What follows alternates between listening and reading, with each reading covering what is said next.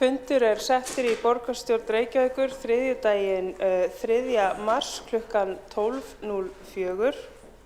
Forseti miðar við að umræðum dagskrárliði fram að afgreiðslu fundargerða verði lokið eigi síður en 18:30. Og mun það bera upp frestunartillögu vegna þeirra dagskrárliða sem ekki hafa verið teknir fyrir. Einnig mun forseti nýta heimild að umræða sé ekki lengri en 2 tímar með vísan í 25. grein samþykktar stjórn Reykjavíkurborgar og fundarsköp borgarstjórnar. Áður en gengið til útsendrar dagskrár mun borgarstjóri flytja minningarorð Davíð Oddsson, fyrrum borgarstjóra, en Davíð lést sunnudaginn 1. mars 78 ára að aldri. Til máls tekur Heiða Björg Hilmisdóttir, borgarstjóri.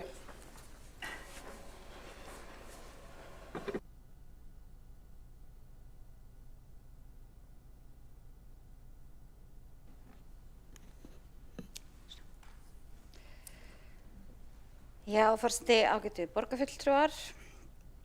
Það viðeigandi núna áður en að gengið til útsendrar dagskrár að flytja minningarorð Davíð Oddsson, fyrrum borgarstjóra.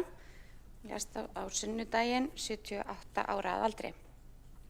Davíð Oddsson fæddist í Reykjavík 17. janúar 1948, lauk stúdentsprófi frá Menntaskólanum í Reykjavík 1970 og lögfræðiprófi frá Háskóla Íslands 1976.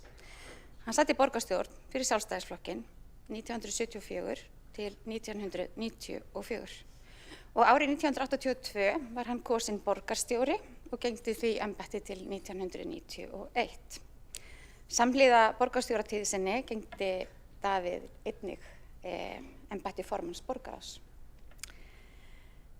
Á 8. áratugnum gegndi Davíð ýmsum störfum. Hann var til að mynda skrifstofustjóri Leikfélags Reykjavíkur, þingfréttaritari Morgunblaðsins, skrifstofustjóri Sjúkrasamlags Reykjavíkur og síðar framkvæmdastjóri Sjúkrasamlags Reykjavíkur. Sem borgarfulltrúi sat Davíð í fjölmörgum nefndum, ráðum og stjórnum Reykjavíkurborgar. Þar má nefna umferðarnefnd, fræðsluráð, framkvæmdaráð, veiði- og fiskiræktarráð, stjórn Kjarvalsstaða og stjórn Landsvirkjunar. Þá veitti hann formennsku auk borgarráðs, æskulýðsráði, almannavarnanefnd, stjórn Lífeyrissjóðs starfsmanna Reykjavíkurborgar, byggingarnefnd Borgarleikhússins, framkvæmdanefnd Listahátíðar Reykjavíkur og ritnefnd vegna skráningar sögu Reykjavíkur. Úr borgarstjórn fór Davíð á þing. Hann tók við formennsku í Sjálfstæðisflokknum 1991 og sinnti því allt þar til hann sagði skilið við stjórnmálin árið 2005. Á þingferlinum gegndi Davíð ýmsum ráðherraembættum. Hann var forsætisráðherra 1991 til 2004, ráðherra Hagstofu Íslands 1991 til 2005, utanríkisráðherra 2004 til 2005 og þá gegndi hann embætti sjávarútvegsráðherra og dóms- og kirkjumálaráðherra skeið árið 1999. Eftir að Davíð kvaddi stjórnmálin árið 2005 varð hann seðlabankastjóri. Gegndi því embætti til ársins 2009 þegar hann tók við sem ritstjóri Morgunblaðsins og sinnti því starfi til dauðadags. Davíð lagði ennfremur stund á margs konar ritstörf alla starfsævina. Eftir að hann liggja dægurlagatextar, leikrit og smásagna, söfn, þar sem hann sinnti þáttagerð fyrir útvarp. Reykjavíkurborg kom oft fyrir í þessum störfum hans og fyrir það erum við ævinlega þakklát. Eftirlifandi eiginkona Davíðs Ástríður Thórarinsson. Þau eiga soninn Þorstein og 2 sonardætur. Fyrir hönd borgarstjórnar og fyrir hönd Reykvíkinga allra þakka ég Davíð fyrir sitt framlag í þágu Reykvíkinga, í þágu Reykjavíkurborgar og votta aðstandendum hans og syrgjendum samúð. Heiða Björg Hilmisdóttir, borgarstjóri, hefur lokið máli sínu og til máls tekur Kjartan Magnússon, borgarfulltrúi.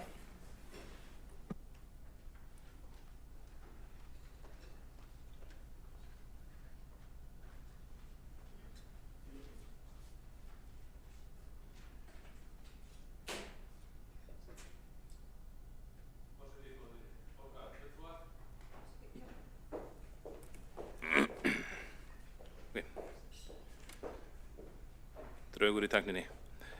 Forseti, góðir borgarfulltrúar, mikill stjórnmálaforingi fallinn í valinn.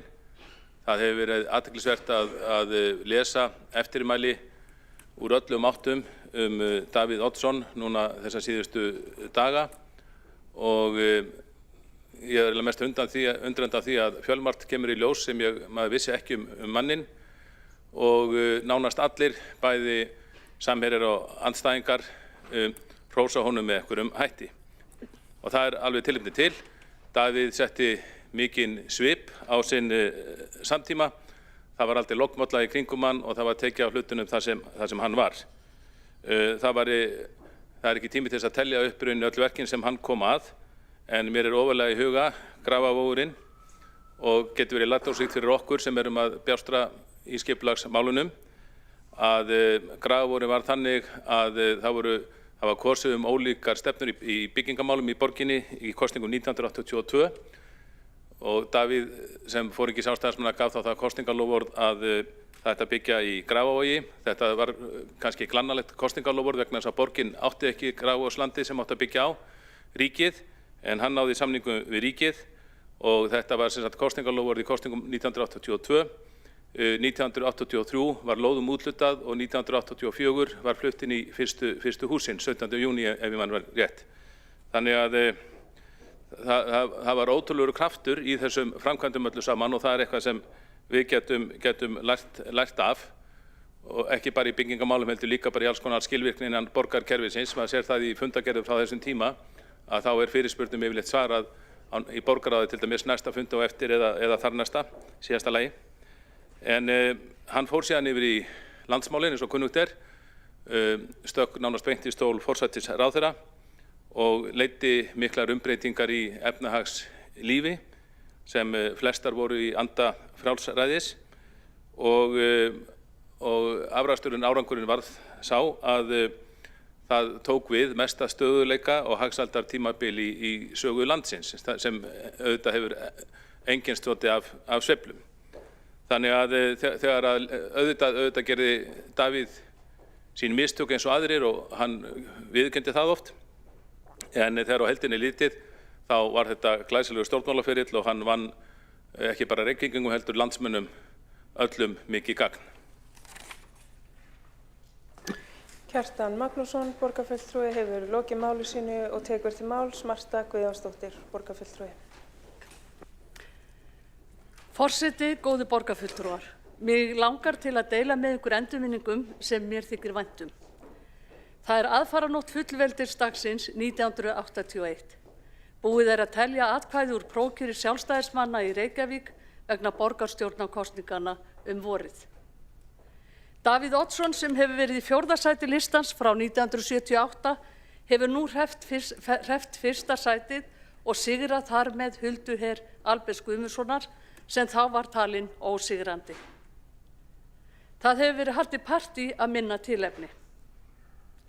Ég var 22 ára og Davíð hafði boðið okkur hjónum í gleðskap, heim á Lynghaga'n, eftirminnilegasta og skemmtilegasta partí sem ég hef tekið þátt í.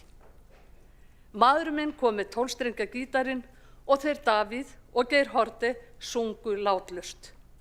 Gítarleikarinn vildi helst syngja lögin hans Fúsa við ljóð Tómasar, en Davíð var sífellt að stinga upp á lögum við ljóð nafnansins og frænda frá Fagraskógi. Ég heyri óminn og ég heyri enn óminn, blandaðan bjartsýni og sigurgleði. Listamannakráin, komdu inn í kofan minn, Dalakofinn, þú komst í hlaðið, bréfið hennar Stínu og svo framvegis, aftur og aftur fram á morgun. Ég vissi ekki þá að þetta var upphafið að glæsilegasta stjórnmálaferli Íslandssögunnar. Davíð bar af öllum íslenskum stjórnmálamönnum. Enginn einn pólitíkus hefur haft jafn djúpstæð og farsæl áhrif á íslenskt samfélag. Slíkir menn verða auðvitað umdeildir, en ég sannfærð að sagan eigi eftir að meta hann, stjórnmálamanninn og persónuna enn meira en samtíminn hefur gert. Það sem ég mat mest við Davíð sem stjórnmálamann var réttsýni hans, hugrekki og heiðarleiki. Enginn hefði getað hreyft við afstöðu hans með mútum eða hótunum. Hann var svo sannarlega traustsins verður. Það var svo ekki síður heillandi við persónu hans að undir hinu þykka skráp hins valdamikla stjórnmálamanns bjó snilligáfa rithöfundar og mælskumanns, tilfinningarík sál sem sýndi svo oft mikla umhyggju og samúð þeim sem áttu sárt að binda. Eftir að þau Ástríður fluttu af línkaganum urðu þau nágrannar okkar hjóna í Skerjafirðinum. Þá var notalegt að hitta hann á heilsubótargöngu og taka stutta úttekt á stjórnmálaástandinu. Hollráð hans, stuðningur og hvatning hafa verið mér mikils virði. Ég sendi Ástríði, Þorsteini og Heiðrúnu og dætrum þeirra sem og systkinum Davíðs og öðrum ástvinum mínar innilegustu samúðarkveðjur. Marta Guðjónsdóttir, borgarfulltrúi, hefur lokið máli sínu og tekur þá til máls borgarfulltrúinn Einar Þorsteinsson.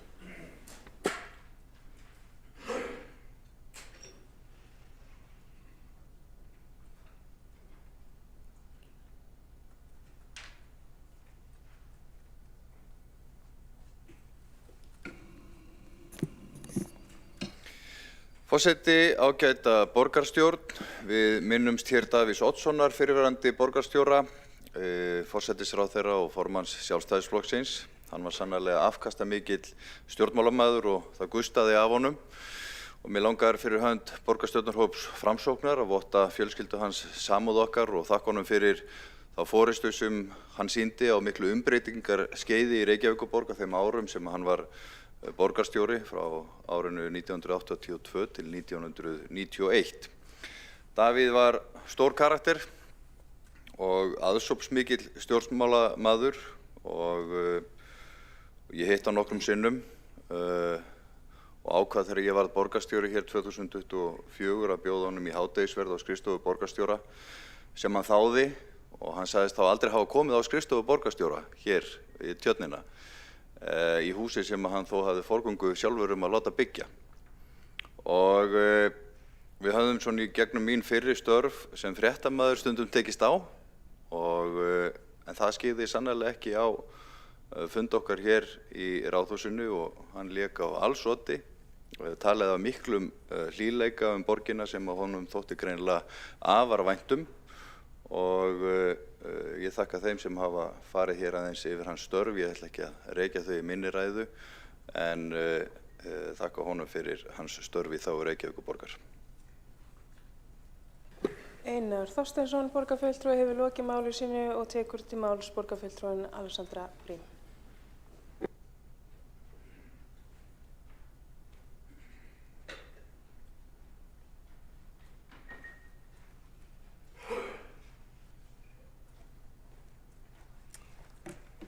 Forseti, borgarstjórn, áheyrendur. Davíð Oddsson sennilega fyrsti stjórnmálamaðurinn sem að ég vissi hvað hét. Hann var stór og fyrirferðarmikill í íslenskri pólitík og ég og hann erum mjög ólíkar týpur í pólitík. Ef hann væri virkur í stjórnmálum í dag þá værum við eflaust andstæðingar á mjög margan hátt. Það má telja honum til tekna, hann var oft fyndinn, stundum á kostnað fólks, mér fannst það ekki endilega alltaf gott, en hann vissulega var fyndinn og ég hef gaman af því þegar fólk hefur góðan húmor. Það líka þannig að í dag eru aðrir og harðari tímar að mörgu leyti heldur en voru þegar að Davíð var virkur í stjórnmálum og ég sakna þess tíma þegar að manns helstu pólitísku andstæðingar hefðu verið menn eins og hann. Einhverjir sem maður var ósammála ákveðna hagfræði eða eignarhald á auðlindum eða skipulag ríkisins eða viðskipti við útlönd eða eitthvað svoleiðis en ekki fólk sem að væri ósammála grundvallarréttindi fólks eða eitthvað svoleiðis. Ég held að, já, mörg okkar væru frekar til í að jafnvel þó að við værum andstæðingar að vera með andstæðinga eins og hann heldur en sum aðra. Davíð Oddsson gerði ýmsa hluti Suma af þeim hlutum lít ég á sem eitt af mínum verkefnum í pólitík að snúa við. Aðra af þeim hlutum lít ég á að hafa verið góðir. Þetta ráðhús, að koma okkur inn í EES og margt annað. Hann vildi ganga lengra með suma hluti heldur en að ég sammála, en þegar hann hefur sína pólitísku vegferð þá erum við hérna í ákveðnu samfélagi hafta og einangrunar sem að þurfti að hrista upp. Það má færa rök fyrir því að einhver skammtur af því sem hann vildi gera hafi verið nauðsynlegur, þó að hann hafi svo farið í að gera meira heldur en ég sammála. Hann líka var af þeim, það var þannig að hann skildi mikilvægi menningar, mikilvægi velferðar. Hann var hvað fyrstur með það sem borgarstjóri að styðja við samtökin 78 og ég held að þegar allt kemur til alls þá væri meira gaman að hafa andstæðinga eins og hann heldur en marga aðra. Ég bara votta fjölskyldu hans og aðstandendum samúð. Hann skildi eftir sér stór spor þó að ég sé ekki sammála þeim öllum. Alexandra Briem, borgarfulltrúi, hefur lokið máli sínu og tekur þá næst til máls Ragnhildur Alda María Vilhjálmsdóttir, borgarfulltrúi.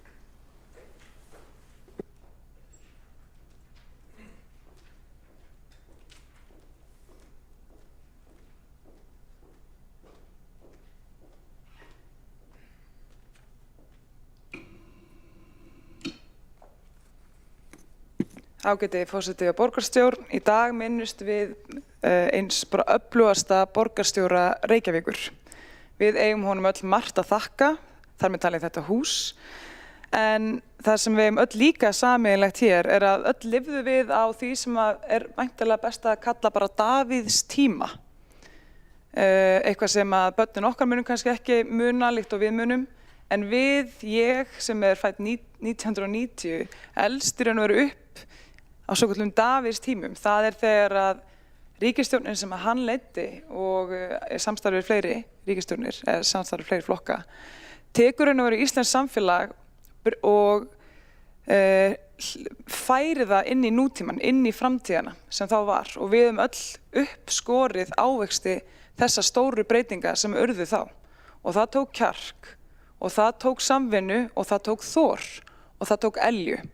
Og það tók góða og skemmtilega ræðumenn eins og hún kollegi okkar hérna saknar, Alexandra Briem saknar þess að etja við. Og það er kannski líka annað sem að mér finnst koma svolítið inn á það hversu stór karakter Davíð Oddsson var í lífi okkar allra, hvort sem við þekktum hann eða ekki. Að það er erfitt að finna jafn góða ræðumenn og hann. Hversu hnittinn hann var, hversu snöggur, hvernig hann náði að búa til ótrúlega texta sem að einhver meginn sitja eftir í okkur og eru eftirminnilegir og oft bara þulið upp algjörlega undirbúningslaust, eins og svona stjórnmálamönnum á hans kynslóð var einum lagið og ég sakna líka að hlusta á og sakna líka að heyra.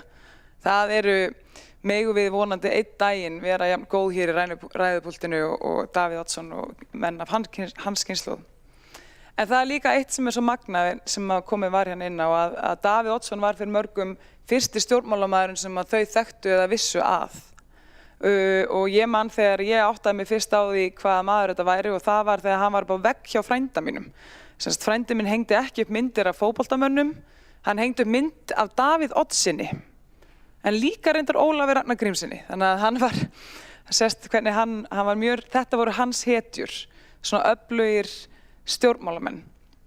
Og enn þann dag í dag hitti maður oft fólk sem talar að fyrsti maðurinn sem kom þeim á spór stjórnmálana verið að, eftir að fylgst með alist upp með viðkomandi í fréttum eða lesið eitthvað eftir hann eða hvað hann var, það var Davíð Oddsson. Hann held ég sat á fleiri veggjum en við vitum, fleiri svefnherbyggjum á veggjunum en við vitum. Hann var bara það stór. Þetta voru Davíðs tímar. Enn þann dag í dag líka rekst ég á fólk sem kemur upp á manni og fer að segja manni sögur frá því hvernig hlutinum voru gerðir þegar Davíð var borgarstjóri. Hvað þeir virkuðu betur, hvað hann var nær fólkinu, hvað fólk átti gott aðgengi að honum og sögur sem að veita manni innblástur inn í þetta starf og ég held að við ættum kannski öll aðeins að taka til okkar því að hann gerði hlutina vel, svo vel að það tala um það áratugum síðar. En fyrir mitt leyti þá finnst mér þetta vera afskaplega sorglegt að þessi tími sé núna liðinn, fallinn frá bara mikill maður, stór maður. En við erum öll betri fyrir að hafa þekkt hann og alist upp á Davíðstímum. En ég vil votta honum og fjölskyldu hans og aðstandendum bara innilegar samúðarkveðjur en sömuleiðis þakka honum og þeim fyrir allt sem þau gáfu í íslensku samfélagi. Takk fyrir. Ragnhildur Alda María Vilhjálmsdóttir, borgarfulltrúi, hefur lokið máli sínu og tekur til máls Hildur Björnsdóttir, borgarfulltrúi.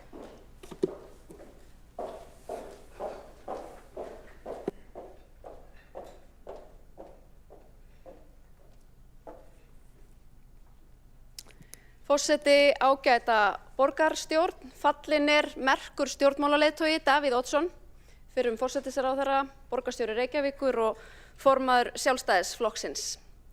Davíð setti þetta marxist á uppvaxtarárin hjá manni og maður man í raun ekki íslenska þjóðfélagsumræðu öðruvísi en að Davíð Oddsson hafi verið hluti af henni. Ég man hvenær ég hitti hann fyrst. Ég var stjórnmálafræðinemi í stjórnmálaheimspeki hjá Hannesi Hólmsteini og hann bauð mér í útgáfuhóf sitt í skólabæ. Og hann vildi ólmur kynna mig fyrir Davíð Oddssoni. Og ég man hvar Davíð stóð undir bogadregnum glugganum, vígalegur og ég gleymi því aldrei hvernig upplifun það var að heilsa honum og eiga við hann nokkur orð. Fyrir síðustu sveitarstjórnarkosningar ritaði Davíð Reykjavíkurbréf þar sem hann kvartaði undan því að stjórnmálamenn kæmu ekki oftar í heimsókn á ritstjórnarskrifstofu Morgunblaðsins í kaffi og krúðeri eins og hann nefndi það. Ég hafði samband við hann og óskaði eftir slíkum fundi og bauðst til að koma með krúðeri. Af fundinum varð og ég kom með krúðerið og hann mætti með allskyns góð ráð og skemmtilegar frásagnir og það var eftirminnilegu fundur. Ég man þegar ég var að stíga mín fyrstu skref hér í borgarstjórn að þá vildi þáverandi borgarstjóri Dagur B. Eggertsson gjarnan gera okkur sjálfstæðismenn ábyrga fyrir ýmsum verkum sjálfstæðismanna lengst aftur í fortíð. Og einhverju sinni vorum að ræða hér Perluna og ég þurfti að láta þáverandi borgarstjóra Dag B. Eggertsson vita að ég hefði nú verið reyndar 5 ára þegar að Davíð lagði hornstein að Perlunni en það væri hins vegar sannur heiður fyrir okkur sjálfstæðismenn að geta gjarnan skreytt okkur með mörgum af þeim glæsilegu fjöðrum sem liggja eftir Davíð Oddsson. Ísland á Davíð mikið að þakka, ekki síst aukið frelsi og efnahagslegar framfarir. Blessuð sé minning hans. Aðstandendum votta ég mína dýpstu samúð. Hildur Björnsdóttir, borgarfulltrúi, hefur lokið máli sínu og tekur til máls Þórdís Lóa Þórhallsdóttir, borgarfulltrúi.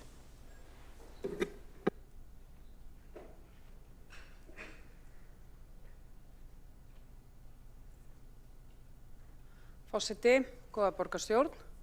Já, nú hann fallinn frá, kollegi okkar héðan úr borgarstjórn, Davíð Oddsson. Ég þekkti hann ekki, var aldrei sammála honum og hitt hann aldrei, ekki svo í muni, en hann var alltaf við eldhúsborðið heima hjá mér. Hann var alltaf við eldhúsborðið í Breiðholtinu þar sem við þrættum pólitík, mannréttindi og jafnrétti var aðalega það sem ég var að ræða á þessum árum. Og ég kunni að meta hvað hann var glettinn og skemmtilegur. Og ég ætla að fá að segja ykkur af því að ég hef enga tengingu við manninn, en mér langar samt að segja ykkur litla sögu úr Breiðholtinu, frá eldhúsborðinu. Við vorum að þræta pólitík og það var komin einhver sameiginlegur listi sem hét R-listinn. Pabbi diggur stuðningsmaður Sjálfstæðisflokksins en mamma á móti, en var ekkert sérstaklega með annarri pólitík. Mér og systkinum mínum, við vildum breytingar, eins og oft ákallað hérna í borgarstjórnarsalnum og við þekkjum það. En foreldrar mínir voru alveg þversum og við sáum þessu nýja framboði bara bjartar vonir, þannig að við á tímum þess sem að voru jú komnar tölvur á heimilin var prentað út í skjóli nætur einu sinni mynd af Ingibjörgu Sólrúnu og hún var sett undir koddann hjá pappa. Undir koddann og undir lakið til þess að pabbi gæti nú aðeins sofið á þessu. Þetta fannst okkur alveg hræðilega fyndið. Og daginn eftir þegar pabbi vaknaði þá spurði við hann hvernig svafstu? alveg ágætlega, enda maðurinn á fertugur og hraustur, og þá skríkti í okkur systkinum og dróum Ingibjörgu Sólrúnu undan koddanum. Pabbi hélt nú ekki. Hann heimtaði að fá Davíð Oddsson undir koddan og helst vildi hann fá það bróterað í sænguveri sitt. Þannig að Davíð Oddsson var ekki bara við eldhúsborðið á mínu æskuheimili, heldur var hann kominn upp í hjónarúm. Og ég þekkti hann ekki neitt, hef yfirleitt verið ósammála, en ég skil að hér fer merkur maður, og fyrir hönd borgarstjórnarflokks Viðreisnar þá sendi ég mína dýpstu samúðarkveðjur til fjölskyldunar. Þórdís Lóa Þórhallsdóttir, borgarfulltrúi, hefur lokið máli sínu og tekur til máls Oktavía Hrund Guðrúnar Jóns, borgarfulltrúi.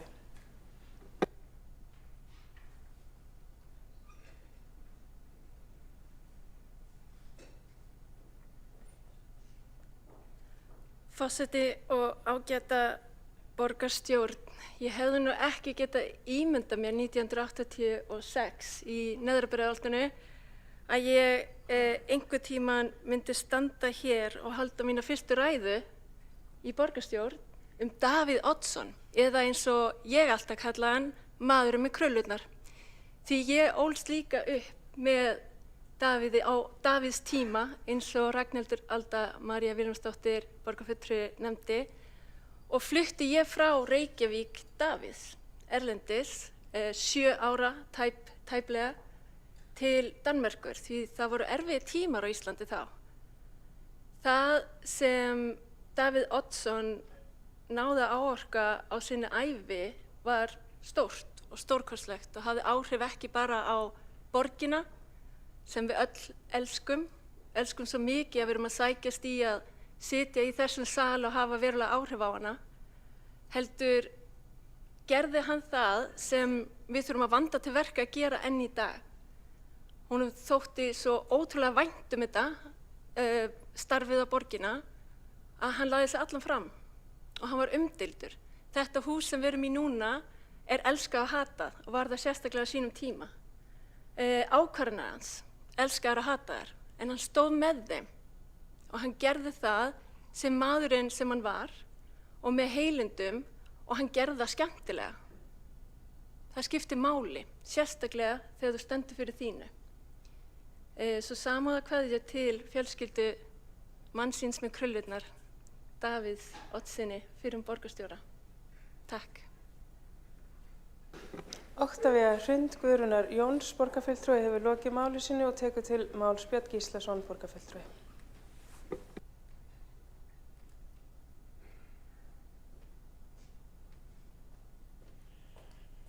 Já, forseti, ágæta borgarstjórn. Fallinn er frá einn merkasti stjórnmálaskörungur Íslandssögunnar, Davíð Oddsson. Nú hann var mikill sómamaður og skýr, og hans sýn var ávallt skýr og góð. Ég kynntist honum fyrst þegar ég starfaði í slökkviliðinu og átti þá töluverð samskipti við hann þar, og ég var þar fulltrúi starfsmanna og við vorum svona að fást við ýmislegt, og hann tók röku mjög vel, og meðal annars það vantaði upp á það að fatnaður slökkviliðsmanna væri nógu svona varinn, eða koma sér varinn fyrir hita og ýmsu, og hann skildi þetta mjög vel og hann tók virkilega mikið svona spor í þá átt að þetta gengi ekki, að þetta yrði að vera alveg 100%, og þetta fylgdi þessu mikill kostnaður, en hann tók alltaf rökum og það var mjög gott að tala við hann þessa hluti, og ég átti nú síðar með honum líka, við vorum þannig fyrir vestan þegar snjóflóðin voru þar, og það var mjög gott að vera með honum í öllu. Hann var fljótur að taka ákvarðanir og góður í alla staði og hugsaði, held ég má segja, í allar svona til allra smá hluta sem varð að gera. En eins og komum við fram, hann hefur gert mikið fyrir Reykjavík og Ísland og svo Sjálfstæðisflokkinn, og þannig að þetta er mikið skarð sem hér er höggvið, og ég bara votta aðstæðendum og mína dýpstu samúð, og blessuð sé minning Davíðs Oddssonar. Björn Gíslason, borgarfulltrúi, hefur lokið máli sínu og tekur þá til máls Helgi Áss Grétarsson, borgarfulltrúi.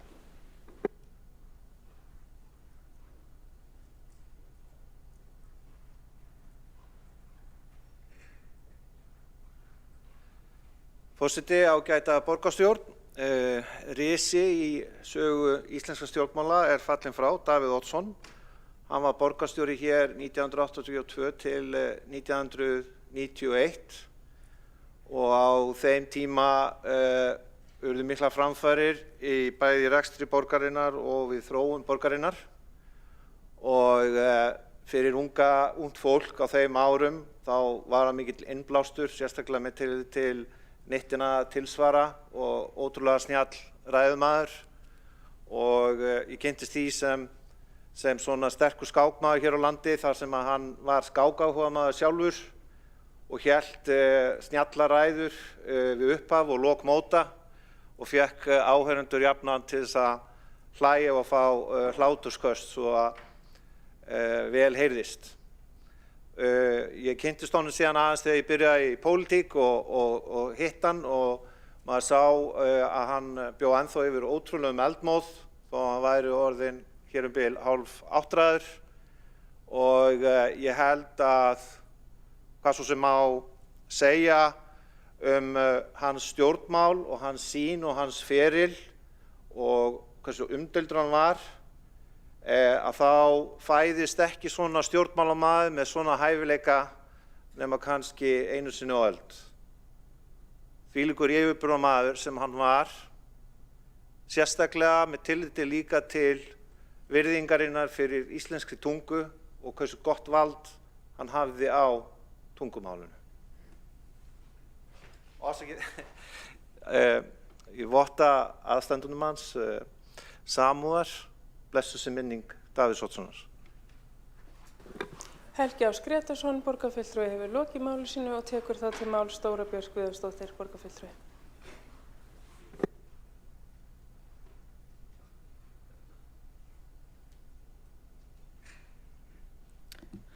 Forseti, Davíð Oddsson var stór manneskja, stór stjórnmálamaður og það verður aldrei af honum tekið. Hann tók pláss. Hann var afgerandi og hann veitti fólki innblástur. Hann færði nýja bylgju með sér inn í stjórnmálin, ferskan andblæ að margra mati. En ég hef í sjálfu sér sjaldan verið kannski sammála Davíð margt. En ég þó mjög ánægð með þetta hús sem hann lét hér reisa þrátt fyrir mikil mótmæli. Hann gagnrýndi mig reyndar töluvert mikið í mokkanum, en ég erfi það ekki við hann. Það gjarnan sagt að það sé betra að vera umdeild en óminnistæð og var hann jú sjálfur mjög umdeildur maður. Og það gjarnan fólk sem hefur verið afgerandi og staðið með sínu af festu og slíku ber ég virðingu fyrir.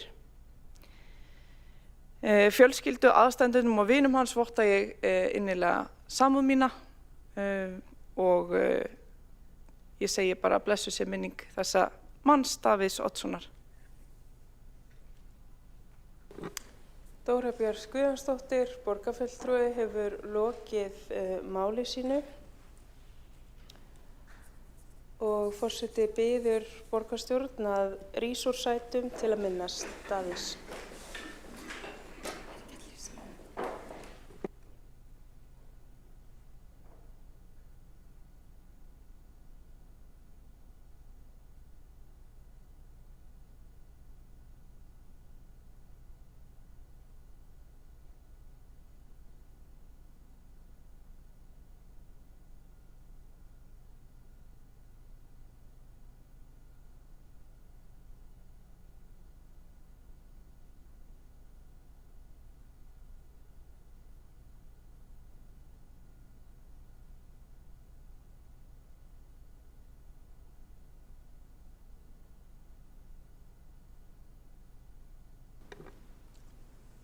Takk fyrir.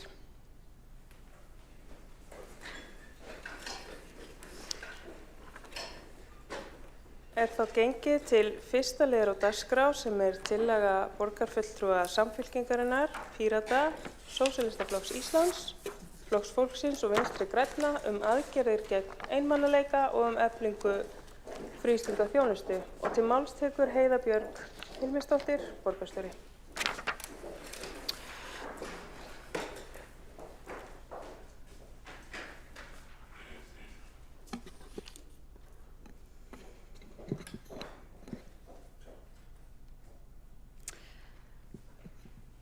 Herri forseti, ágætu borgarfulltrúar, við göngum þá til dagskrár og ég ætla að leggja hér fram tillögu samstarfsflokkana aðgerðir gegn einmanaleika og eflingu frístundaþjónustu. Við leggjum það til að við munum láta vinna sérstaka aðgerðaáætlun gegn einmanaleika og að undirbúa yfirferð á stefnu Reykjavíkurborgar frístundaþjónustu sem er nú þegar til með það markmið að fjölga tækifærum fyrir íbúa á öllum aldri. Ég verð að segja það að eitt af því svona ánægjulegasta á þessum tíma sem ég hef verið borgarstjóri að fara út í hverfin og hitta borgarbúa. Þeir eru frábær, en það ótrúlega magnað og merkilegt í rauninni að eiga svona bein samskipti við það fólk sem að nýta sér innviði borgarinnar, þjónustu borgarinnar, býr og starfar í borginni. Og við höfum heimsótt félagsstarf og sundlaugar og við höfum heimsótt bókasöfn og listasöfn og ýmsa starfsemi sem framfer á vegum Reykjavíkurborgar. Og það svo mikilvægt að sjá hversu margir hópar eru starfandi innan borgarinnar okkar og hve margir að gera skemmtilega og merkilega hluti saman. Til dæmis í Vesturbæjarlauginni einni, þar eru rúmlega 30 menningar samfélög sem hittast með reglubundnum hætti og eiga reglubundin samskipti, svo dæmis tekið. Og auðvitað eru við með mjög umfangsmikið og fjölbreytt félagsstarf og við erum að leggja heilmikið í þetta af því að það skiptir máli og í tímasás hefur þetta breyst heilmikið. Og í rauninni eiga samfélagshús og félagsmiðstöðvar Reykjavíkurborgar sér langa sögu, allt frá 18. öld skilst mér að hafi sprottið upp einhvers konar staðir þar sem fólk kom saman. Fólk hafði þörf fyrir félagslega viðburði, fólk hafði þörf fyrir stuðninga frá hverju öðru og sumt af þessu auðvitað þróast svo yfir í velferðarþjónustu og annað hefur kannski farið meira yfir í félagsþjónustuna eða félagsstarfið. En í grunnurinn alltaf þessi valdefling, þessi virka þáttaka á lýðræðislegum forsendum og það sem allir eru velkomnir.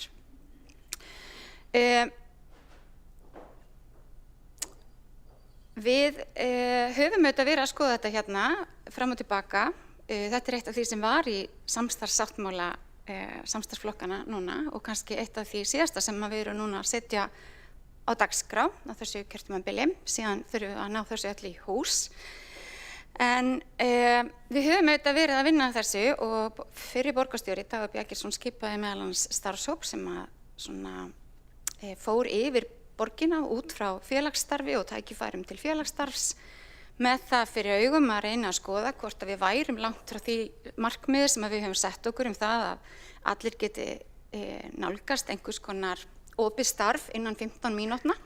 Við höfum jú lagt áherslu á 15 mínútna hverfið og í okkar 10 borgarhlutum og ég vil nú ítreka að 11. borgarhlutin auðvitað að bætast við að þá erum við ekkert svo langt frá því að geta í rauninni út frá ystu mörkum hverfana tryggt það að innan 15 mínútna geti allir borgarbúar nálgast einhvers konar félagsstarf og helst sem fjölbreyttast og í mörgum hverfum borgarinnar það reyndar þannig.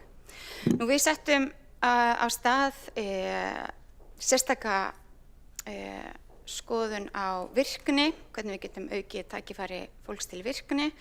Við höfum sett af stað vinnu varðandi nýthópinn svo kallaða sem ungt fólk sem ekki í virkni, ekki í vinnu eða skipulagðu frístundastarfi og við höfum auðvitað verið að skoða félagsstarf eldra fólks sérstaklega og alla þá staði.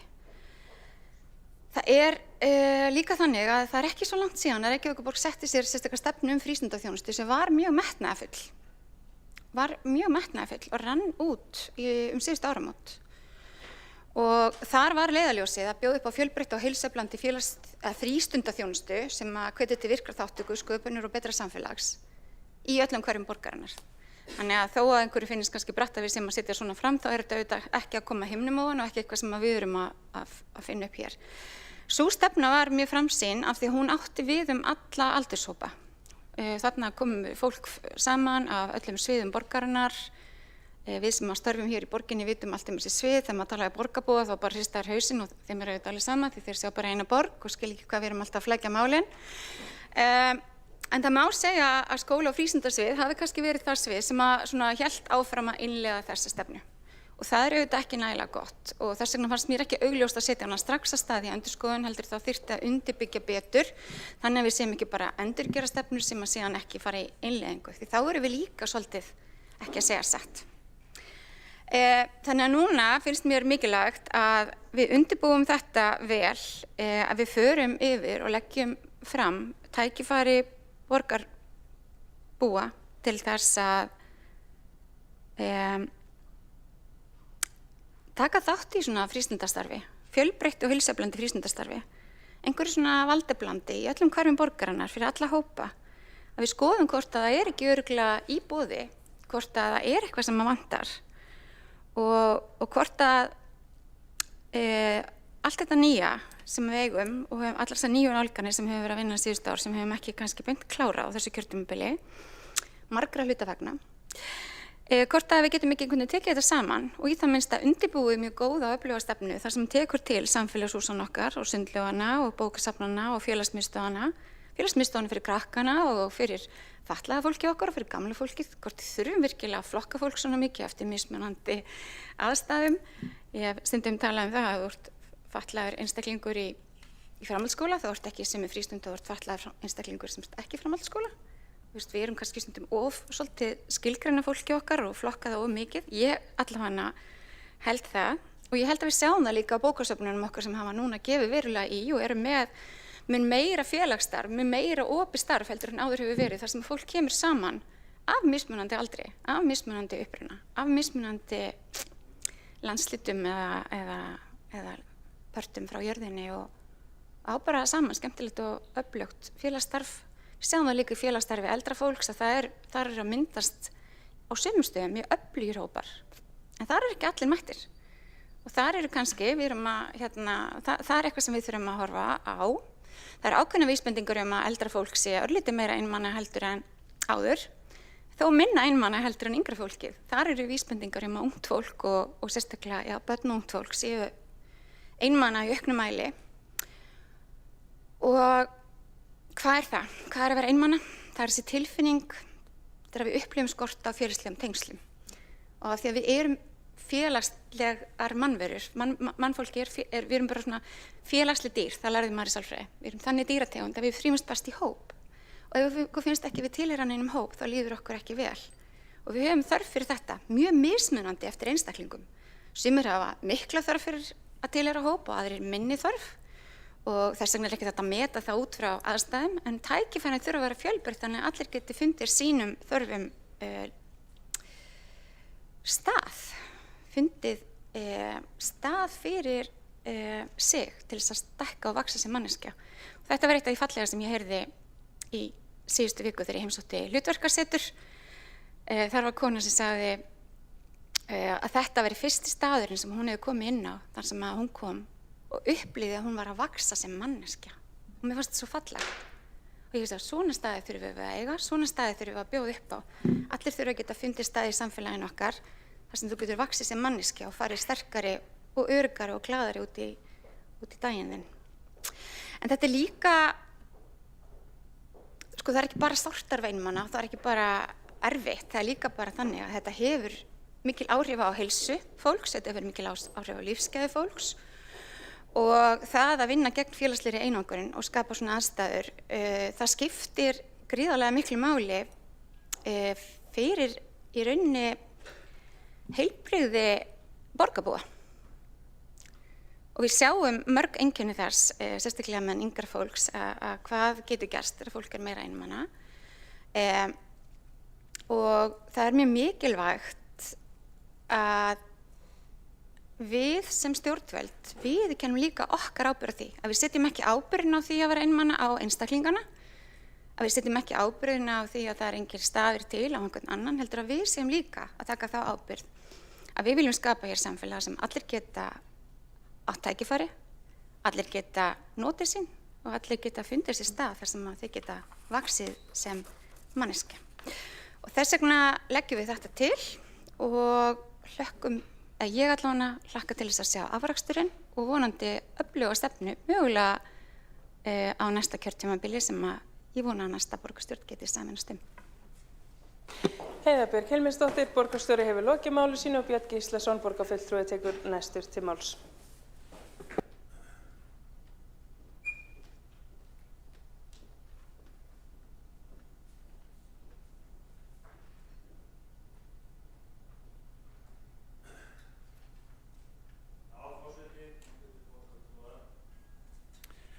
Við í Sjálfstæðisflokknum ætlum að styðja þessa tillögu. En einmannaleiki er eitt stærsta velferðarmál samtímans. Hann birtist ekki alltaf í háværum kröfum, heldur í þögninni. Og því þegar fólk dregur sig í hlé, í því þegar tengsl rofna og í því þegar börn, ungmenni eða eldri borgarar upplifa að þau standi utan samfélagsins. Ef við ætlum að taka þetta verkefni alvarlega, verðum við að horfa á samfélagi heild, frá yngstu börnunum til elstu borgarana. Ég hef áður talað mikilvægi aukinnar félagsfærni barna og ungmenna í gegnum rafíþróttir. Þar sjáum við hvernig nýja leiðir geta skapað raunveruleg tengsl í skipulögu starfi, í rafíþróttum læra börn samvinnu, samskipti, ábyrgð og liðsheild, rétt eins og í hefðbundnum íþróttum. Þetta er ekki bara tölvuleikur, þetta er félagslegt rými, vettvangur, tengslamyndunar og sjálfstörfs. Og við þurfum ekki að leita langt til að sjá hvernig þetta getur virkað vel. Ég þekki nú vel til íþróttafélagsins Fylkis, en önnur íþróttafélög eru einnig með íþróttastarf fyrir eldra fólk. Þar skapast samfélag, þar hittist fólk reglulega, hreyfir sig saman, drekkur kaffi saman og styrkir tengslin. Fyrir marga skiptir það sköpum fyrir lífsgæði að hafa slíkan fastan samastað. Þetta sýnir okkur að lausnin liggur ekki í einu úrræði, heldur í fjölbreytni. Í því að samfélagshús, sundlaugar, bókasöfn, félagsmiðstöðvar, íþróttafélögur og nýjar greinar eins og rafíþróttir vinni saman að sama markmiði að enginn standi einn. Það er rétt að endurskoða stefnu borgarinnar frá 2017. Samfélagi hefur breyst, tækni hefur breyst, félagsmynstur hefur breyst og við verðum að aðlaga þjónustuna að þeim veruleika sem við búum við í dag. Við höfum ekki aðeins að halda út í þjónustu, við höfum að skapa vettvang fyrir þessi tengsl. Við höfum ekki aðeins að opna hús, við höfum að fylla þau að lífi. Og við höfum ekki aðeins að bregðast við einmannaleika, við höfum að fyrirbyggja hann. Nú Sjálfstæðisflokkurinn styður því tillöguna, en við munum jafnframt leggja áherslu á aðgerðaáætlunin verði raunhæf, mælanleg og byggð á samstarfi við félagasamtök og íþróttafélög sem þegar sinna þessu mikilvæga hlutverki í krafti fagmennsku. Nú markmið hlýtur að skýrt að Reykjavík sé borg þar sem börn, ungmenni og eldra fólk finna sig sem hluta af samfélaginu. Forseti, ég loki máli mínu. Björn Gíslason, borgarfulltrúi, hefur lokið máli sínu og Helga Þórðardóttir, borgarfulltrúi, tekur næst til máls.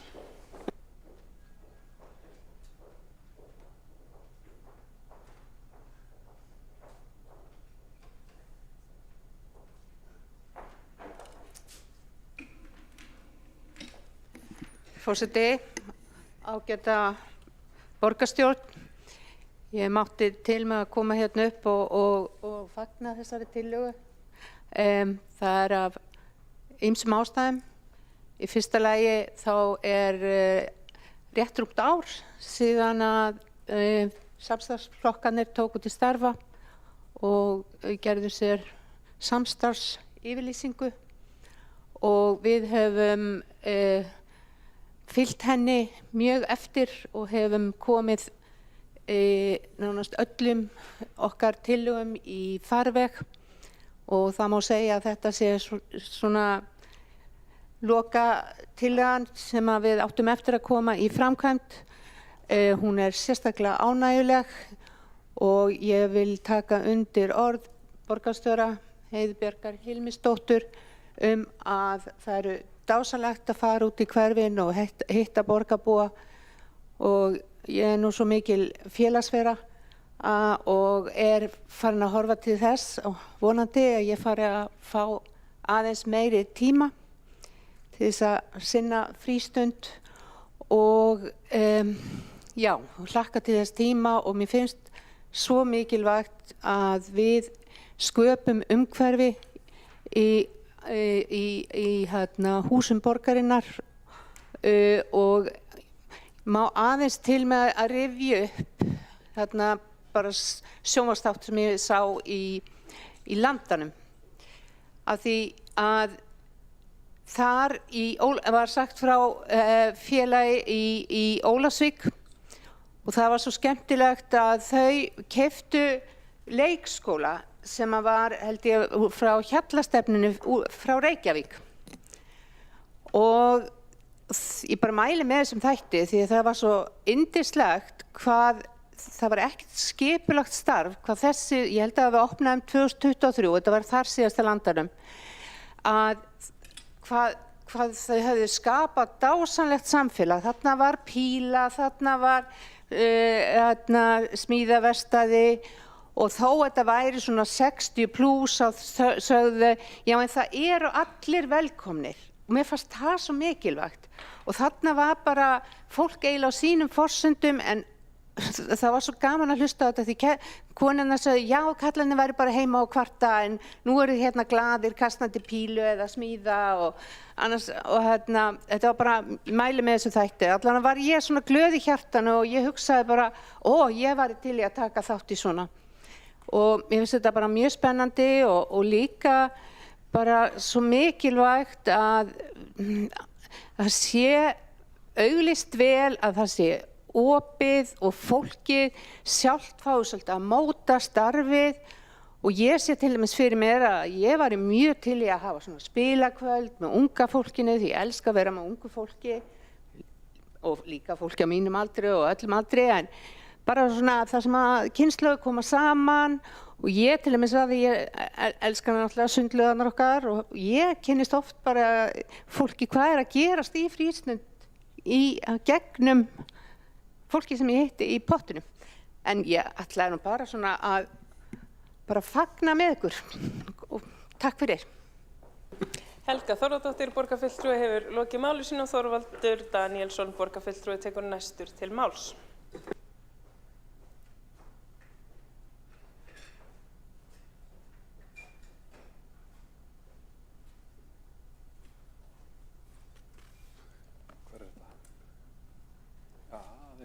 Ég kem eftir Helgu, ég þarf aðeins að hækka, ekki mikið samt. Forseti, ágæta borgarstjórn, það kom mér reyndar óvart að fá sæti hérna í dag eins að ég er að leysa hana Árelíu Eydísi af borgarfulltrúa og hennar stærsta hugðarefni í langan tíma hefur verið þessi vaxandi einmanaleiki og ég vona að ná í áður umræðan klárast og sem komist á mældagskrá. Hún hefur talað það meira að segja að í Bretlandi vandamálið eða verkefni orðið það stórt að það búið að stofna ráðuneyti einmanaleikans. Það að segja til þess að vinna bug á því verkefni. En það margt sem að kemur upp í hugan og ég var eiginlega ekki búin undirbúið að ræða. Ég skrifaði hjá mér nokkra punkta sem ég langaði svona aðeins að deila með ykkur að við erum kannski fókusum við svolítið verið á eldra fólki. Það svolítið merkilegt að á tímum þar sem allir virðast vera endalaust tengdir við höfum aðgang að netinu og samfélagsmiðlum til þess að tengjast öðru fólki, þá hefur einmanaleiki aldrei verið meiri. Fólk virðist einangrast jafnvel meira einhver hluta vegna, þrátt fyrir að vera sítengt öðrum. Það vantar þetta mannlega.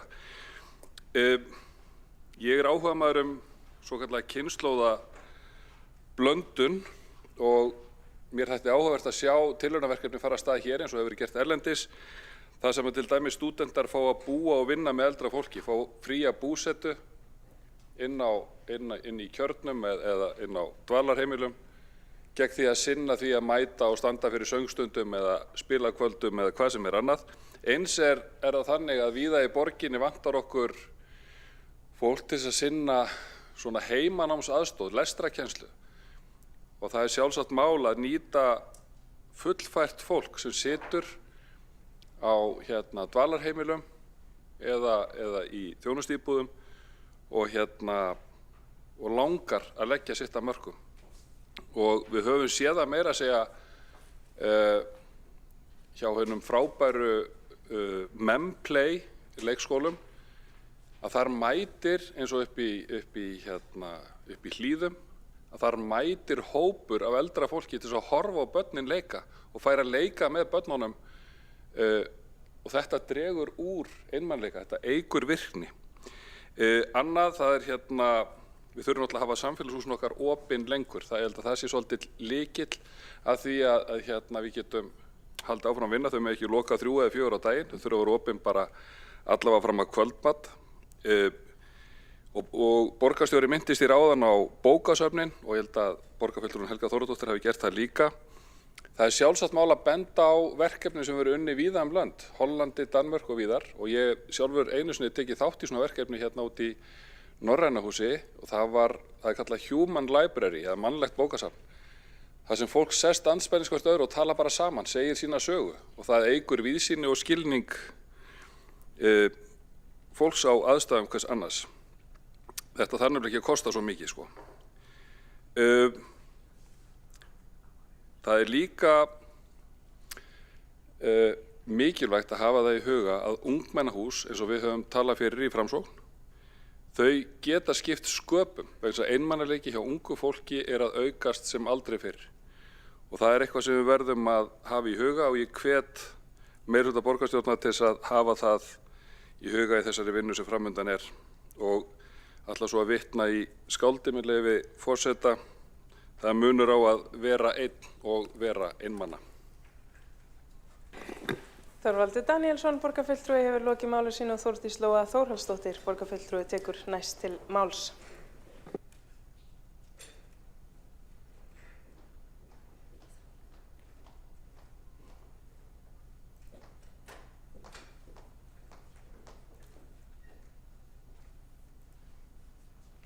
Forseti, góða borgarstjórn.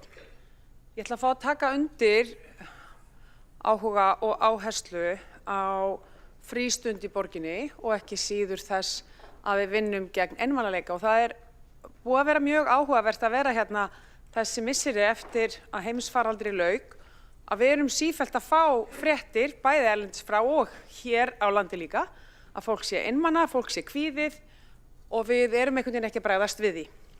Mér langar hins vegar að senda skilaboð inn í þessa vinnu. Við í Viðreisn munum samþykkja þessa tillögu og en fyrir nokkru síðan þegar við vorum að undirbúa kosningarnar hérna 2018 þá skoðaði ég þessa stefnu vel.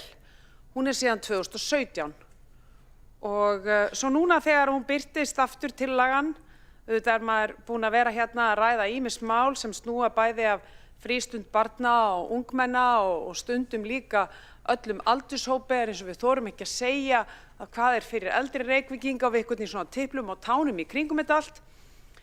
En þegar ég fyrir aftur að skoða þessa stefnu þá slær það mig svolítið því að borgarstjóri kom inn á það hérna áðan að borgarbúar sjálfir þekkja náttúrulega ekkert eitthvað sviðsskiptingu hérna inni og eitthvað tungutak sem okkur er orðið mjög tamt hérna en maður skilur alls ekki þegar maður byrjar hérna eins og SFS og gamla ITR og USK og þetta hljómar allt saman eins og latína sem við nú verðum að ræða í menntaskólanum í Reykjavík en það er nú annað.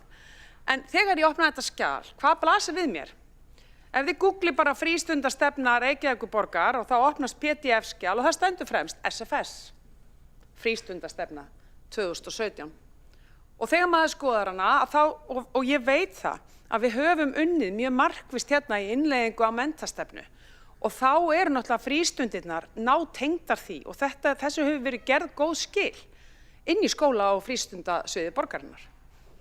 En við höfum kannski ekki alveg fyllt kraftinum annars staðar og þá er mín spurning að því að ég held nefnilega að áherslurnar hérna í þessari tillögu eru bara stórgóðar.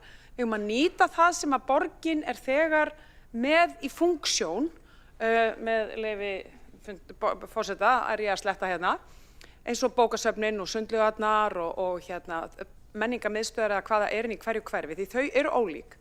Og þá spyr maður sig, hvernig ætlum við þá að gera þetta án þess að fara einhvern veginn, við dettum inn í að moka skurðinn fyrir þann málaflokk sem að við berum ábyrgð á. Þá er ég að meina starfsfólk borgarinnar. Við sjáum það að skóla- og frístundasviðið hefur mokað skurðinn bara mjög vel. En við erum samt sem áður einhvern veginn ekki að klára þann hluta sem að við erum mest að ræða hérna núna, sem er þá fólk sem eru ekki börn. Og hvernig ætlum við að ræða þetta? Af hverju getum við ekki bara sagt, við erum að tala um félagsstarf og frístundastarf fyrir fullorðið fólk. Og það er ágætt líka að borgarstjóri kom inn á þetta með hvernig er maður fatlaður og ekki fatlaður. Þetta er nefnilega pínu flókið, því að svo maður líka í lífinu fer maður í gegnum alls kyns verkefni. Og við getum allt í einu staði frammi fyrir veikindum sem að kalla á það að við viljum gjarnan fá meiri stuðning og meira félagsnæringu af því að við verðum skyndilega einmana. Kannski fólk sem hefur aldrei áður verið einmana, getur ekki gert það sem var áður vant að gera. Var kannski í fimmleikahópi upp í Fjölni og í Sundlauginni upp í Grafavogi eða hvað það var, en allt í einu er komið í allt aðra stöðu. Þannig að ég vil einhvern veginn senda þau skilaboð inn í þessa vinnu. Reynum einhvern veginn að ná utanum það, hvernig við viljum tala þetta, þannig að stefnan verði þannig að hún náist að framkvæmast á breiðum grunni. Ekki bara á grunninum eru þetta börn og unglingar eða er þetta aldraðir, og við segjum aldrei aldraðir því við segjum aldraðir Reykvíkingar í dag og hverjir eru þeir? Eru það 60 plus, hvað með 40? Skilji, ég er bara strax komin í terminológíu vanda bara við að ræða þetta því við einhvern veginn höfum ekki umgjörn í kringum þetta. Þannig að ég reyndar minnst frábært að við byrjum þetta. Ég átta mig á því að þetta er engan veginn að fara að klárast á þessum tíma. Þannig að ég kalla eftir kannski raunhæfu tímaplani á þetta. En mér finnst við einhvern veginn skulda borgarbúum það að horfa á þetta meira hverfis baserað, þó að ég vilji ekki loka okkur inn í hverfunum, en við erum með gríðarlega mikið af alls kyns innviðum í hverfunum sem að geta tekið ákveðna funksjónir. Hvernig ætlum við að mæta þessu með aldurshópana eða með verkefni lífsins sem við erum í, eða hvort við eigum við fötluða stríða í dag en ekki á morgun og svo framvegis. Ég er að bögglast með þetta. Ég er að bögglast með þessa terminológíu og ég er að bögglast sjálf með þetta og ég geri þá ráð fyrir því að það séu fleiri í þeim hópi. Þannig að mér finnst þetta góð tillaga. Mér finnst fínt að við byrjum að vinna grunnvinnuna. Ég geri bara ráð fyrir að næsta borgarstjórn taki boltann og haldi áfram. Það er líka hollt og gott. Það koma mörg ný augu inn í þennan sal bara strax hérna í júní sem geta þá komið með fersk augu á þetta og kraft. En að gera aðra svona stefnu, og þess vegna er ég ánægð að heyra það að þegar maður les þessa stefnu, það er ekki málið að gera hana bara upp. Það verður að gera eitthvað annað. Þannig að við munum styðja þetta í Viðreisn, en ég kalla á að við nálgumst þetta einhvern veginn aðeins öðruvísi og ég líka bendi á, með langar einhvern veginn að sjá að þið hverfa baserum þetta vel. Takk fyrir. Þá hefur borgarfulltrúinn Þórdís Lóa Þórhallsdóttir lokið máli sínu og næsta mælendaskrá er borgarfulltrúinn Andrea Helgadóttir.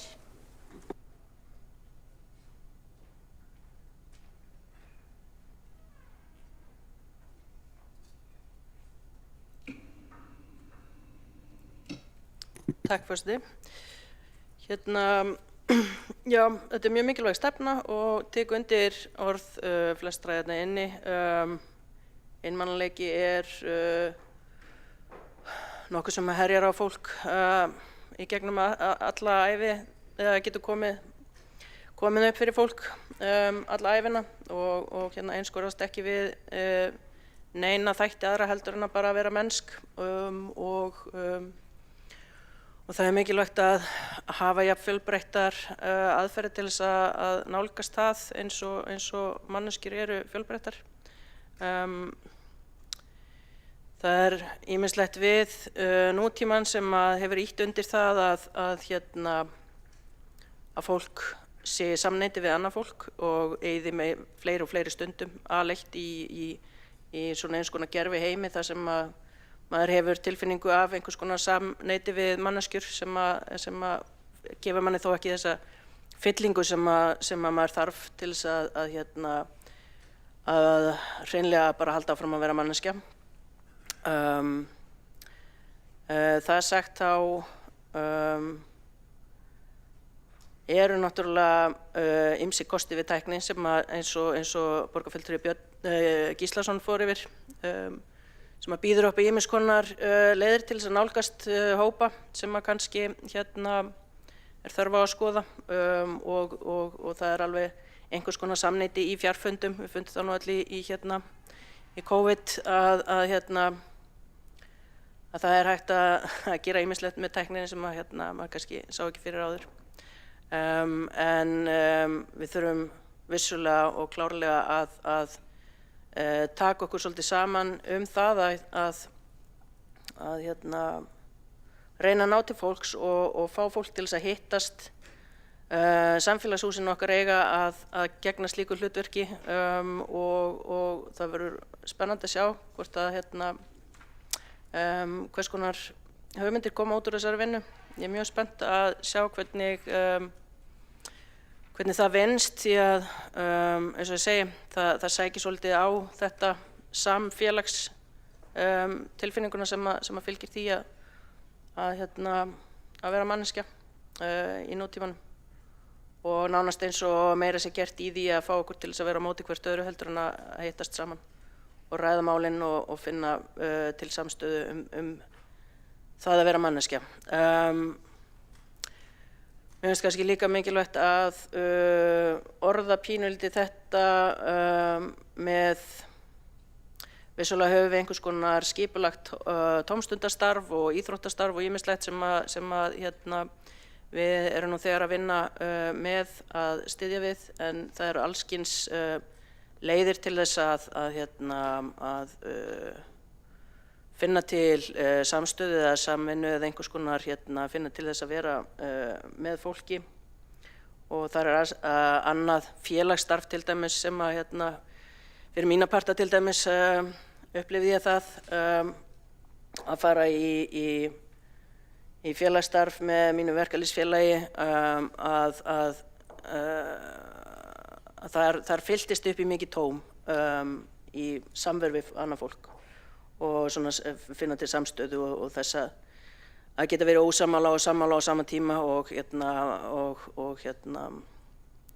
það er mikilvægt líka að horfa á slíka hluti, hvernig maður getur stutt við slíka starfsemi sem að geti sprottið þá betur. Annað ætla ég líka að segja að eins og þetta dreifist samfélagið, þá getur fólk verið einmana í tengslum við annað fólk. Ég veit allavega að jafnvel þó að fólk upplifi síður einmanaleika ef það í sambandi, að þá það einnig hætta að fólk týnist þegar það í föstu sambandi og týni sjálfu sér, og þess vegna þetta ekki aðeins málefni fyrir þá sem hafa til dæmis mist maka sinn, þó að það sé klárlega mikið það að sérstaklega eldri karlmenn missi svolítið fótana þegar þeir missa maka sinn til margra ára eða styttri tíma, og eigi á hættu að einangrast, og það getur verið mjög hættulegt fyrir fólk að einangrast, en það getur líka verið hættulegt að átta sig ekki á því að maður getur verið einmana líka í samneyti við aðra eða í fjölskyldu, og það er einhvern veginn svona spursmáli það að týna sjálfum sér, týna sínu því sem að gerir manna mannesku, og maður fer að vera bara partur af einhvers konar vinnu eða einhverju hlutverki sem að verið að sinna allum stundum, og þá er mjög mikilvægt að þessi úrræði séu til og það sé opinn hugur fyrir því hvað það þýðir að vera einmana, að maður getur verið einmana í hópi fólks, maður getur verið einmana aleinn, maður getur líka upplifað lífsfyllingu aleinn, og þetta á alla enda og kanta, þannig að ég fagna þessari vinnu. Ég er mjög spennt að sjá hvað kemur út úr þessu. Takk fyrir. Þá borgarfulltrúin Andrea Helgadóttir lokið máli sínu og næsta mælendaskrá borgarfulltrúin Sabine Leskov.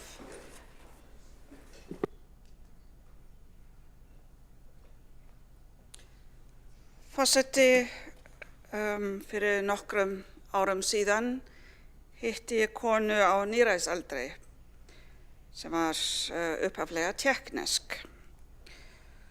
Hún hafði komið hingað flutt til Íslands þá fyrir meira en 60 árum síðan, fylgt manninum sínum Íslendingi sem hafði verið í námi í Prag og hún fylgdi honum hingað sem ung kona. Hún vissi svo manninn sinn þegar hún sem sagt komin á níræðisaldur og hafandi verið búsett hér í meira en 60 ár. Hún sagði mér, fólk spurði hana hvort hún ætlaði nú ekki að flytja heim. Eftir 60 ár hún spurð hvort hún á að flytja heim núna. Þetta sló mig mjög mikið og fekk mig að hugsa einmitt mjög mikið einmanaleika, að því að einmanaleiki snýst ekki að vera eitt. Ég man sérstaklega þegar ég var móðir 3 litla ungra barna, það fannst mér það ekki til vera meira luxus en að fá stundum að vera eitt. En það ekki einmanaleiki. Einmanaleiki það að samfélagið vill ekki heldur vera tengt. Ekki bara vera sjálf ekki tengt heldur ef samfélagið tengist ekki viðkomandi. Einmanaleiki að vera ekki tengt, einmanaleiki að tilheyra ekki. Og eins og ég sagði, það getur verið samfélagið sem hefur ekki áhuga að tengjast ákveðnu hópi fólksins. Þess vegna myndi ég vilja sjá mikla áherslu að við skoðum hvaða hópar það eru sem eru einangrast, sem eru fyrir einmanaleika. Ég held við erum öll sammála að við viljum ekki að fólk sé einangrað þegar komin á efri árin, en við erum sammála það líka vegna þess að við þekkjum öll einhvern sem á þessum aldri, sem okkur þykir vænt og þess vegna erum við alveg sammála að þetta fólk ætti ekki að vera einmanaleg. Sama gildir kannski ekki alltaf í umræðum heimilislaust fólk eða fólk með geðræn vandamál og svo framvegis. Viðhorf okkar til þeirra ætti vera það sama. Og það einmitt sérstaklega gildir líka fyrir innflytjendur. Ég var að skoða aðeins rannsóknir sem eru til frá öðrum löndum, með að segja samanburða rannsóknir þar sem sagt farið yfir gögn sem til eru og það alveg skýrt að innflytjendur, sérstaklega fyrsta kynslóða og það stóri hóparinn sem við erum hér með í dag á Íslandi, eru fyrir marktækt meira einmanaleika eða hættu á einangrun en innfæddir. Það segir sig sjálft ef maður ekki tengd, ef maður á ekki fjölskyldu eða skólafélag og grunnskólanum og menntaskólanum, þá stór hluti tengslanetinu ekki til staðar. Í einum af Facebook-hópum sem ég í innflytjenda var einu sinni gert lauslega könnun og spurt hver ykkar hefur komið inn á íslenskt heimili. Og langflesti hópur innflytjenda hefur aldrei komið inn á heimili Íslendinga. Þannig að við þurfum klárlega að skoða þennan hóp sérstaklega, hvað að gerast, hvað getum við gripið inn, jafnvel miklu fyrr, en þeir komið að því, ef við horfum sérstaklega til eldri borgara af erlendum uppruna.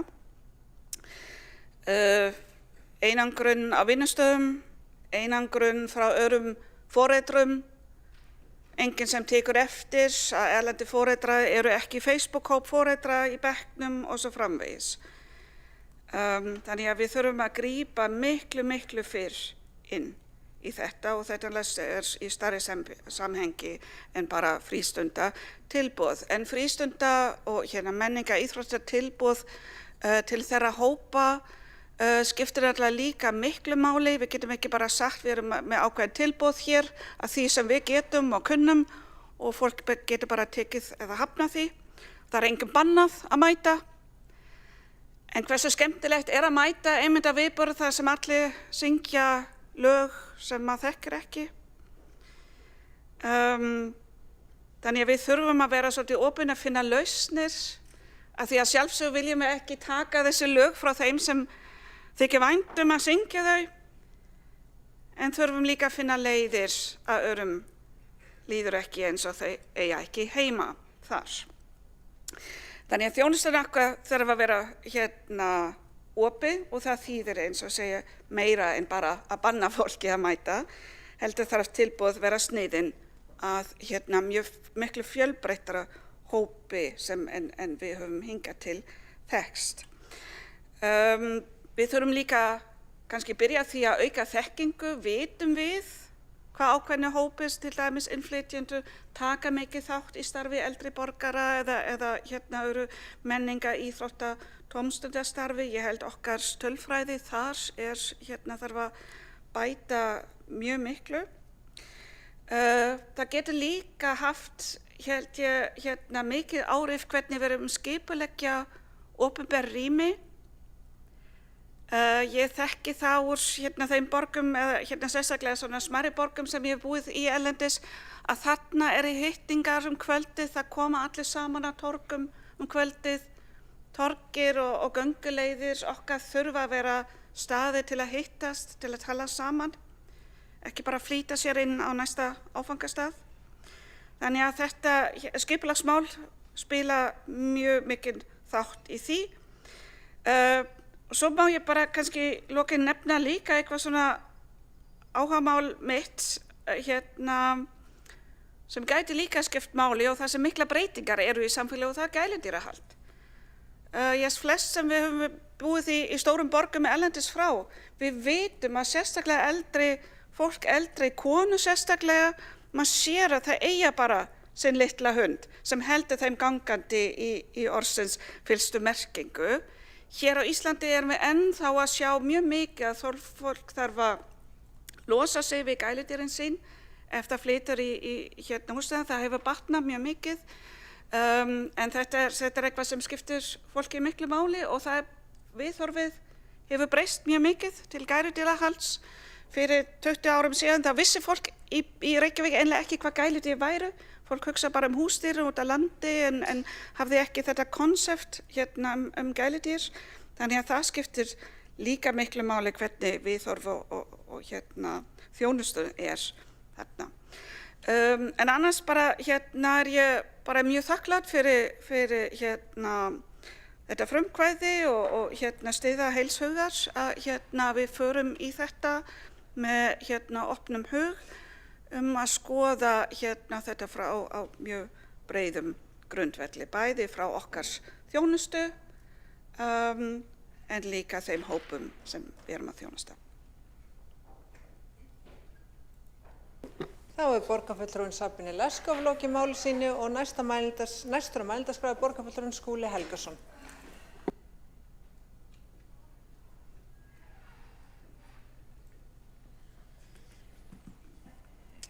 Forseti, ágæta borgarstjórn. Við ræðum hér tillögu einmanaleika og leiðir til þess að brjótast út úr einangrun og einsemd og fjölga tækifærum fólks til nærandi samveru. Þessi tillaga er hluti af þeirri pólitísku sýn samstarfsflokkana, og ég held okkar flestra að verkefni okkar hér sé ekki síst að stuðla að betra samfélagi í borgin okkar. Í greinargerðinni er verið að ávarpa mikilvægar almannaþjónustustofnanir eins og samfélagshús, sundlaugar, bókasöfn, félagsmiðstöðvar, og þær gegna sannarlega lykilhlutverki í borginni sem vettvangur fyrir samveru fólks á öllum aldri. En það er líka dálítið hollt í þessari umræðu að hafa í huga að stundum tekur lífið bara völdin af fólki og opnar því stundum óvænta leið til björgunar sem jafnvel er í hróplegu ósamræmi við þann lífstíl og hugmyndafræði sem að viðkomandi hafa tileinkað sér. Ég er aðeins með í huga hér þáttaröð sem að RÚV er að sýna þessa vikurnar sem að heitir Berit betri maður, norskir þættir sem fjalla einstakling sem að sannarlega þekkir einsemd af eigin raun, að sumu leyti án þess að gera sig grein fyrir því, og eyðir lunganum að deginum í ofbeldisfulla tölvuleiki og tröllslæti á samfélagsmiðlum. Hann gerist sekur hatursorðræðu gegn þekktum feminista, og þættirnir sýna síðan hvernig hann fær í raun að kenna á eigin meðölum. og líf hans tekur í kjölfari vægast sagt óvænta stefnu. Ég nefni þetta því að stundum það þannig að lausnin kemur úr óvæntri átt og maður þarf að taka svona ákveðnar kollsteypur til þess að finna það sem að henta manni. Við þurfum að hafa þetta held ég í huga í þessari vinnu að muna það að vegir liggja til allra átta. Leiðin til að brjótast úr einsemd og til félagslegra virkni getur verið bæði torsótt og kallað á frumlegar lausnir og örugglega maður á mann vinnu. Þessu þurfum við að muna eftir á sama tíma og við nýtum enn betur þau samfélagslegu hús og stofnanir sem við eigum í borginni. Félagsmiðstöðvarnar, sundlaugarnar, bókasöfnin.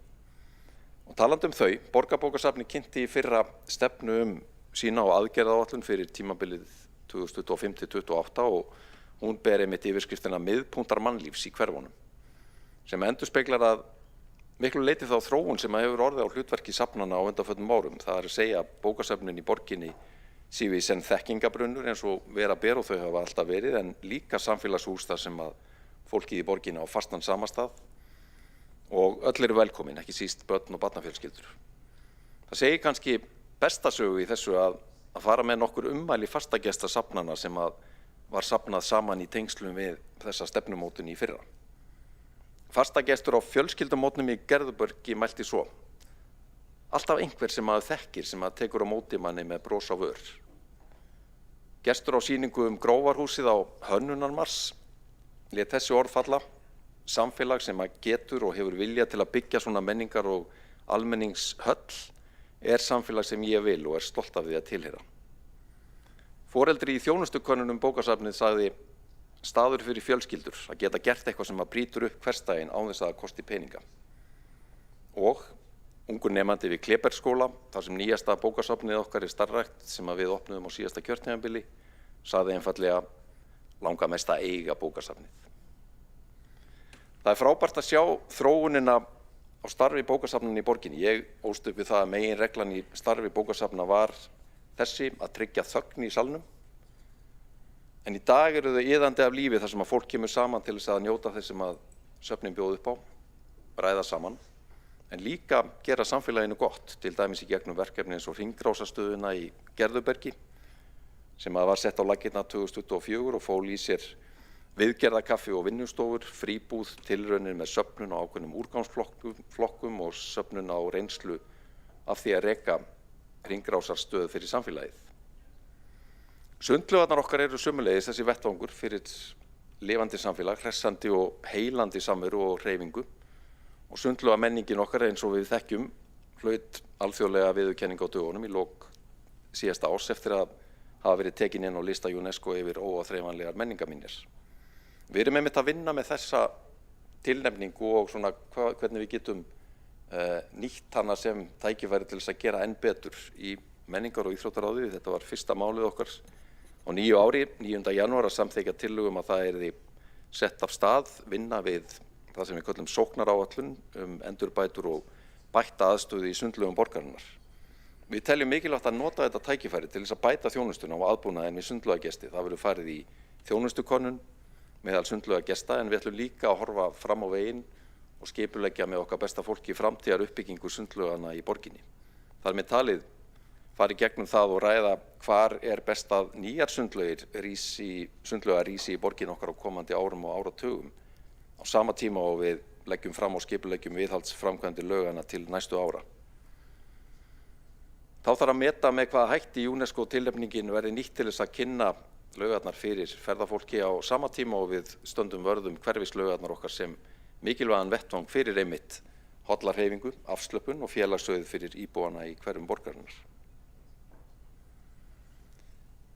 En þau eru mörg tækifærin til þess að njóta samveru í borgarlandinu. Ylströndin slíkur staður sem nýtur vaxandi vinsælda, ekki síst meðal fólks af erlendum uppruna. Við sjáum þúsundir nýta sér náttúruperlur í borgarlandinu fyrir hollarhreyfingu eins og á Austurheiðum, og eitt mest spennandi uppbyggingaverkefni framtíðarinnar bygging vetrargarðsins í Breiðholti sem verður útivistar paradís á veturna, en líka með frábæra möguleika til útivistar á vorin og sumrin með magna útsýni yfir borgina alla og aðstöðu til að renna sér á þurrskíðum.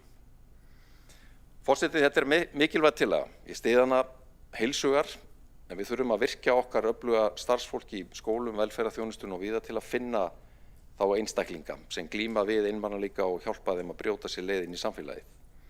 Þar þurfum við að muna eftir óhefðbundnum leiðum, muna eftir jaðaríþróttum. Það er spennandi og skemmtilegt að sjá að við erum með tiltölulega ný félög eins og Klifurfélag Reykjavíkur sem er á örfáum árum orðið eitt fjölmennasta íþróttafélagið í borginni. Munum eftir björgunarsveitastarfinu, einhverju besta vettvangi sem völ er á fyrir ungmenni og fullorðið fólk í leita að spennandi áskorunum og félagsskap.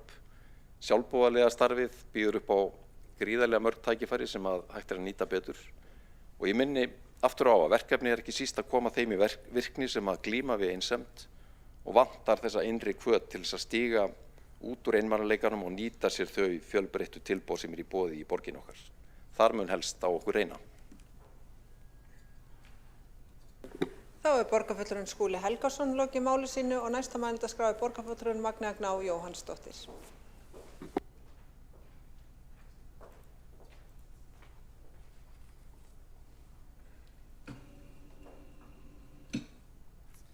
Forseti, ágæta borgarstjórn, einmanaleiki er tilfinning sem flest okkar hafa kynnst á einhverju tímapunkti í lífinu. En þegar einmanaleiki verður langvarandi getur hann haft djúpstæð áhrif bæði á einstaklingana sem upplifa einmanaleika og samfélagið allt. Það er fátt jafn sorglegt og þegar ég heyri jafnaldra mína fólk undir 30 tala að vera einmana. Að þau upplifa að þau standi utan samfélagsins að tilheyra ekki. Ein mesta meinsemd hvers samfélags er einmanaleiki fólks. Einmanaleiki fólks er ekki bara persónulegt vandamál, heldur samfélagslegt. Það hefur áhrif á andlega og líkamlega heilsu fólks og rannsóknir sýna fram á tengsla milli einmanaleika og kvíða og þunglyndis og líkamlegra sjúkdóma.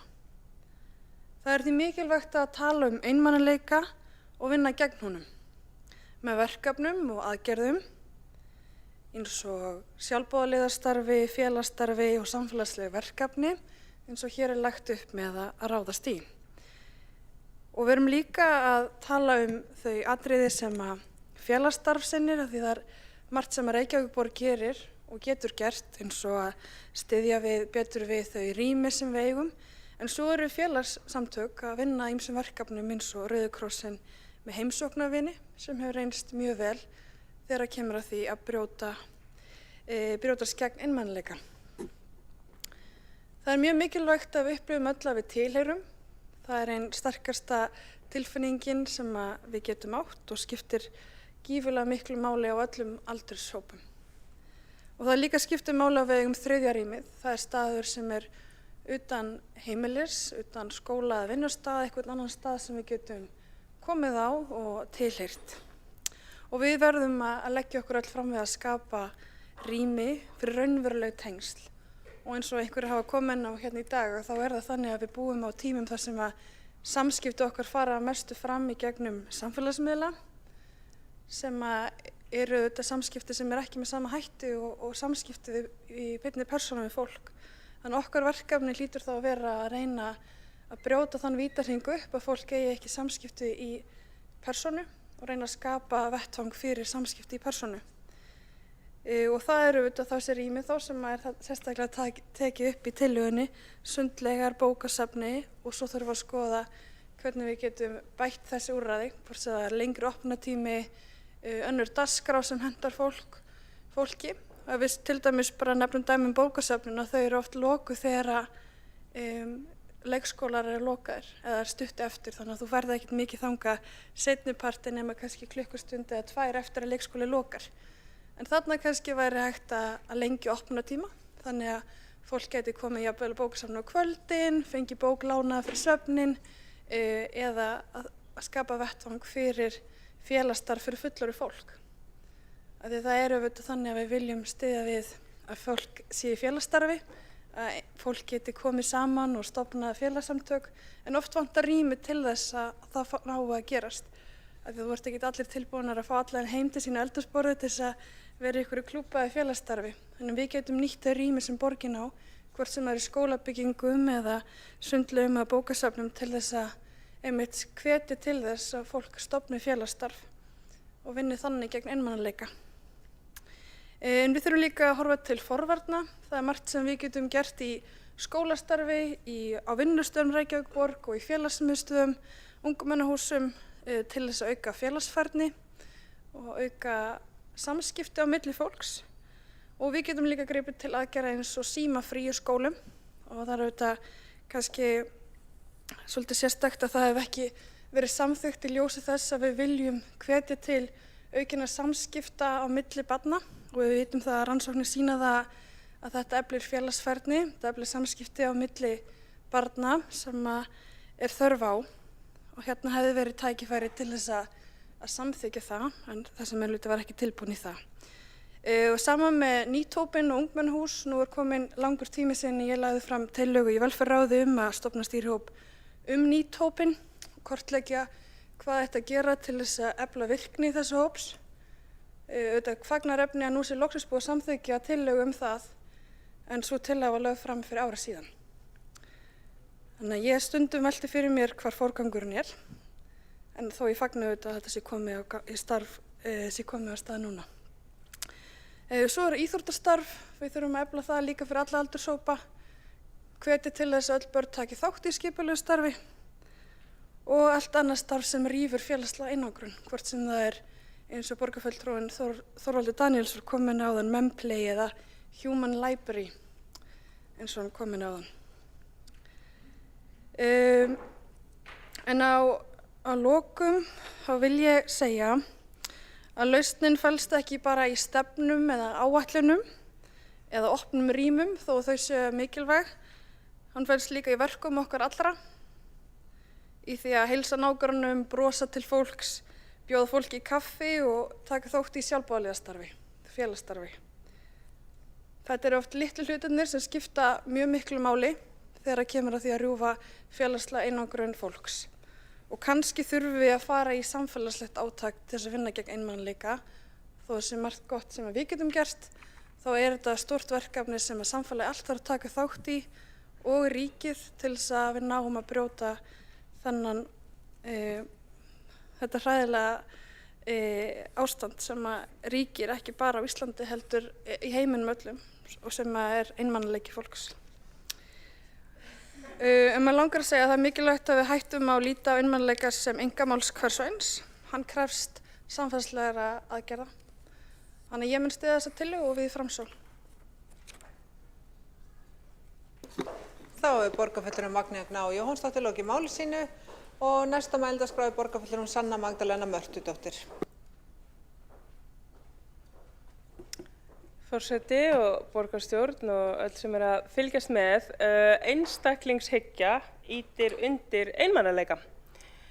Í umfjöllun einmanaleika þá hafa ýmis ráð verið sett fram, mörg snúa því hvernig við sem einstaklingar getum unnið gegn einmanaleika í okkar lífi. Og kjarninn í þeim skilaboðum hvetur okkur til þess að vera öflug í félagslegum samskiptum og leita eftir tengingu við aðrar manneskjur. Hringja í vin, bjóða í mat, skrá sig á námskeið eða fara út að prófa eitthvað nýtt, upplifa mannlífið.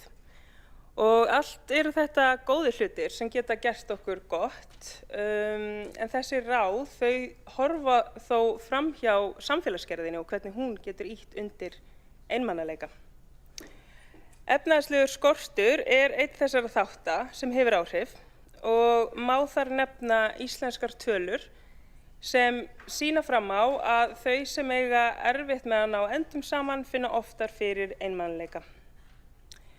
Þau sem búa við fátækt flytja oft vegna stöðunnar á húsnæðismarkaði og slíkt hefur mjög slæm áhrif, sérstaklega á börn. Sem dæmi að þá má nefna að búseta sem er fjarri skólahverfi barnsins getur leitt til þess að börn finni fyrir einmanaleika og þetta er fjallað í grein sem heitir Við eigum ekkert hús, reynsla og upplifun barna af því að búa við fátækt. Og þær sem skrifa þá grein eru Hervör Alma Árnadóttir og Soffía Hjördís Ólafsdóttir. Það er einangrandi samfélag sem ýtir undir einmanaleika og fókusinn hann þarf því að vera þar frekar en að einblína á einstaklingin og hvernig hann ætti að bæta sig einn og óstuddur í félagslegum samskiptum. Það er því nauðsynlegt að skoða samfélagið í heild sinni og eyða hindrunum sem standa í vegi fyrir góðum félagslegum tengslum og þetta hefur verið fjallað víða og þar eru nefndir ýmsir efnahagslegir þættir sem geta gert fólki erfitt fyrir að ná að skapa og viðhalda góðum félagslegum tengslum. Og þessi þættir, þeir eru meðal annars skortur á áreiðanlegum og hröðum samgöngum til þess að fara á staði og hitta fólk, skortur á félagslegu húsnæði, það er erfitt að viðhalda nánum samskiptum í óviðunandi húsnæði og skortur á almenningsrýmum þar sem það er hægt að verja tíma sínum án þess að greiða fyrir það. Og svo hefur verið fjallað að tímaskortur eða orkuskortur þar sem of mikil tími fer í vinnu. Allt þetta hefur áhrif og allt þetta þurfum við að vera meðvituð í vinnunni sem er framundan. Það er ljóst að við þurfum samfélag sem hefur það mannlega í fyrirrúmi og sem skoðar samfélagsgerðina í stað þess að flokka einmanaleika sem vandamál einstaklinga sem klikki í því að viðhalda félagslegum tengslum. Því eins og ég sagði í byrjun að þá er einstaklingshyggjan sem ýtir undir einmanaleika. Þá er borgarfulltrúin Sanna Magdalena Mörtudóttir lokið máli sínu og næst á mælendaskrá er borgarstjóri Heiða Björg Hilmisdóttir.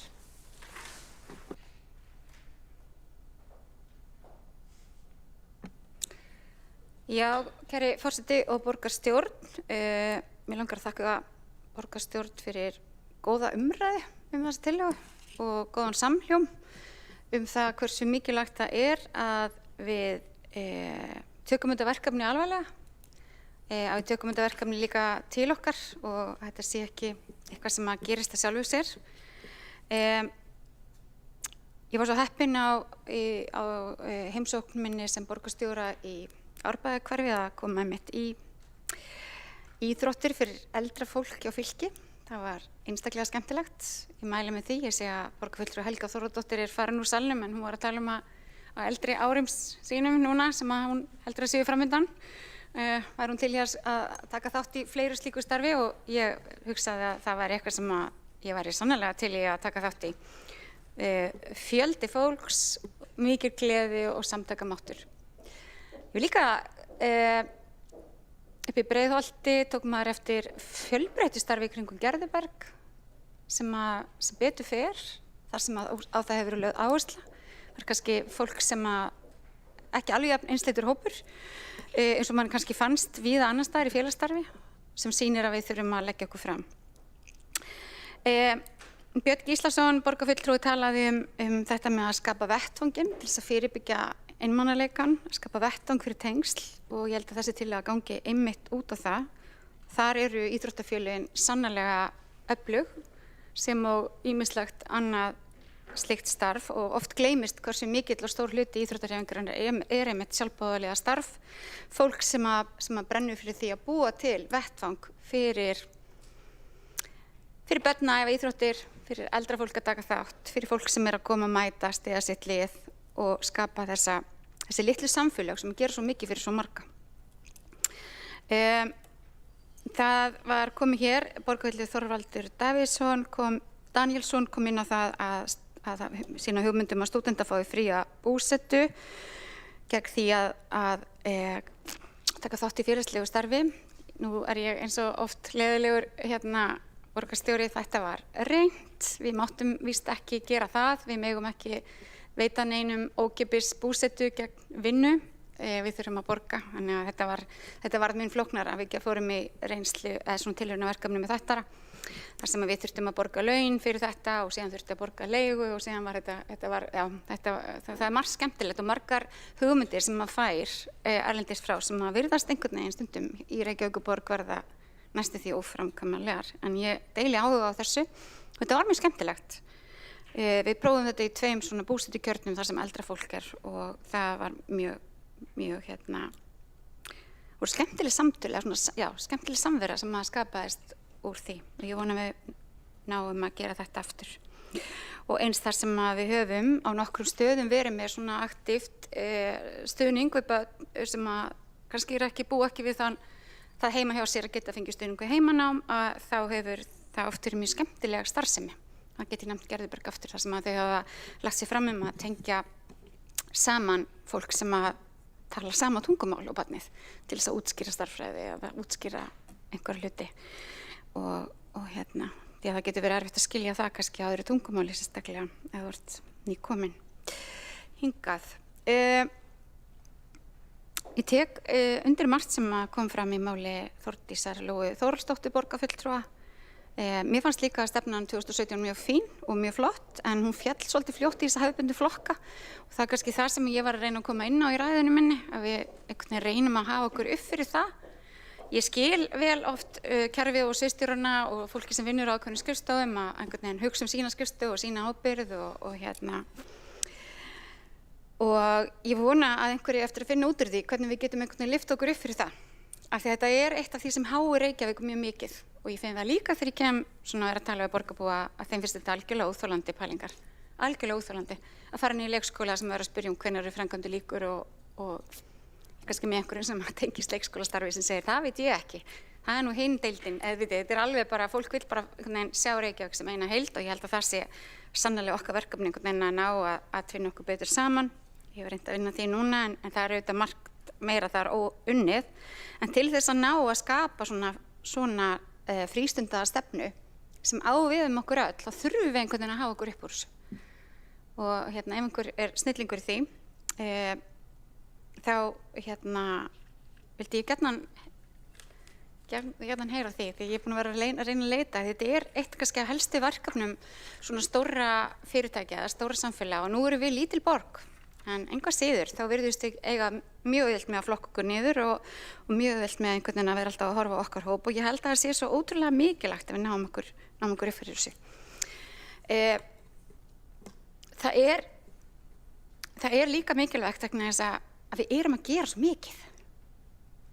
Við erum með svo marga staði og það er svo ótrúlega sorglegt að sjá til dæmis var vitni því fyrir svona nokkrum árum að kona sem að setja á Facebook í hóp sem ég var í að heimilislæknirinn hennar hefði sagt að hún ætti að óska eftir vinum til að fá sér kaffi með, af því hún hafði engan til að fá sér kaffi með. Og þá ég vissi að allan í göngufræðilega frá henni var bókasafn. Voru 2 svona félagsmiðstöðvar fyrir eldra fólk. Voru fullt af stöðum sem Reykjavíkurborg var einhvern veginn með sem hún vissi ekki af og seinna tók hún líf sitt. Kannski ekki út af þessu, en kannski út af því að hún einhvern veginn, við vorum ekki opin, þannig að það er ekki nóg að tilbúðu sé þarna. Það þarf einhvern veginn að það þarf að vera eitthvað sem kallar á því og þú upplifir að það sé tækifæri. Saga sem er kannski ótrúlega sorgleg, en sýnir hvað þetta getur líka verið alvarlegt og Andrea kom mitt vel inn á það hvað alvarleikin getur haft mikil og djúpstæð áhrif, borgarfulltrúinn. Inn á það sem ég fannst mjög gott og eins Sabine Leskov, borgarfulltrúi, einhvern veginn hversu mikilvægt það er að tilheyra í samfélagi og við erum ofta að gleyma því að við sjálf í okkar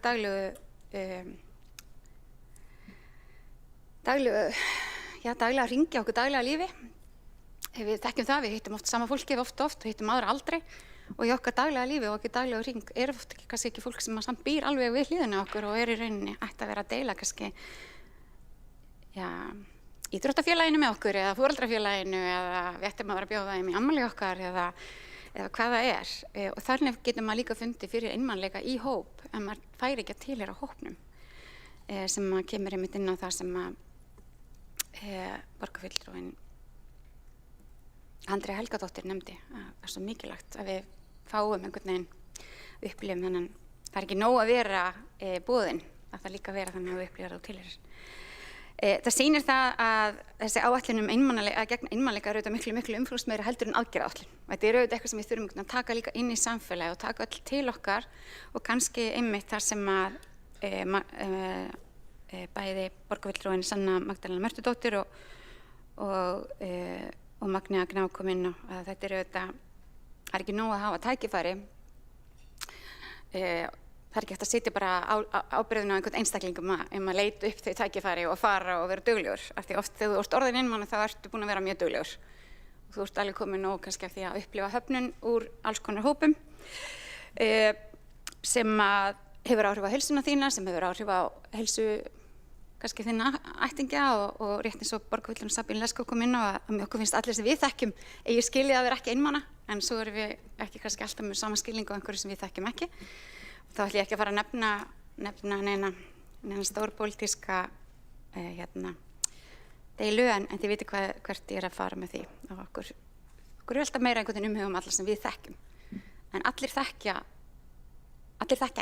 einhvern og öðrum er mikið umhugum hina sem að við kannski þekkjum ekki eins vel. Ég get tekið undir með borgarfulltrúa Skúla Helgason, ég mæli með þessum norsku þáttum, Berit, þetta er alveg erfitt áhorf en mannbætandi að mörgu leyti. Mér finnst alltaf gott þegar sjónvarp getur hjálpað manni að sjá einhvern veginn heiminn út frá með öðrum augum. Þannig að ég mæli með því og ég mæli með bara að við öll reynum að gera það sem oftast. Þakka fyrir þessa fínu umræðu og fyrir þessa samstöðu sem ég held að skipti miklu máli fyrir borgarbúa.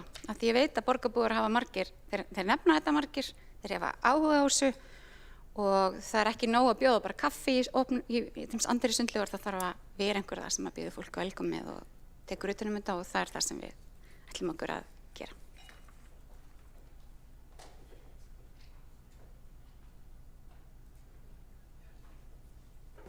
Það er borgarstjóri Heiða Björg Hilmarsdóttir lokið máli sínu og næsta mælendaskrá er borgarfulltrúinn Árelía Eydís Guðmundsdóttir.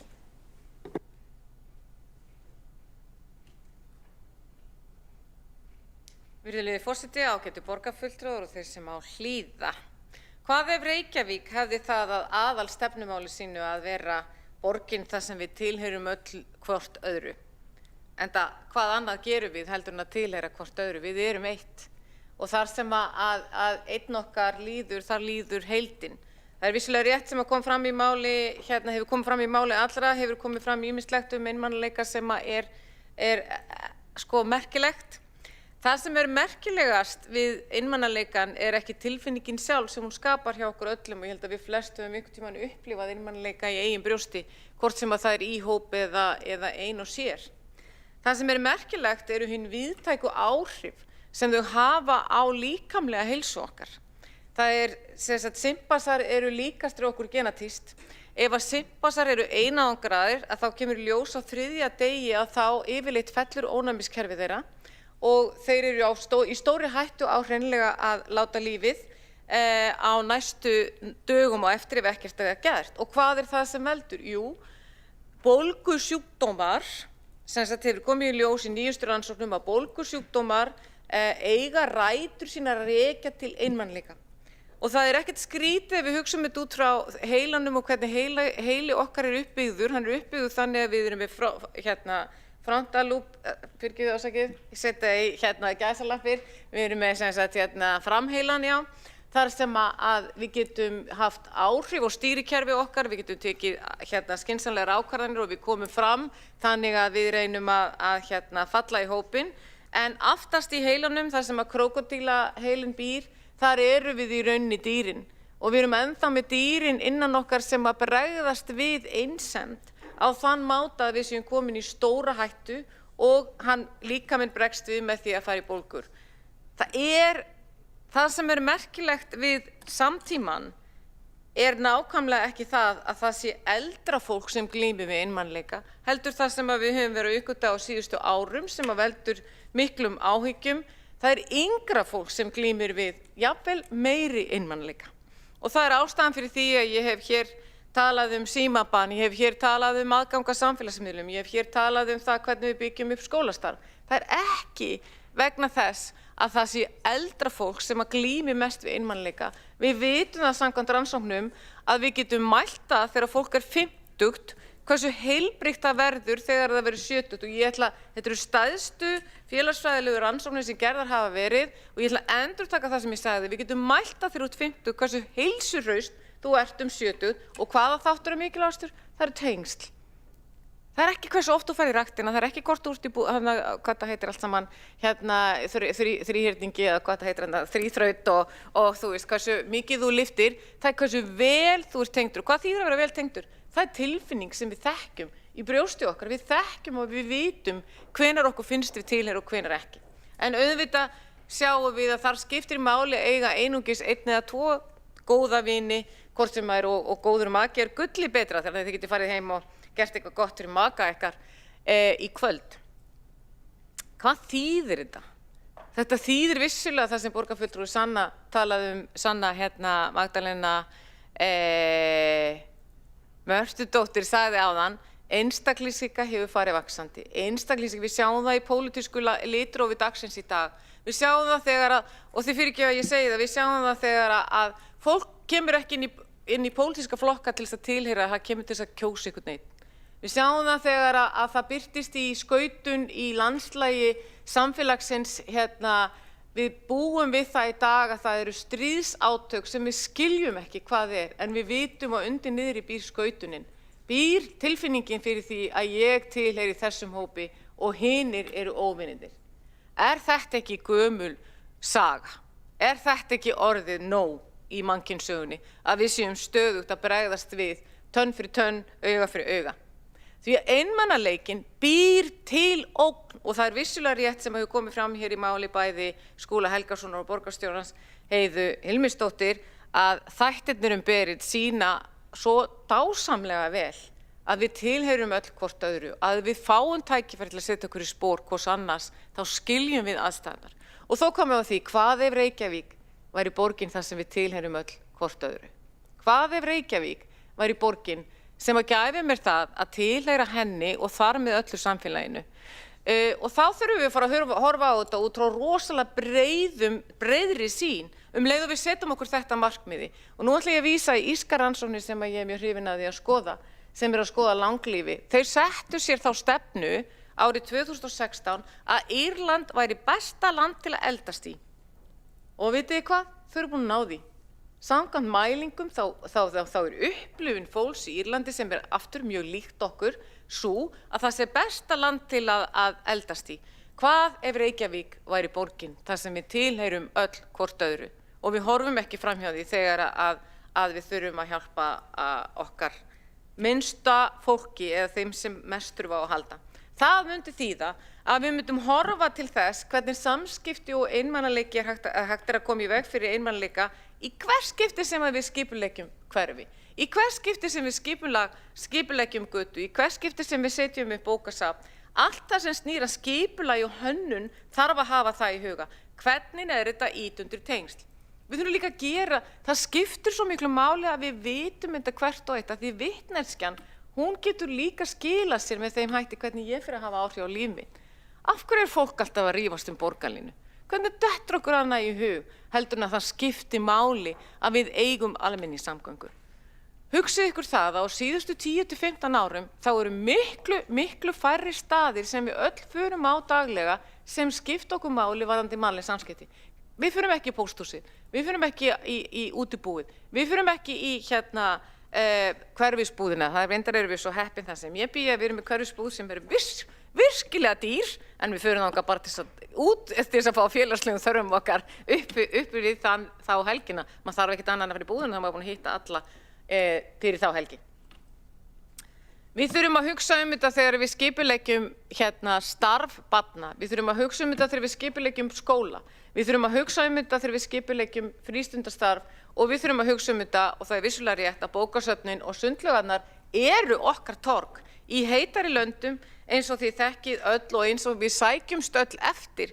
Þá getum við farið og sest niður á torgið og áður en maður veit af þá er maður farin að rabba við einhvern. Fólk labbar til manns, fólk talar við mann, maður sjálfur reynir að sýna áhuga á svo framvegis. Hér erum við með sundlaugarnar, hér erum við með bókasafnin, en við þurfum að hugsa, eru fleiri staðir sem við erum ekki að sjá, sem ekki nýtast, sem að skipta þar máli? Vegna þess að ég minni á það, í daglegu lífi erum við öll farin að vera minna í að hitta þá sem áður voru. Við vorum með fiskbúðina, við vorum með mjólkurbúðina fyrir löngu reyndar. En Það sem að skiptir máli að við séum að horfa út frá skipulagi. Við þurfum líka bara að taka ábyrgð og gera skýra kröfu í pólitísku starfi í öllum flokkum af því hvað ef Reykjavík væri borgin þar sem við tilheyrum öll hvort öðru. Það myndi gera pólitískt þras okkar öðruvísi en við getum alveg haft mismunandi áherslur þó að við í grunninn viljum tilheyra hvort öðru í borg sem setur það í efsta sæti. Og það hafa verið til borgir sem að setja sem stefnu ýmislegt sem skiptir af því sem að stundum kalla mjúkumálin sem að mínu máli eru aðalmálin. Vegna þess að ef við höfum vellíðan og við höfum það hvernig við skipuleggjum daglegt líf okkur þannig að við séum að fá þessa tilfinningu, þá mun krókódílaheilinn taka færri eða eftir að stýra okkur við höfum betri yfirsýn yfir okkar eigið stýrikerfi. Og ef við erum börn og ef við erum unglingar, þá skiptir það svo miklu máli, það getur munað því að við förum ekki á þá braut sem að er braut hvað kallar maður það, ykkur þarf að koma og hjálpa mér hérna með gott íslenskt, til glötunar. Hvað ef Reykjavík væri borgin þar sem við tilheyrum öll hvort öðru? Ég legg til að við setjum okkur það sem stefnumarkandi þátt í öllu okkar starfi. Öllum okkar flokkum, öllu okkar starfi hér. Takk. Þá borgarfulltrúinn Árelía Eydís Guðmundsdóttir lokið máli sínu og næsta mælendaskrá borgarstjóri Heiða Björg Hilmisdóttir.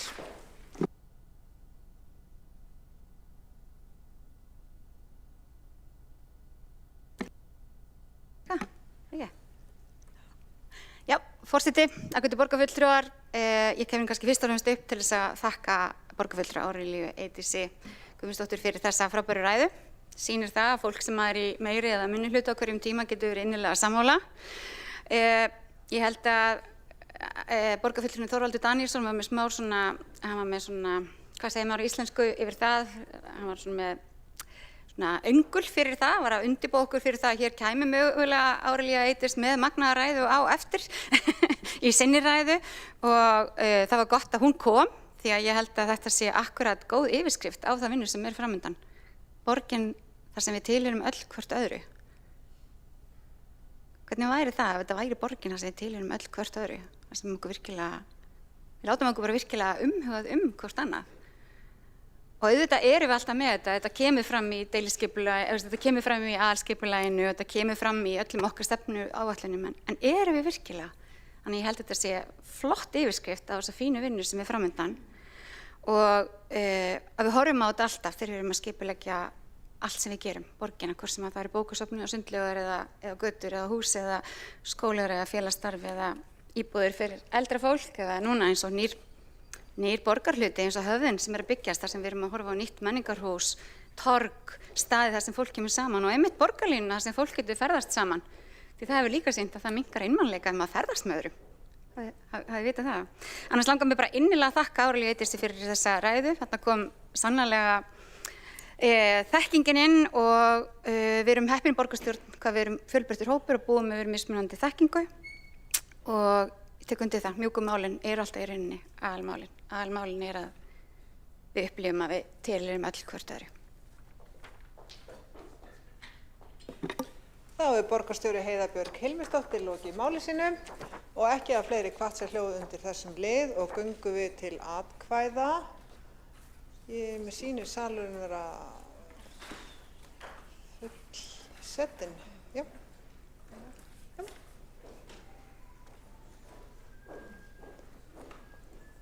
Já, þeir sem að þeir sem að samþykkja vilja tillöguna vinsamlegast gefi þess merki.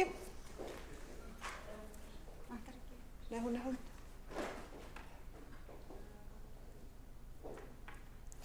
Telst þá tillagan samþykkt með öllum greiddum atkvæðum borgarstjórnar Reykjavíkur í dag. Þá göngum við til næsta liðar á dagskrá sem er tillaga borgarfulltrúa Sjálfstæðisflokksins fjármögnun samgöngusáttmála höfuðborgarsvæðisins og endurskoðun ákvæða hans og fyrst til að taka til máls er borgarfulltrúinn Hildur Björnsdóttir.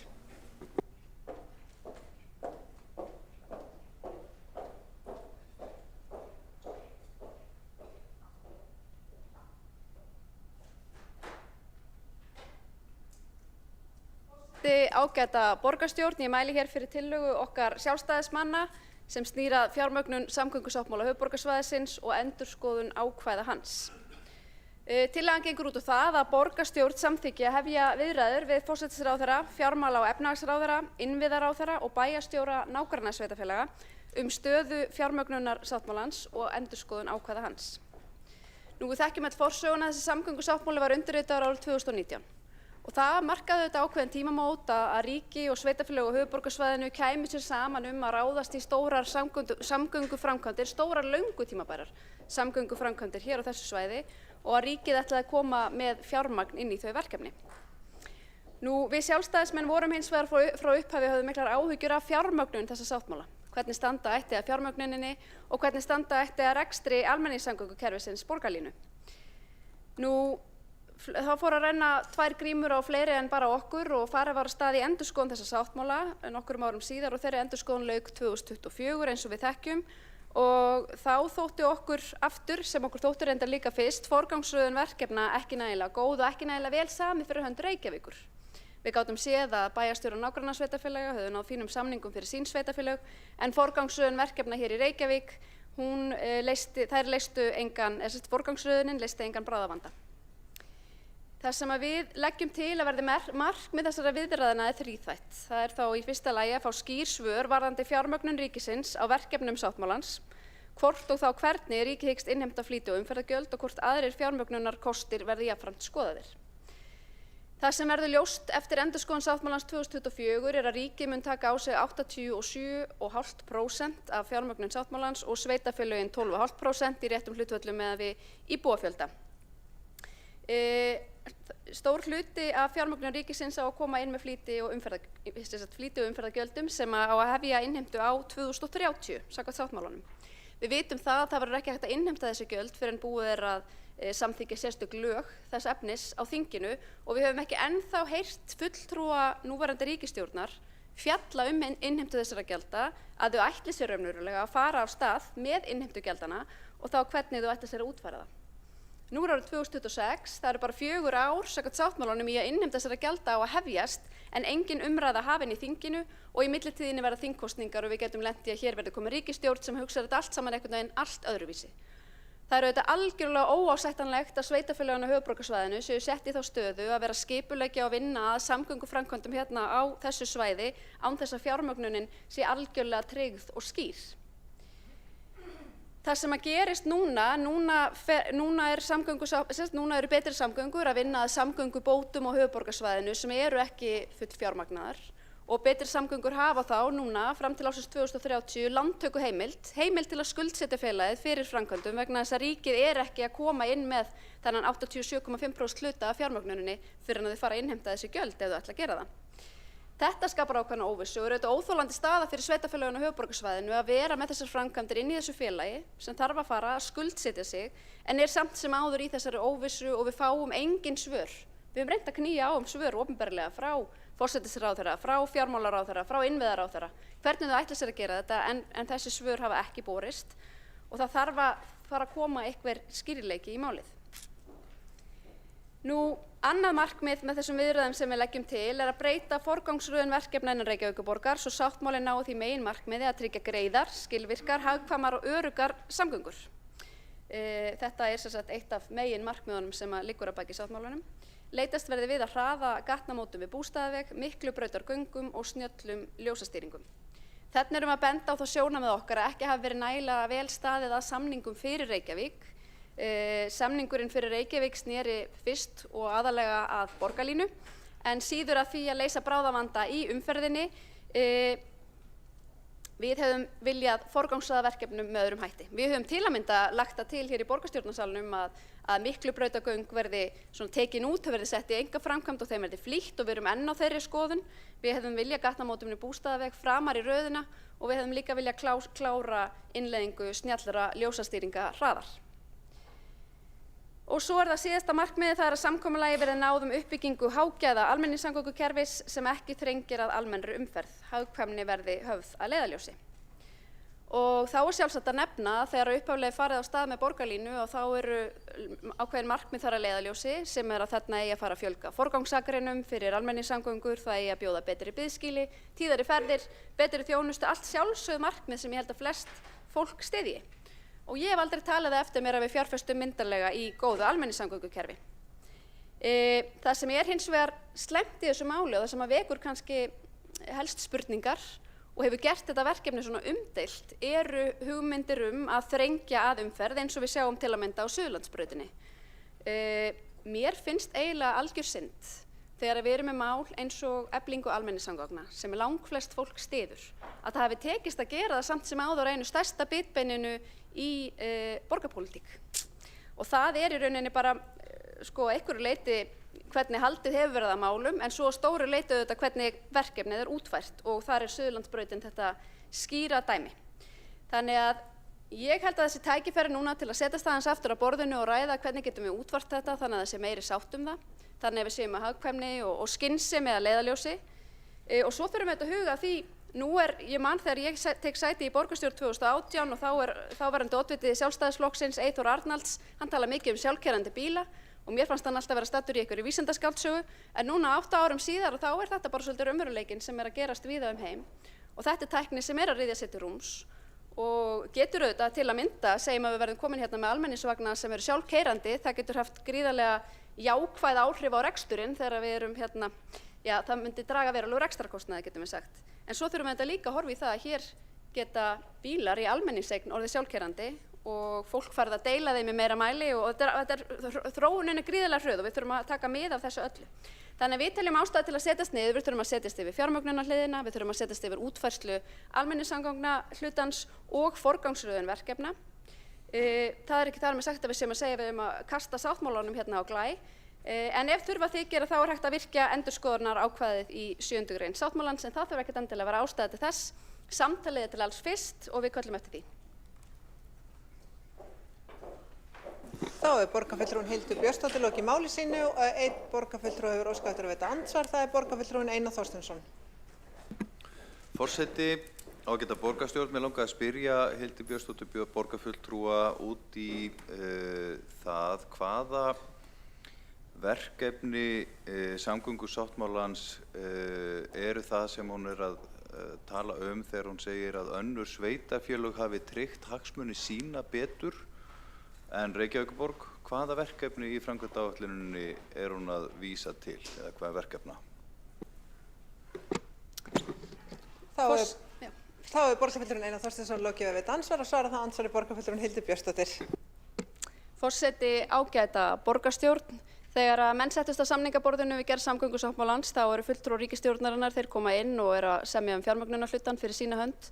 Bæjarstjórar nágrannasveitarfélaga semja samgönguframkvæmdir inni á sínu svæði og fyrir hönd Reykjavíkurborgar samið framkvæmdir hér á þessu svæði. Það sem við sjáum til að mynda gerist hér í Reykjavík að útfærslur borgarlínu eru til þess fallnar að þrengja mjög umferð. Við höfum ekki séð þess háttar útfærslur í nágrannasveitarfélögum. Það tryggt til að mynda. Bæjarstjórar þar eru sáttir við sáttmálann en við erum ekki sátt hér í Reykjavík og ég nefndi dæmin sem ég skal bara endurtaka. Við höfum viljað sjá gatnamótum í Sprengisand framar, við höfum viljað flýta Miklubrautargöngum og sjáum tækifæri til þess með því að draga þau svolítið út úr sáttmálanum og setja þau í einkaframkvæmd og við höfum viljað flýta snjöllum ljósastýringum. Þá borgarfulltrúinn Hildur Björnsdóttir lokið við að svara andsvari og veitir það andsvar öðru sinni borgarfulltrúinn Einar Þorsteinsson. Forseti, takk fyrir svarið Hildur Björnsdóttir borgarfulltrúi, en það var sneri ekkert því sem ég var að spyrja það ekki samið einstaka útfærslur í deiliskipulagi á legu borgarlínu við uppfærslu samgöngusáttmálans, það bara í allt annarri pylsugerð. Ég var bara að spyrja út í það nákvæmlega að ég hérna með framkvæmda áætlunina fyrir fram að mig. Hildur segir, borgarfulltrúi, að önnur sveitarfélög hafi náð betri samningum verkefni innan þeirra bæjarfélaga og þá spyr ég að því ég sé það ekki í þessari framkvæmdaáætlun nein verkefni þar sem að önnur sveitarfélög hafa náð betri árangri en Reykjavík eða bara sama árangri, ég bara sé það ekki í þessari framkvæmdaáætlun. Hvaða nákvæmlega verkefni borgarfulltrúinn að tala af því að Arnarnesvegurinn fór á stað á grundvelli fyrri samgöngusáttmála og var langt kominn þegar þessi samningur var uppfærður núna 2024. Þannig að mér finnst þetta eiginlega bara svo óskýrt og það er kannski vegna þess að það er engin fótur fyrir þessu. Þá er borgarfulltrúinn Einar Þorsteinsson lokið við að veita andsvar öðru sinni og svara þá andsvar öðru sinni borgarfulltrúinn Hildur Björnsdóttir. Forseti, ágæta borgarstjórn, ég er auðvitað að tala það er einn samgöngusáttmáli. Hann var undirritaður 2019 og við hann var gerður viðauki árið 2024 eins og borgarfulltrúinn ætti að þekkja, enda var hann borgarstjóri á þeim tíma. Hér er auðvitað sérstaklega verið að tala Arnarnesveginn sem að Kópavogur er til dæmis sérstaklega ánægður með. Þau líti svo á og þau hefur samið vel fyrir hönd sinna skjólstæðinga. Við lítum svo á og bara stöndum fast á því við höfum gert frá upphafi að hér hafi ekki verið samið nægilega vel fyrir hönd Reykjavíkur. Verkefnum hefur verið frestað, verkefnum hefur verið ýtt aftar í framkvæmdaáætlun og hér hefur mesta áherslan verið lögð á borgarlínu.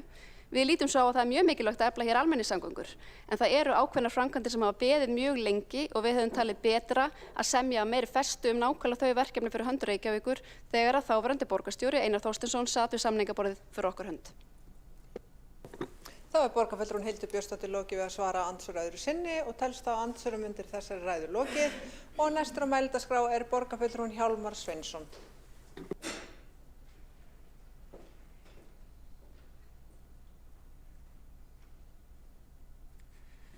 Já, forseti og ágæta borgarstjórn, ég hnaut líka þessa setningu sem kemur fram þarna hjá frummælanda það að önnur sveitarfélög hafi staðið sig betur. Mér er það bara mjög til efs. Ég man hvað ég var hissa þegar ég sá að bæði Miklubrautargöngin og sem að þá hét Stokkur, nú göng, og síðan líka Sæbrautarstokkurinn inn í þessu máli. Og það er allt í Reykjavík og þetta er rauninni stærstu kostnaðarliðir. Og auðvitað líka lengsta leið borgarlínunnar innan Reykjavíkur. Þannig að ég var nú bara að hugsa þegar ég sá þetta fyrst, vá, þetta hafi heldur betur verið staðið vel að verki af hálfu Reykjavíkur, en það var frábært fólk frá okkur við samningaborðið. Nú ég hendi upp þessari mynd að því ég tel hana mjög merkilega og þarna meðal annars Einar okkar Þorsteinsson, borgarfulltrúi og líka, ef ég tel rétt, 5 fulltrúar Sjálfstæðisflokksins og bæjarstjórar og það vekur athygli þessi gjá sem er á milli afstöðu sjálfstæðismanna í hinum ágætu sveitarfélögum allt í kringum okkur og þeirra sjálfstæðismanna sem eru hér inn í þessum sal. En ég ætlaði að fara aðeins almennum orðum svona í svona aðdraganda. Ég segi það hér og nú að ég er mjög feginn því að samgöngumálin fái mikla athygli núna þegar það er sirka korter í kosningar og að því að það þarf svo mikið að orðleggja vandann, umferðartöppur kvölds á morgna. Það er vara að vísu ekki ýkja lengi miðað við mjög margar aðrar borgir en glatað samt sem áður, sóun á tíma, sóun á verðmætum, já, sóun á sjálfu lífinu að hanga í umferðarteppinu. Að ekki sé nú talað mengunina, við Reykvíkingar fengum stóran skammt af malbiksryki beint ofan í lungu í marga daga í röð í froststillunum daginn. Þetta er ekki gott ástand og þetta er ekki náttúrulögmál. Malbikssvifrykið er ekki náttúrulögmál, það er manngert. Og ég hafnaði líka stundum sagt að Íslendingar séu bílaþjóð í eðli sínu. Það fagnar enginn allavega neikvæðum afleiðingum þessara miklu bílamenningar og að því að ástandið er einmitt manngert, það eru góðu fréttirnar og þá getum við breytt því. Við getum losað okkur út í því kerfi sem hér var mótað á 7. áratugnum í aðalskipulagi Reykjavíkur 62 til 83 sem að setja óhefta bílaumferð ofar hverri einustu kröfu meðal annars í formi stórhuga stofnbrautakerfis. Þá vantaði ekki stórhuginn hjá sjálfstæðismönnum í Reykjavík að það voru brjálæðislega dýrar og stórar framkvæmdir sem rauninni áttu og gjörbreyttu þessari litlu borg sem að Reykjavík var. Og ég verð að segja það að ég sakna svo lítið þessa stórhugar núna þegar á að breyta þessum gír og efla vistvænar samgöngur, þá verðum að lítið var við hann, heldur þetta meira svona einhvers konar kotbýlisháttur, finnst mér, að þá ekki endilega að tala borgarfulltrúa hér, heldur ýmsa þá öldnu sjálfstæðismenn sem að skrifa kvölds og morgna í Morgunblaðið gegn borgarlínunni, gegn samgöngusáttmálanum. En á þessum tíma þá átti allt að víkja, gangandi vegfarendur, börnaleik, Grjótaþorpið, Hefningarhúsið, Skólavörðustígur, við Skólavörðustíg, Grettisgata, og þetta skipulag var gagnrýnt strax í blá byrjun fyrir að vera eingöngu bílvænt en ekki mannvænt. Og skilgetið afkvæmi þessara stefnu svo að við höfum gert í samstilltu átaki Reykjavík eina mestu bílaborg í heimi. Við höfum 800 bíla á hverja 1000 íbúa og 48% alls byggðs lands í Reykjavík fer undir umferðarmannvirki. Svona tölur eiginlega algjörlega óþekktar í sama hvaða borg maður lítur. Fyrir utan það nú hvað miklar bílaborgir eru gráar og leiðinlegar, mengandi og hættulegar, já, og það líka svo glatað að geta eiginlega ekki átt gott líf í borginni þar sem það býr, nema að eiga bíl, nema að fara allra sinna ferð á bíl og helst 2 eða 3 bíla á heimili. En samgöngurnar eru auðvitað lífæð borgarinnar og gallinn sá að við höfum komið okkur upp kerfi sem að gengur út á það að koma sem flestum farartækjum á milli staða en ekki sem flestu fólki eða vörum. Það snýst fjölda farartækja og það hérna gallinn og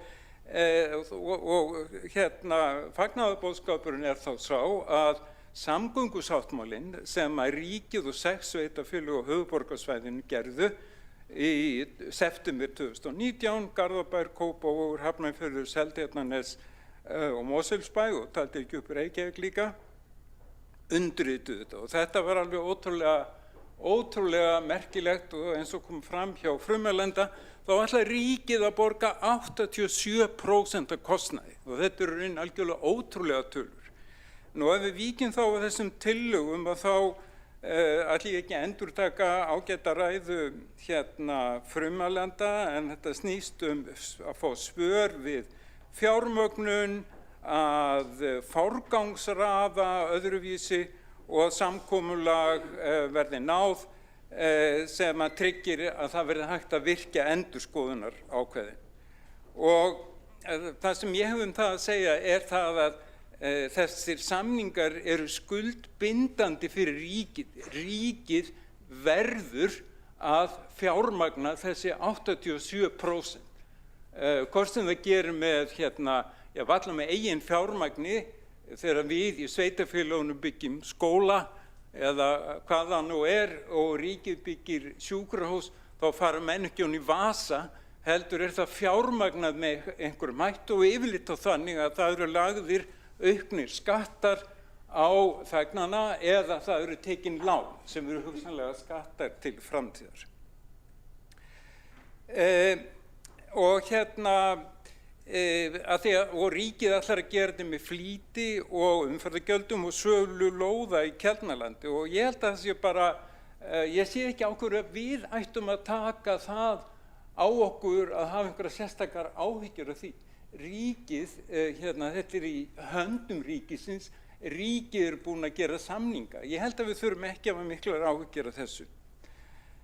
Og svo það líka í samtíð forgangsröðun að þá geti alveg tekið undir með Frumalenda að það hefði verið betra að fá Miklubrautargöng framar í röðunni en ég held að okkar besta fólk hafi náð þeim bestu samningum sem hægt var að ná og þetta niðurstaðan og mér finnst að við eigum að una við þær niðurstöður.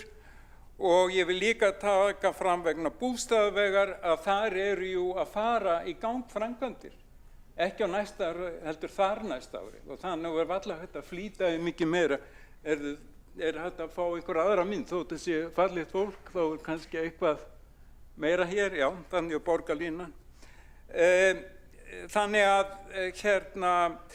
ég verð að segja alveg svo að, og líka þetta að virkja endurskoðunar ákvæði, það eiginlega, samgöngusáttmálinn fór í mjög mikla endurskoðun sem tók 18 mánuði og tafði verkið 18 mánuði, en ég held að það hafi verið gott að því að það voru mörg atriði sem að þurfti að skýra betur í sambandi við fjármögnun, það var breytt ákveðin forgangsröðun í sambandi við þessi jarðgöng og þannig að bara ég verð að segja alveg svo að mér finnst það eiginlega út í hött að fara að endurskoða svo brjálæðislega stóra og mikilvæga samninga sem nýbúið að endurskoða endurskoðuna.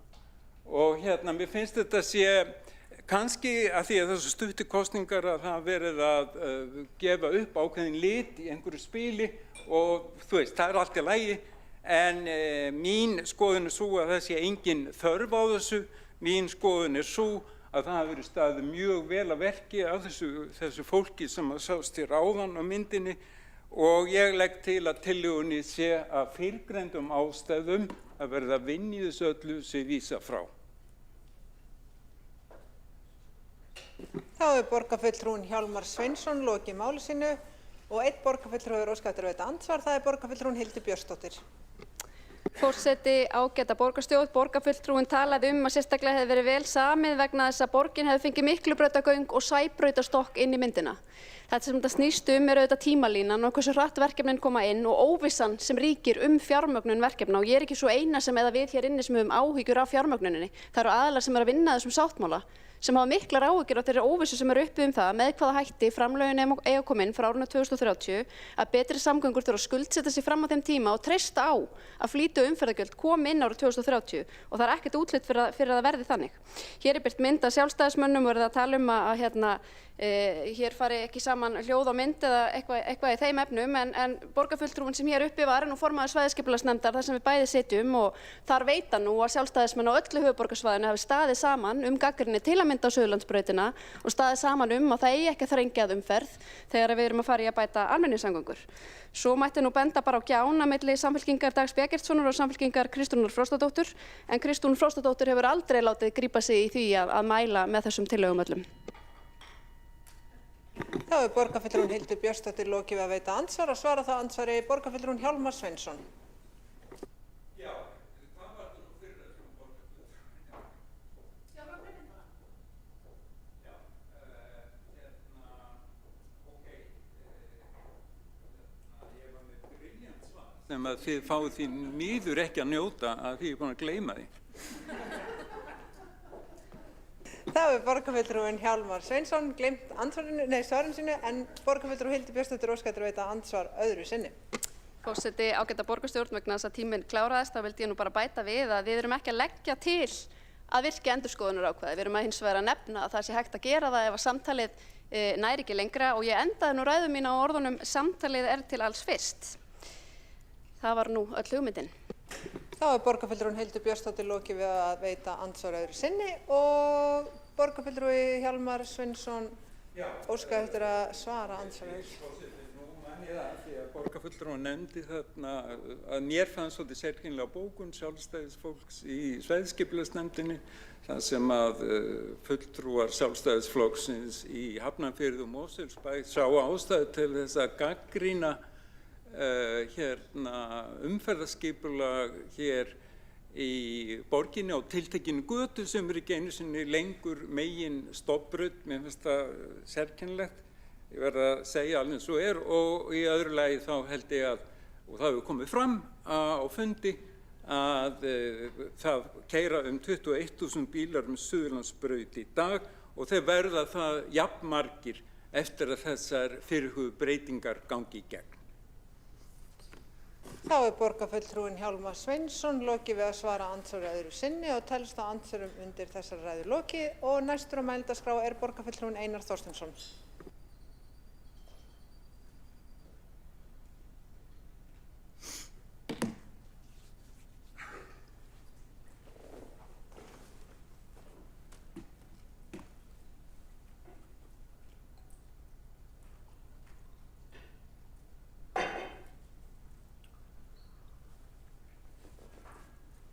Forseti, ágæta borgarstjórn.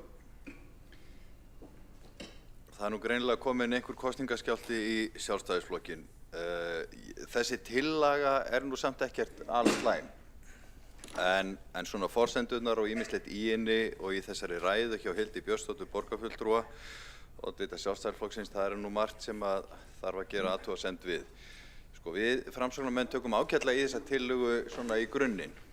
Sko, nú er ríkisstjórn ný tekin við og það er rétt að eiga við hana formlegt samtal áframhaldið og ég minna á það að árið 2024 þá lauk fyrstu endurskoðun samgöngusáttmálans og hún tók 1,5 ár, gríðarleg vinna en mikilvæg og þar var framkvæmdaáætlunin og fjárfestingaáætlun og svo rekstraráætlun endurskoðuð og allt saman uppfært með tilliti til þess að hönnun verkefna, skipulagsvinna og fleira höfðu tekið á sig skýrari mynd og í þessari vinnu sem að ég tók þátt í á vegum SSH þá voru hagsmunir sveitarfélagana gríðarlega vel varðir og styrktir. Í fyrsta sinn þá samþykkti ríkið að taka beinan þátt í rekstri almenningssamgangna með þriðjungs kostnaðarþátttöku og sem að eykst síðan samkvæmt samkomulaginu þegar borgarlína byrjar að keyra og þarna komu inn til sveitarfélagana ríflega 2 milljarðar á ári við þær, til viðbótar við þær 900 milljónir sem áður runnu óbeint eða beint til rekstrarins en ekki í samvinnu við rekstrarfélagi sem er núna verið að stofna með sveitarfélagunum. Þannig að gríðarlegir fjármunir komu til reksturs almenningssamgangna og þetta var eitt af samningsmarkmiðum sveitarfélagana hér á höfuðborgarsvæðinu gagnvart ríkinu og markar tímamót. Nú annað sem að náðist fram í þessari uppfærslu var að Miklubrautarstokkur hann breyttist í Miklubrautargöng sem kallar á talsvert aukin útgjöld ríkisins í það verkefni en er algjör leikbreytir þegar kemur að því að tryggja umferðarflæði á framkvæmdatíma.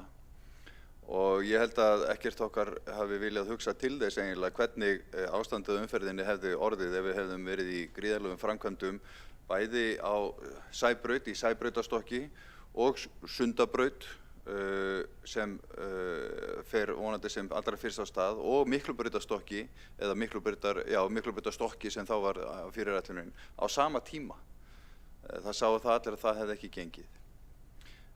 En auðvitað fengu sveitarfélögin ekki allt sem þau vildu, hvorki við hér í Reykjavík né hinn sveitarfélögin og mér finnst eiginlega þessi tónn sem er hjá oddvita Sjálfstæðisflokksins varðandi sko það hvert sveitarfélag fékk úr þessari vinnu bera vott svo ofboðslega grunna nálgun á verkefnið. Bara aðeins að spóla aftur til 2019 þegar Sigurður Ingi Jóhannsson, þáverandi formaður Framsóknarflokksins, sest niður með sveitarfélagunum og segir, heyrðu, við þurfum að ná einu samkomulagi hagsmuni alls höfuðborgarsvæðisins. Hvernig getum við tryggt umferðarflæði og minnkað tafir í umferðinni, bætt almenningssamgöngur, hjólastíga, göngustíga, mislæg gatnamót og komið skóplunum á stað. Framkvæmdir sem annars vegar líklega hefðu tekið 50 ár með gömlu aðferðinni, að bæjarstjórinn í hverju sveitarfélagi væri að bíða á biðstofunni hjá vegamálastjóra eða ráðherra, að fólk hér á höfuðborgarsvæðinu myndi bara setjast niður og ákveða hvernig var hægt að gera þetta og helst að gera þetta á 15 árum. Þetta var metnaðurinn. En hér kemur oddviti Sjálfstæðisflokksins áratug síðar og eða núna 7 árum síðar og segir Reykjavík fekk allt of lítið. Fyrsta lagi er það rangt og öðru lagi er það röng nálgun á verkefnið. Af því að þetta er eitt samgöngukerfi, eitt atvinnusvæði og við eigum að hugsa þetta með samvinnu í huga en ekki átakastjórnmálum eins og Sjálfstæðisflokkurinn virðist vera fastur í. Við sveitarfélögin hér á höfuðborgarsvæðinu, bæjarstjórar allra nágrannasveitarfélagana og ég, við vildum öll fá bústaðaveginn framar í framkvæmdaáætlunina. Það er að segja mislæg gatnamót við bústaðaveg. Ríkið hins vegar barðist gegn því. Það var ríkisstjórn Bjarna Benediktssonar á þeim tíma. Hann hafði hins vegar alveg rök fyrir sér í málinu. Annars vegar það að fjárfestingageta ríkisins var takmörkuð og er takmörkuð, sérstaklega núna þegar núverandi ríkisstjórn gerir ekkert annað en að halda upp í verðbólgu og hvetja til óstöðuleika í ríkisfjármálunum. En svo hitt að á næsta ári eru vonandi að hefjast framkvæmdir við Sæbrautarstokk og það að vera með Sæbrautarstokkinn og mislæg gatnamót á Bústöðavegi í framkvæmdum á sama tíma, það er ekki góð uppskrift að nema öðru en umferðartöfum. Þannig að það þarf að tímasetja þessar framkvæmdir skynsamlega. Og þetta eru ekki pólitískar ákvarðanir, það er bara verið að reyna að vinna þetta skynsamlega. Hvað Bústaðaveg snertir þá verið að setja 200 milljónir í ár og í næsta og það er að hefjast svokölluð forverkhönnun og vonandi fer Sæbrautarstokkurinn hratt og vel í framkvæmd og sem er náttúrulega forsenda þess að það sé hægt að ráðast í Sundabraut og það má kannski minna á það að Sundabrautin hefur aldrei verið nær því að komast á framkvæmdastig en akkurat núna og það er bara engin tilviljun. Það er vegna þess að Framsókn sem vill láta skóflurnar vera á hreyfingu hefur komið að þeim málum á undanförnum árum, bæði úr innviðaráðuneytinu og héðan úr borgarstjórn. Forseti, tillagan kannski snýr að mestu leyti að því að eiga viðræður við ríkið og sjá hvort að fjármálaráðherra sé tilbúin að flýta hinum á þessum framkvæmdum og ég styð að það verður kannaður vilji ríkisins til þess að taka jafnvel Miklubrautaverkefnið út fyrir sviga og sjá hvort það sé hægt að flýta því með því að fara aðra leið í fjármögnun. Ég held að það skipti grunninn samgöngusáttmálann engu máli eða betri samgöngur ef að menn vilja fara aðra leið með því og við erum ekki andsnúin því, sannarlega ekki. En hvað varðar fjármögnunar hlið sáttmálans þá er mörgum spurningum þar ósvarað. Það eru milljarðatugir sem er óljóst hvort að ríkið ætli að innheimta með flýti eða tafagjöldum og svo er líka alveg óljóst hvaða fjárhæðir munu koma, hvort að þessi 50 milljarðar komi út úr Keldnalandinu eða ekki. Ég hef miklar áhyggjur af því. Það er ennþá ósamið hver á að borga fyrir alla innviðina ef að hugmyndin er svo að allur ágóði af sölu byggingaréttar í Keldnalandi renni til ríkisins og þannig inn í betri samgöngur og til fjármögnunar samgöngusáttmálans, þá stendur eftir spurningin hver á að borga fyrir byggingu grunnskólana sem eru líklega 2, nokkrir leikskólar, íþróttamannvirki, menningarhús, gatnagerð og fleira. Þetta þarf borgin að borga eins og staðan er núna, en það er ósamið þetta. Þetta eru milljarðatugir sem þarf að finna út úr og en hefur ekki verið til lyktarlegt. Þannig að það er sannarlega tilefni til þess að eiga þetta samtal. En ég veist, eitt er að tala verkefnið í heild sem er núna til 2040 og hvernig við ætlum að tímasetja framkvæmdir og fleira. Og það er sannarlega mikilvægt að eiga að stýra því rétt. Annað er að rífast útfærsluna á borgarlínu á Suðurlandsbraut eða hvar einhverjir hjólastígar eða vera, hvernig hönnun á þessum mannvirkjum er. Það er bara allt annað mál. En ég hvet Sjálfstæðisflokkinn hér í borgarstjórn til þess að vera hlynntur vegferðinni eins og kollegar þeirra hér í nágrannasveitarfélögunum að horfa á þetta með heildstæðum hætti. Þetta er samvinnuverkefni og það er kannski dálítið hjartans mál okkar framsóknarmanna að vera tilbúin að semja hluti, vinna saman að því að taka stórar ákvarðanir, miklar fjárfestingar í innviðum hér á höfuðborgarsvæðinu. Við gerum það bara með samvinnu við nágrannasveitarfélögin. Auðvitað stöndum við vörð hagsmuni Reykjavíkur fyrst og fremst, en umferðarmannvirki í Kópavogi, jafnvel Hafnarfirði, getur dregið úr töfum í Reykjavík og öfugt. Þannig að þetta er eitt samgöngukerfi og við þurfum að horfa á það þannig. Fyrir utan það að það er bara alrangt sem að oddviti Sjálfstæðisflokksins segir hér að önnur sveitarfélög hafi komið sínum verkefnum einhvern veginn á dagskrá en ekki í Reykjavík. Það er bara rangt. Ég bara hvet ykkur til þess að skoða framkvæmdaáætlunina. Það er ekki eitt einasta verkefni sem önnur sveitarfélög hafa komið fyrr í forgangsröðun en við. Þvert á móti eru langmestu framkvæmdirnar hér í Reykjavík. Þannig að höldum okkur við sannleikann. Þá borgarfulltrúinn Einar Þorsteinsson lokið máli sínu og einn borgarfulltrúi óskað að veita andsvar, það borgarfulltrúinn Hildur Björnsdóttir. Forseti, ágæta borgarstjórn, eins og ég gerði grein fyrir í upphafi ræðu minnar þá markaði samgöngusáttmálinn auðvitað ákveðin tímamót þegar þessir aðilar setjast að borðinu og semja stórar samgönguframkvæmdir á höfuðborgarsvæðinu. Þannig að hér enginn að gera lítið úr því. Það kom fram í mínu upphafsinnleggi. Við erum líka sammála og ég algjörlega sammála því að hagsmunir sveitarfélaganna voru styrktir þegar sáttmála var endurskoðaður og ekki síst þegar kemur að rekstri almenningssamgangna. Við hins vegar hefðum vilja sjá mjög mikilvæg Reykjavíkurverkefni framar í tímalínunni. Við höfum nefnt Miklubrautargöng, við teljum þau eina mestu samgöngubótina sem birtist í þessum sáttmála. Við hefðum viljað fá þau framar og við höfum lagt til að þau verði tekin út hreinlega og sett í einkaframkvæmd og það hreinlega geti létt verulega á fjármögnun sáttmálans. Ég hef áhyggjur af Sæbrautarstokk og hvernig sú framkvæmd mun koma á. Ég er ekki alveg sannfærð að það sé eina rétta lausnin og myndum vilja skoða það aðeins upp á nýtt. Annars enginn hér í átakagír beint nema borgarstjórinn fyrrum, hann kannski svolítið hörundsár og á yfirleitt svolítið erfitt með að taka gagnrýni, en við hefðum viljað gera þetta öðruvísi, við teljum að betur hefði mátt tryggja hagsmuni Reykvíkinga. Þá borgarfulltrúinn Hildur Björnsdóttir lokið við að veita andsvar og svara það andsvari borgarfulltrúinn Einar Þorsteinsson. Forseti, ég er bara mjög spenntur að heyra hvernig oddviti Sjálfstæðisflokksins hefði viljað gera þetta öðruvísi. Við erum ekkert ósammála það að við hefum viljað fá Miklubrautargöng fyrr, sannarlega. Bæjarstjórarnir á höfuðborgarsvæðinu, allir sammála það og ég. Sæbrautarstokkur, ef oddviti Sjálfstæðisflokksins er raunverulega að leggja það til að endurskoða það verkefni frá grunni og útfæra það öðruvísi, þá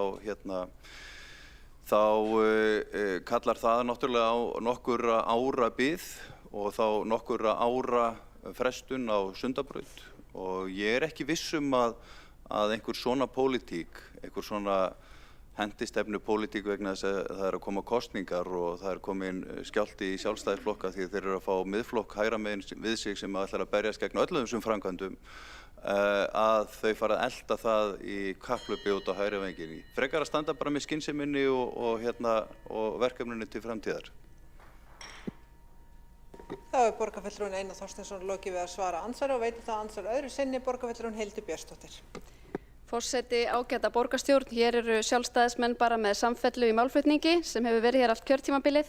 Ég ítreka, ég hefði viljað sjá Miklubrautargöng framar og ég tel að það hefði verið skynsemi í því að setja þau hreinlega í einkaframkvæmd og taka þau út úr fjármögnun þessa sáttmála. Það hefði létt verulega pressu á önnur verkefni. Við hefum getað klárað ljósastýringar til að mynda strax en ekki þurft að dreifa þeim yfir svo langt tímabil og já, ég hef gríðarlegar áhyggjur af því hvaða áhrif það mun hafa á samgöngur í Reykjavík þegar Sæbrautarstokkur fer í framkvæmd og mér finnst sérkennilegt ef oddviti Framsóknar hefur ekki áhyggjur af því líka. Það sem ég hef líka áhyggjur á, mér finnst leitt að þegar við förum í svona mikilvægt verkefni eins og að gera samgöngusáttmála fyrir allt höfuðborgarsvæðið og að bæta hér almenningssamgöngur sem langflestir vilja, að það sé búið að ná að klúðra því með þeim hætti og útfæra það með þeim hætti að það verði að svona miklu átakamáli. Ég vil að við förum aðeins aftur á borðinu og finnum leið til að skapa meiri sátt svona sjálfsagt verkefni sem langflest fólk styður í grunninn en það styður bara ekki útfærsluna. Það borgarfulltrúinn Hildur Björnsdóttir lokið við að veita andsvari öðru sinni og svara það andsvari öðru sinni borgarfulltrúinn Einar Þorsteinsson. Það er gott að heyra að oddviti Sjálfstæðisflokksins vil vinna þessi mál í sátt. Það hafa kollegarinnar í Sjálfstæðisflokknum hér á höfuðborgarsvæðinu, bæjarstjórar einmitt lagt sér fram að gera og þeir standa allir á bak við þennan samgöngusáttmála og útfærsluna á honum. Það er sannarlega ekki auðvelt verkefni að forgangsraða framkvæmdum í 330 milljarða framkvæmda áætlun sem að gengur út á það að draga úr umferðarflæði, bæta umferðarflæðið, en sko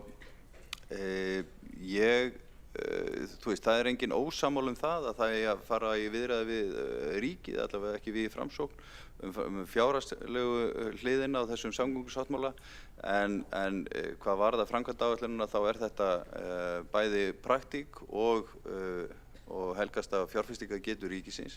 En það er bara forvitnilegt að vita hvort að ný ríkisstjórn vill flýta þessum framkvæmdum þeim sem hægt er, en það má þá ekki gera það þannig hér verði umferðartafir þannig að það vinni gegn markmiðinu að bæta samgöngunar.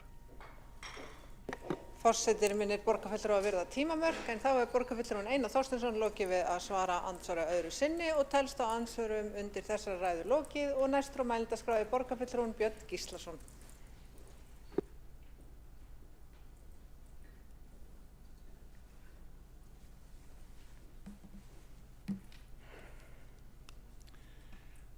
Já, forseti, ágætu borgarfulltrúar. Ég mun byrja á að ítreka afstöðu mína skýrt og án undan bragða að ég mun aldrei styðja sérstakan höfuðborgarskatt á íbúa Reykjavíkur í formi umferðar eða flýtigjalda. Samgöngur eru grunninnviðir. Þær eru ekki lúxusvara sem fólk á að greiða aðgangseyri að, nema sé að ræða afmarkaða framkvæmd sem raunverulega styttir leið og býður upp á valkost, líkt og Hvalfjarðargöngin gerðu á sínum tíma og dæmi þetta getur verið náttúrulega Sundabraut. Borgarbúar greiða nú þegar skatta og gjöld sem eiga að standa undir uppbyggingu innviða. Við ætlum ekki að samþykkja að reistu verði sérstakur gjaldmúr í kringum borgina, svo það sé sagt. Við erum hér að ræða tillögu okkar sjálfstæðismanna fjármögnun samgöngusáttmála höfuðborgarsvæðisins og endurskoðun ákvæða hans. Tillagan er einföld í eðli sínu en mikilvæg í inntaki. Við leggjum til að borgarstjórn hefji formlega viðræður við forsætisráðherra, fjármála- og efnahagsráðherra, innviðaráðherra og bæjarstjóra nágrannasveitarfélaganna stöðu fjármögnunar sáttmálans og forsendur hans. Markmiðin eru þrjú. Í fyrsta lagi að fá skýr svör fjármögnun ríkisins. Hvernig hyggst ríkið standa við sitt framlag á að innheimta flýti og umferðargjöld? Ef svo er, með hvaða hætti og með hvaða áhrifum? Og með hvaða áhrifum á heimili og fyrirtækja? Eru aðrir fjármögnunarkostir raunverulega til skoðunar eða er verið að renna blint í gjaldtöku án heildarmats?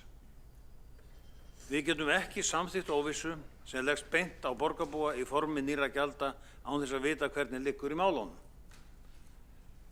Í öðru lagi viljum við endurskoða forgangsröðun verkefna innan Reykjavíkurborgar.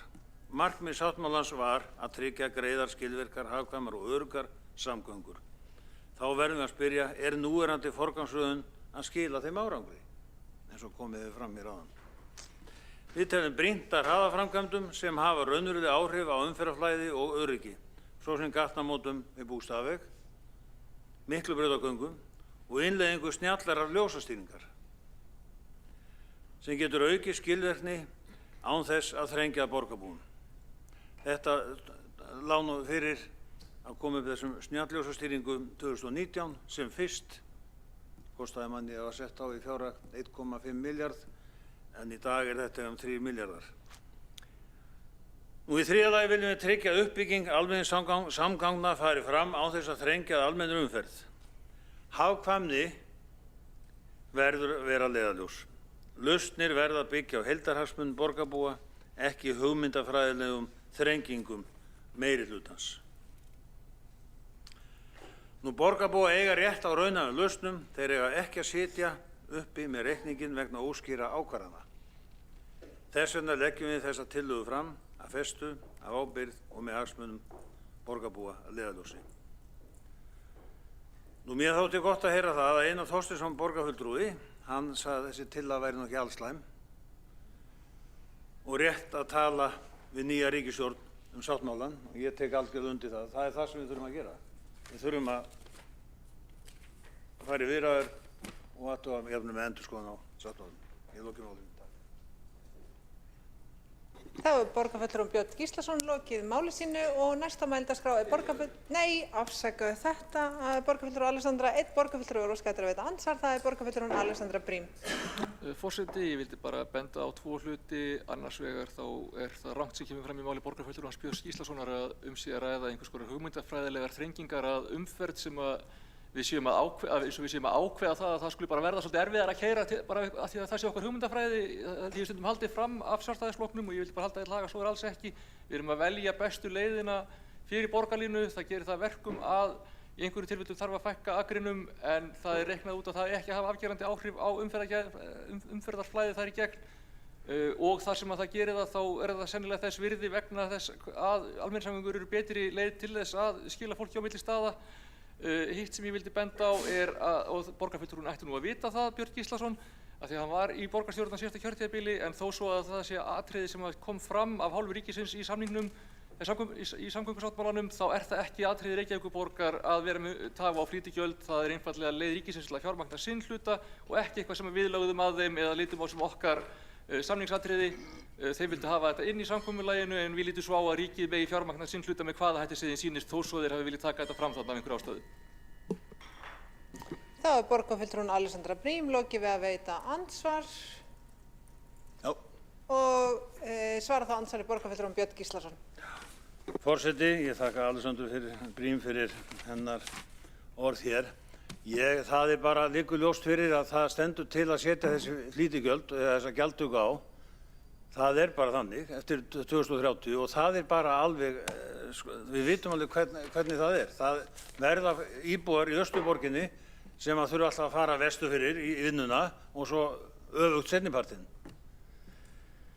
Það er nú það sem er, en við vitum að það er náttúrulega þessar framkvæmdir svo í Suðurlandsbraut. Þetta er gríðarlegt dæmi sem það þarf að gera einhverjar ráðstafanir til að umferð komist meðan sú framkvæmd er.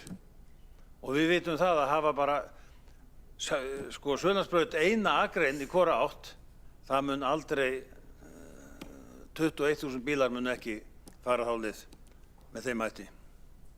Þá er borgarfulltrúin Björn Gíslason lokið við að svara andsvari og veitir þá andsvar öðru sinni borgarfulltrúin Alexandra Brím. Forseti, eins og kom fram í fyrra andsvari hjá mér, þetta er alfarið á valdi ríkisins hvernig þau fjármagna sinn hluta samgöngusáttmálans. Það var ekki krafa af okkar hálfu að þau myndu fjármagnaði með þessum hætti og ekki atriði sem að við höfum áhuga á að ríghalda í. Við getum öll haft okkar skoðun á því hvort að svona gjaldtaka séu snjöll eða ekki, en þetta er á vegum sem eru á ábyrgð ríkisins og þetta er alfarið þeirra ákvörðun. Ég mæli bara með að hafa samband við þá þingmenn Sjálfstæðisflokksins og þáverandi ráðherra sem voru í forsvari fyrir ríkisstjórnina þegar þetta var samið og spyrja þá hvers vegna þeim hafi legið á að hafa þessi ákvæði inn í samningnum. Frekar heldur en að setja þá okkur að ganga eftir því með hvaða hætti ríkið hyggst fjármagna sinn hluta.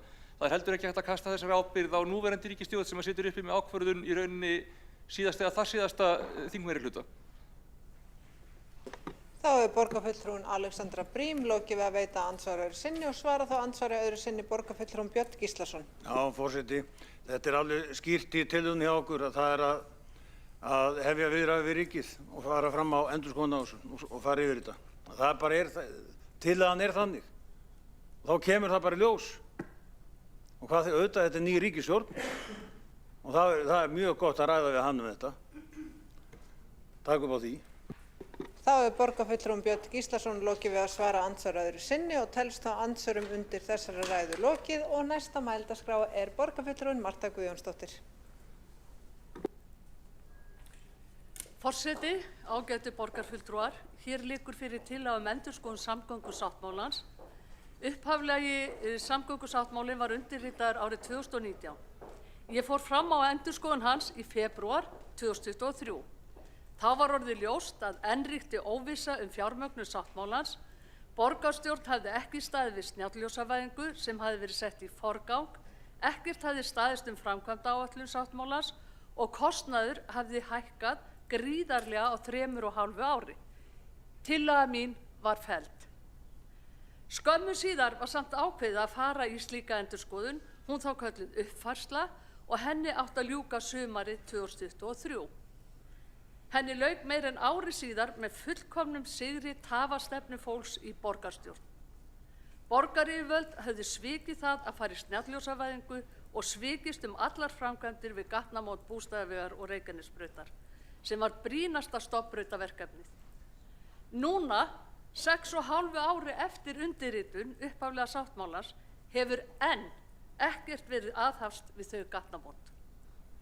Í endurskoðuðum sáttmálanum var hætt við snjalljósavæðinguna og gatnamótin tekin úr forgangi. Þess í stað var komin Fossvogsbrú í forgang. fyrir borgarlínu og reiðhjól. Brú sem hefur hækkað 10 milljóna á mánuði og kostar nú orðið meira en 10 milljarða. Auðvitað var farið í þessa brú til að koma í veg fyrir að þessi fjárhæð nýttist í alvöru samgöngubætur. Þannig varð uppfærsla sáttmálans hálfu verri en upphaflegi sáttmáli. Ég átta mig þess vegna ekki alveg á tilganginu með þessari tillögu en ég viðurkenni að það fer mig hrollur. Hætt við að slík endurskoðun verði til þess að herða enn frekar tökin á vegfarendum með tafarstefnu í umferðinni. Hér þarf engar endalausar endurskoðanir á glórulausum samgöngusáttmála sem aldrei hefur verið pappírsins virði. Við þurfum að byrja á núlli, hætta við borgarlínu og Fossvogsbrú, snjallvæða umferðarljósin, forgangsraða framkvæmdum við stofnbrautir og hefja einhver tíma framkvæmdir. Og síðast en ekki síst fari stórbættar almenningssamgöngur með fjölgun hægri settra sérakreina.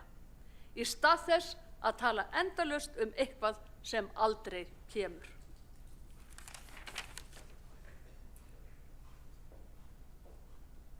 Þá borgarfulltrúi Marta Guðjónsdóttir lokið máli sínu og næsta mælendaskrá borgarfulltrúin Alexandra Brím. Hún ekki í salnum.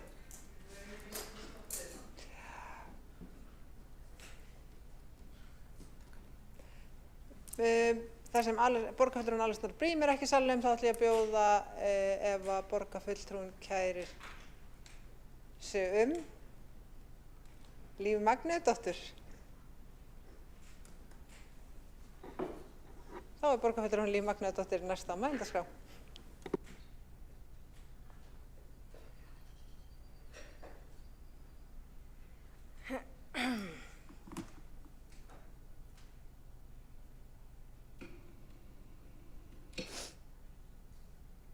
Forseti og ágæta borgarstjórn.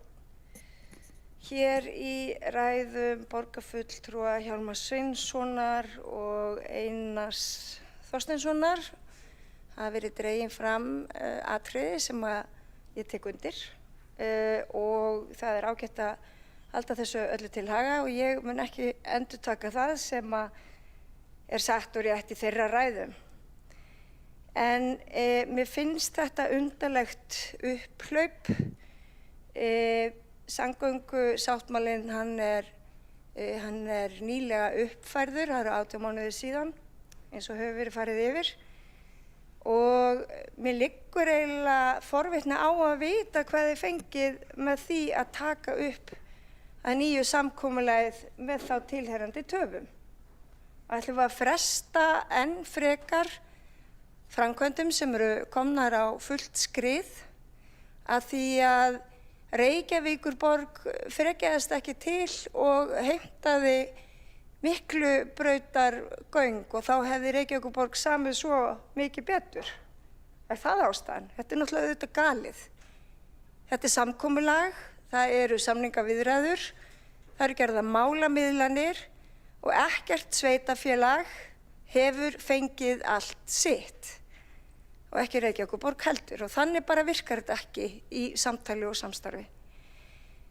Og því skal líka reyndar haldið til haga að flestir þeir hjólastígar sem samgöngusáttmálinn kveður á í fyrsta áfanga, þeir hafa verið lagðir og teknir í notkun í Reykjavík.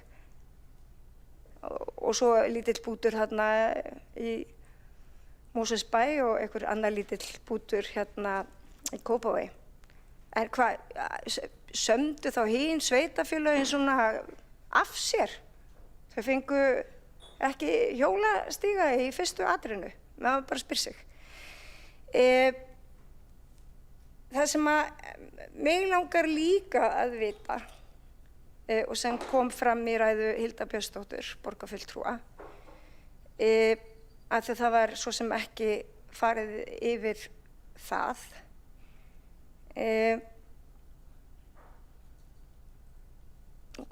Það sem maður sagði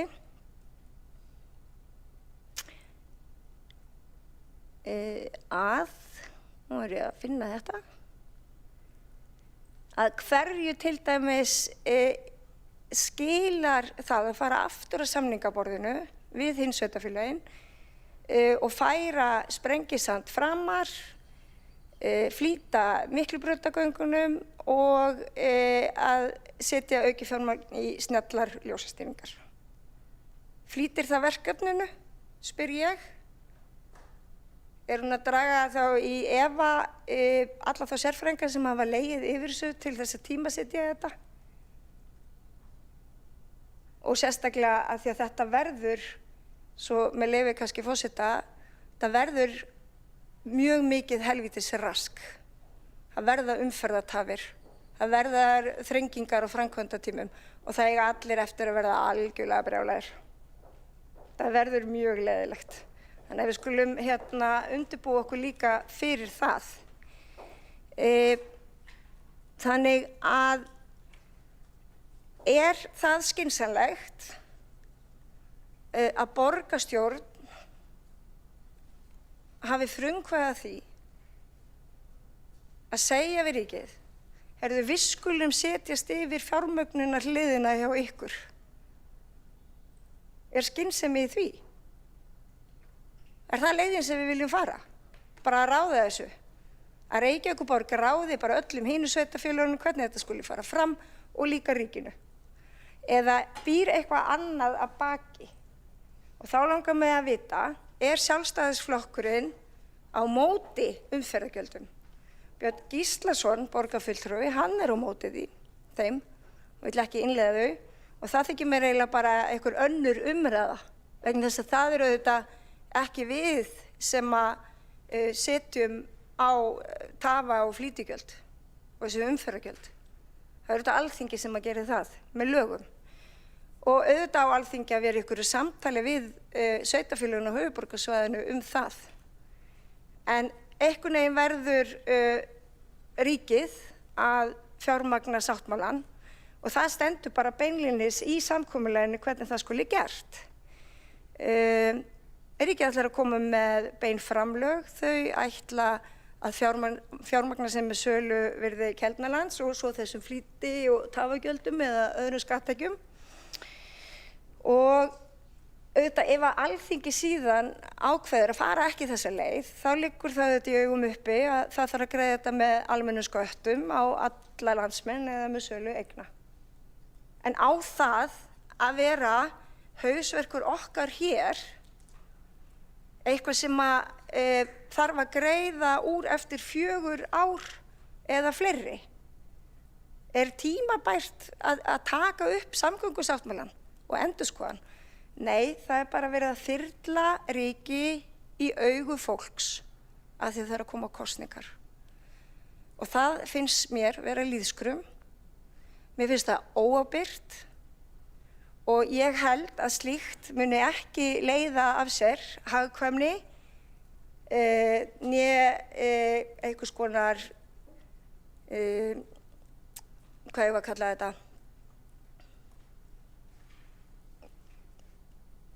já, það mun ekki leiða af sér breytta samgönguvenjur á höfuðborgarsvæðinu. Það liggur alveg ljóst fyrir. Hér er talað í ræðum að það er ekki að þrengja eða tefja umferð. En hins vegar á hina hliðina að með breytingum á gatnakerfinu þá er það óumflýjanlegt að það gerist.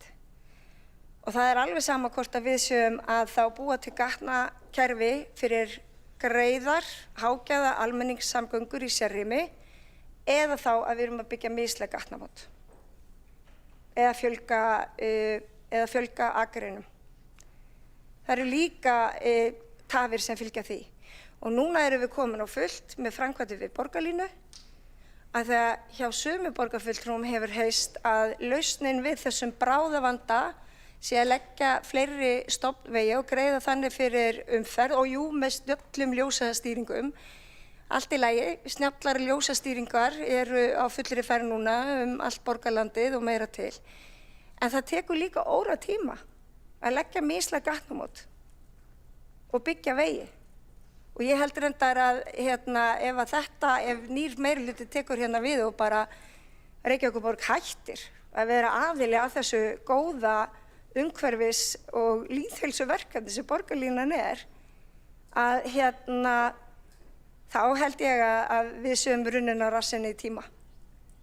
Vegna þess að ég held að borgarlínan komi miklu fyrr heldur en eitthvað mislæg gatnamót eins og staðan núna. Þannig að mig langar að vita hvort Sjálfstæðisflokkurinn á móti fjármögnunarleiðum sem ríkið ætlar að fara, sem eru þá flýti- og tafagjöld. Og mig langar líka að vita, að því að Sjálfstæðisflokkurinn í borgarstjórn telur sig hafa lausnin á bráðavanda í umferðinni, hver sú lausn og hvað tekur sú lausn langan tíma að verða innleidd hér á höfuðborgarsvæðinu.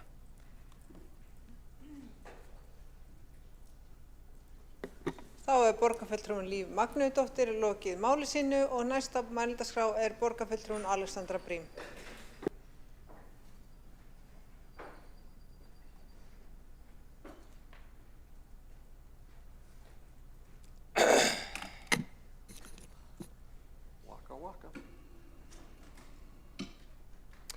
Forseti, borgarstjórn, góðir áheyrendur. Þetta áhugaverð tillaga Sjálfstæðisflokksins. Nú erum við tiltölulega nýbúin að ljúka endurskoðun samgöngusáttmálans og loksins komin sátt fjármögnun, forgangsröðun og tímalínu. Sérstaklega þá munað okkur að fá skýrt fyrirkomulag rekstur strætó og borgarlínu sem ríkið mun hafa aðkomu að þriðjungi í gegnum almenningssamgöngur höfuðborgarsvæðisins OHF. En það félag hefur nú þegar verið stofnað. Nú unnið að því að færa verkefni og hlutverk frá Strætó PS til þeirra. Og ég ætla ekki að setja þetta ferli í uppnám úr þessu. Ég ætla ekki að setja allt verkefnið á ís aftur meðan við erum að ræða aftur það sem við nýbúið að fara yfir. Mér það líka ljúft og skylt að upplýsa borgarstjórnum það að þó svo að ríkisstjórninni á þeim tíma hafi þótt mikilvægt að tilgreina í samningnum með hvaða hætti hún hygðist fjármagna sinn hluta samningsins, væntanlega til þess að það væri skýrt gagnvart kjósendum að búið væri að finna til þess leiðir og að verkefni væri ekki ófjármagnað, þá var það alltaf skýrt og borgarstjórn hélt í alltaf til haga að það væri okkur í sveitarfélögunum í raun óviðkomandi hvernig ríkið hygðist fjármagna sinn hluta samkomulagsins. Við sömdum ekki sérstaklega það, höfum alla tíð litið svo á að ríkinu sé að fullu frjálst að fjármagna verkefnið með öðrum aðferðum en þær eru teknar fram en frekar heldur til dæmis með taf á flýtigjöldum. Ég myndi því frekar leggja það til að þau sem vilja upplýsingar það hvernig ríkið hyggist fjármagna sinn hluta samkomulagsins beini til þingmanna að leggja fram fyrirspurn þess efnis í þingsal. Reykjavíkurborg og sveitarfélögin hafa ekki sérstaka afstöðu til þess hvaða leið ríkið fer til þess að fjármagna sinn hluta samkomulagsins. Það voru ekki við sem kröfðust þess að þau færi þessa leið, en ég litum við svo á að það væri okkar hlutverk að tala þau af því. Mögulega geta borgarfulltrúar Sjálfstæðisflokksins leita til sinna flokksfélaga sem voru í forsvari fyrir ríkisstjórnina og sömdu við okkur fyrir ríkið á þessum tíma. Það hvers vegna þeim hafi legið svona á því að koma þessum ákvæðum fjármögnun inn í samningin, án þess að nokkur þrýstingur það hafi verið af okkar hálfu. Okkur varðaði vissulega að samkomulagið væri fjármagnað, en við vorum ekki við sérstaka skoðun á því með hvaða hætti það væri gert. Tafa- og flýtigjöld geta verið gagnlegt stjórntæki til að stýra álagi, til dæmis í þröngum miðborgarsvæðum og Norðurlöndum hefur fólk víðast hvar upplifað þau þannig að þau séu jákvæð, til dæmis ef að það er mikil aðsókn í miðborgarsvæði og þú vilt ekki ryðja öllu miðborgarsvæðinu í burtu til þess að leggja vegi til að komast þangað. En á móti má segja að stundum missa svona tafa- og flýtigjöld marks þegar að þau eru ekki stillt af til þess að dreifa álaginu og svona hlífa viðkvæmum miðborgarsvæðum, heldur eru þau stillt af beinlínis sem tekjuöflunartæki, þá einfaldlega eru markmiðin svolítið á skjön og þau virka ekki jafn vel eins og ég skil það. Svo ef ég réði þessu, þá myndi ég kannski hugsa þetta aðeins öðruvísi, ef þetta væri mín ákvörðun, en þetta er ekki mín ákvörðun, þetta er ákvörðun ríkisins það hvernig það aflar tekna til að standa undir sínum hluta samningsins sem það er aðili að.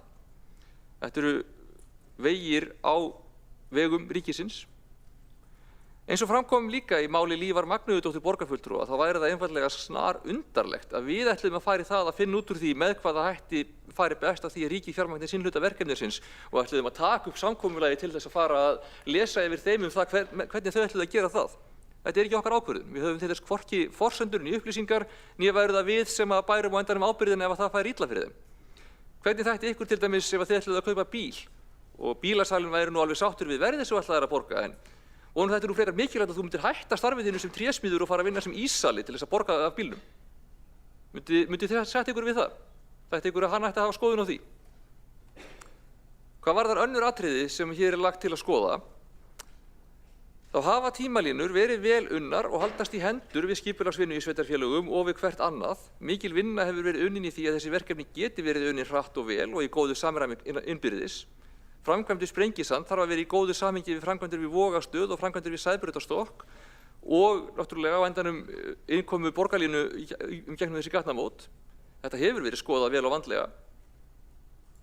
Samgöngusáttmála og borgarlínu er ætlað að létta á álagi á vegakerfi með þeirri aðferð sem best hefur gefist erlendis og í fræðunum.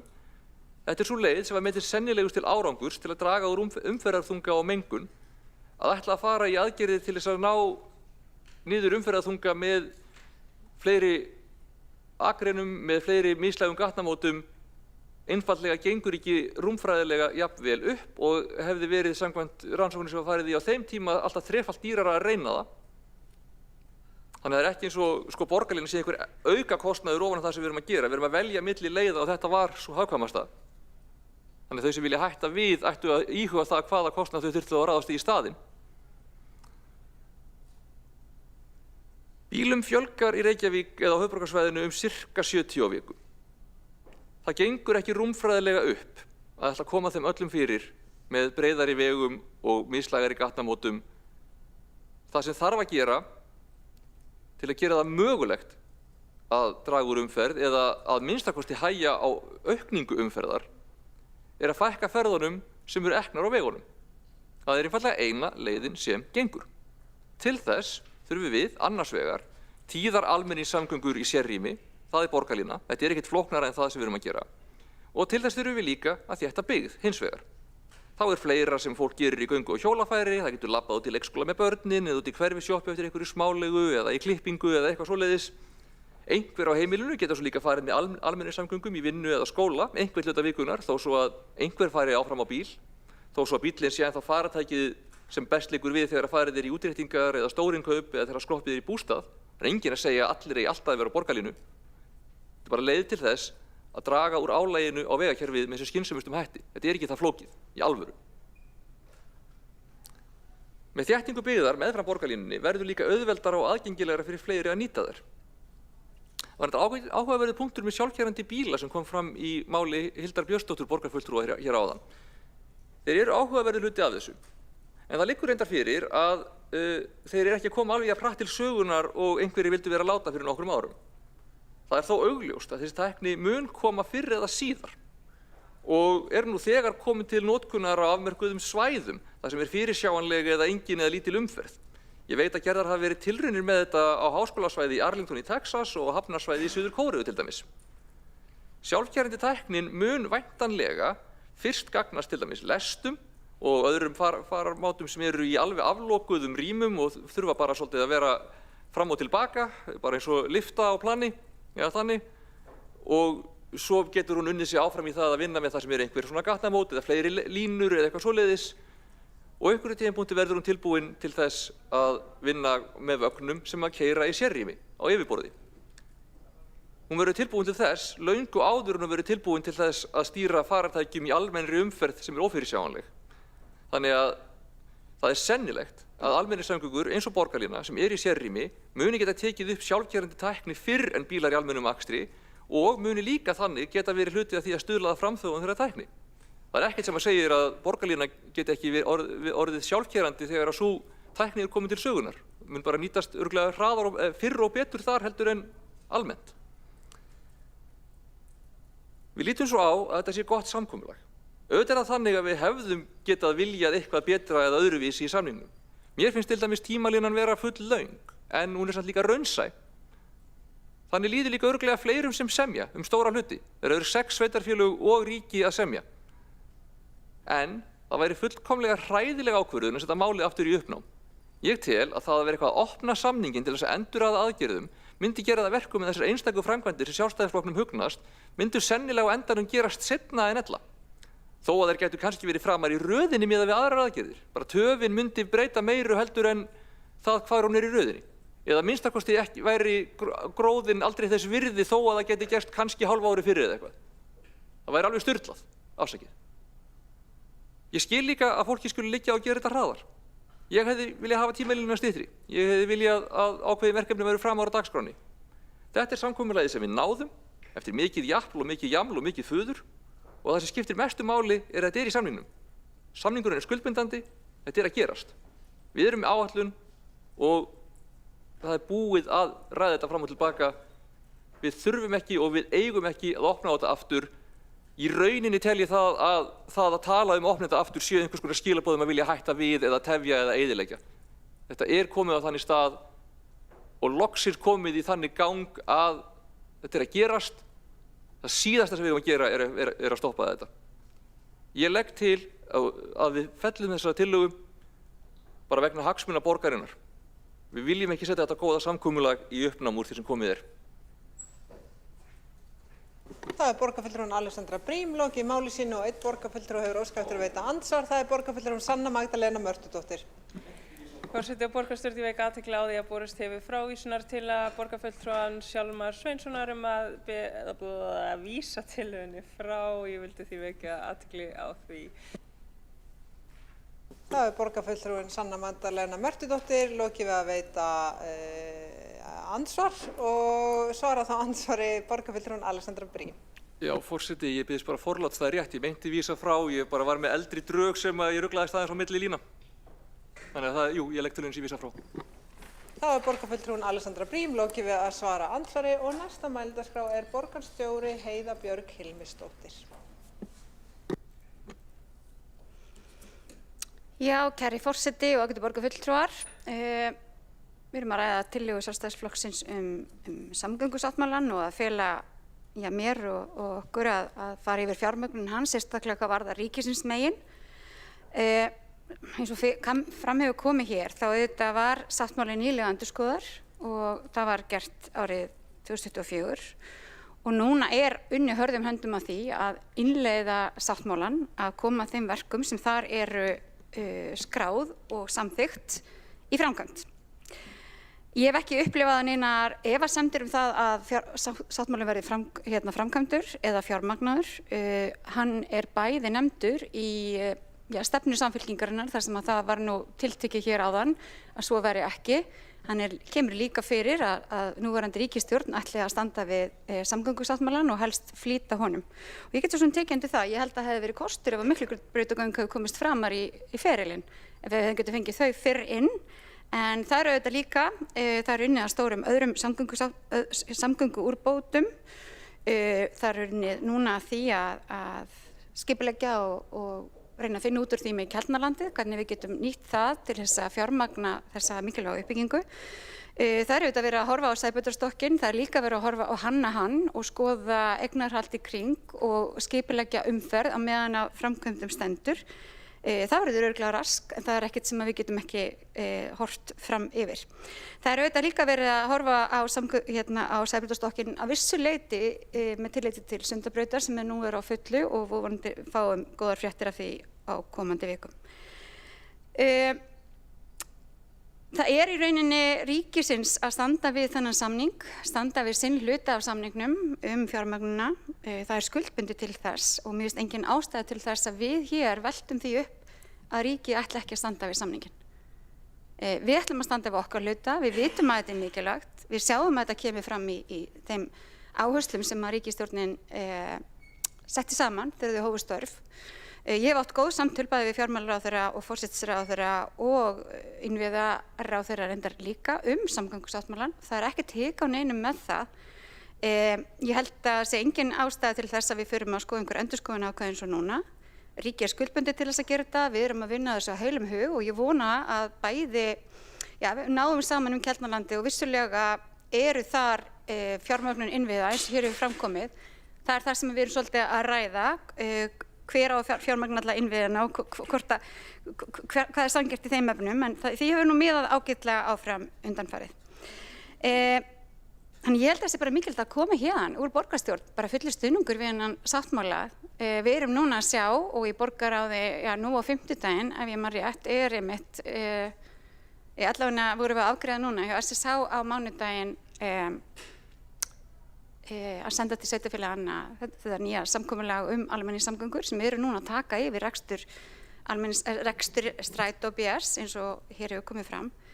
Ríkið er komið inn í fjármögnun akstursins, mun koma að því með enn öflugri hætti til að framleiða stundir og þó að forgangsröðunin sé ekki nákvæmlega eins og við höfum helst vilja hafa hana og þá er hún ágætt og þessi sáttmáli mun skila okkur miklu betri Reykjavík heldur en áður en hann var gerður og það er í rauninni gott að finna með á fundum með bæjarstjórnum hinna sveitarfélaganna á höfuðborgarsvæðinu og með ríkisstjórninni hversu mikill einhugur er það að þetta sé mikilvæg samgöngu framkvæmd, að þetta sé mikilvægur áfangi í því að gera höfuðborgarsvæði samkeppnishæfara og betra og auka lífsgæðin hér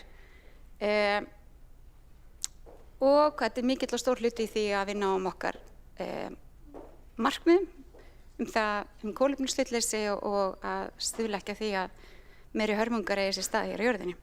Þannig að leið ég skil þetta með Miklubrautagöngin, ég hef gjarnan viljað sjá þau fram og ég held að það sé alltaf þegar samningur eru gerðir að það er enginn sem fær 100% af forgangsröðun eða þá röðun sem hann vill en þetta var niðurstaðan og ég held við getum vel unnið við hana og tek undir þessa tillögu frávísun. Þá hefur borgarstjóri Heiða Björg Hilmarsdóttir lokið máli sínu og næstur á mælendaskrá er borgarfulltrúinn Kjartan Magnússon.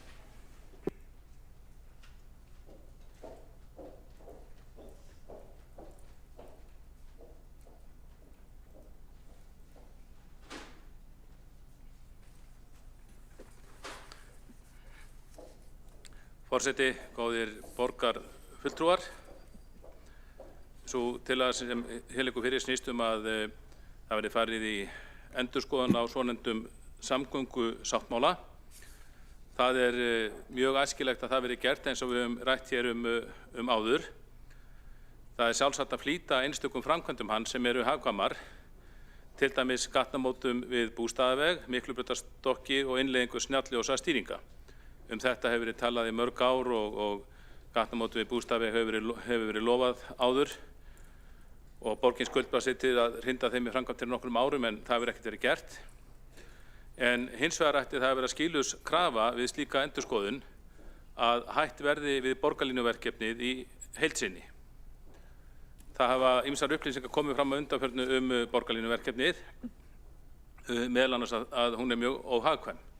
Það ljóst að einn helsti tilgangur verkefnisins er að þrengja að almennri bílaumferð með miklum tilkostnaði, hvað sem hver segir.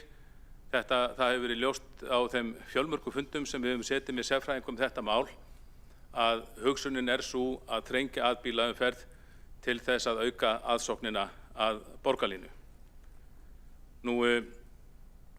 Það er bara hugsunin. Og það er þegar búið að samþykkja í skipulagsráði tillögur að láta akreina fyrir almenna bílaumferð eins og á Suðurlandsbrautinni víkja fyrir sérakreinum borgarlínu. Það er nýlega komin út skýrsla hagkvæmni mismunandi valkosta í samgönguframkvæmdum á höfuðborgarsvæðinu. Gallinn við borgarlínuverkefnið eða einn af göllunum hefur verið sá að það eru upplýsingar sem við fáum þær eru samdar og settar fram af aðilum sem hafa beinan fjárhagslegan ávinning af því að verkefnin á fram að ganga. Þetta á ekki bara við í samgöngumálum borgarfulltrúar og góðir, þetta á við í mjög mörgum, bara flestum ef ekki öllum málaflokkum í borgarkerfinu.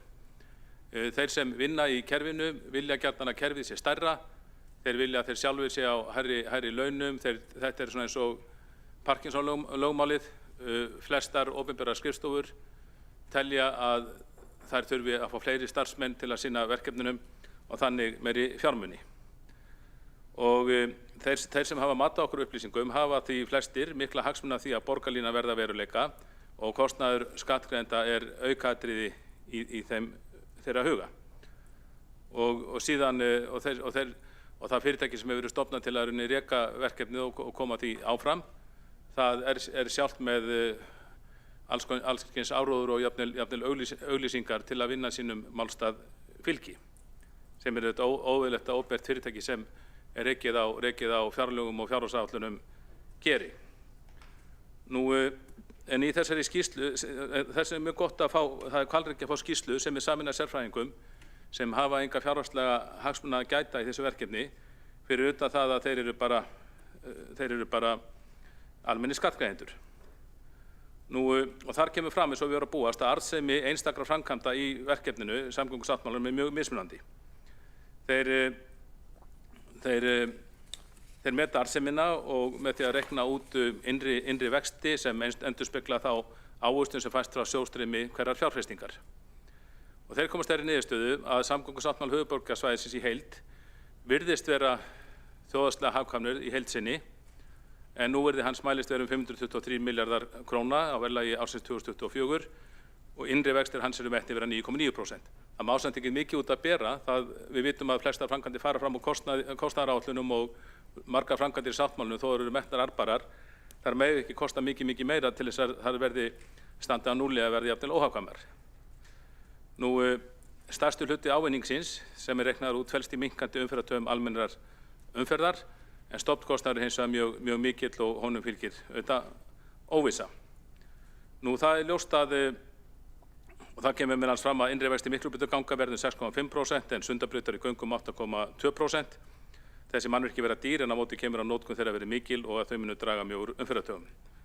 En það ljóst að sá hluti samgöngusáttmála sem kenndur við borgarlínu mjög óhagkvæmur.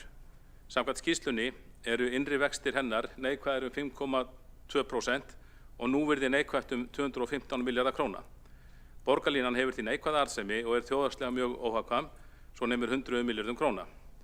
Og í þessum útreikningi þó einungis miðað við gamla kostnaðaráætlun borgarlínunnar sem 136 milljarðar króna sem ábyggilega mjög vanmetin. Ég held að ég hef spurt menn þetta hjá Vegagerðinni og víðar og það dettur engum í hug að kostnaður við borgarlínuverkefnið eins og honum hefur verið stillt upp verði svo lágur. Menn búast við bara mjög hressilegri framúrkeyrslu þarna eins og í fleiri opinberum framkvæmdum, vonandi ekki margfaldri framúrkeyrslu eins og við erum að sjá með Fossvogsbrúna en töluverð framúrkeyrsla samt. Þannig að miðað við allar reynslokkar þá má búast við því að borgarlínan verði mun óhagkvæmari en útreikningar skýrslunnar bera með sér. Og sé alvara að baki yfirlýsingum forsætisráðherra og fjármálaráðherra sem báðir eru góðir hagfræðingar aukið aðhald í ríkisfjármálum, þá liggur beint við að það þarf að endurmeta arðsemi þess að setja 100 milljarða í óhagkvæmt borgarlínukerfi til viðbótar núverandi kerfi Strætó sem vissulega þarf að efla. Og stundum heyrir maður borgarfulltrúa að segja þetta allt í lagi vegna þess að ríkið ætlar að borga þetta. Ég tel þetta vera mjög ranga hugsun því að við erum kjörnir fulltrúar almennings og sama fólk er að greiða útsvar til okkar, til borgarinnar útsvar og fasteignagjöld, að borga skatta til ríkisins, þannig að mér finnst að við eigum að hugsa hag skattgreiðenda hvort sem þeir eru að borga í borgarsjóð eða ríkissjóð hverju sinni. Ef við sjáum að það verið að fara illa með fé, þá eigum við að mótmæla því og biðja þá að fénu sé öðruvísi varið, frekar en að samþykkja bara vitleysuna vegna þess að ríkið eða stóri ríkifrændin ætlar að borga. En ég tel og hef reiknað út að það væri hægt að ná sama árangri í almenningssamgöngum í Reykjavík með litlum hluta þess fjár sem borgarlínan á að kosta með því að efla núverandi strætisvagnakerfi með ýmsum hætti. Þá á ég við að forgangsakreinum Strætó verði fjölgað, það verði gert átak í því á ný, forgangur Strætó og umferðarljósum verði tryggður með snjalltækni, úrbætur verði gerðar á biðstöðum og skiptistöðum meðal annars með tilkomu upphittara biðskila eins og þekkjast við erlendis.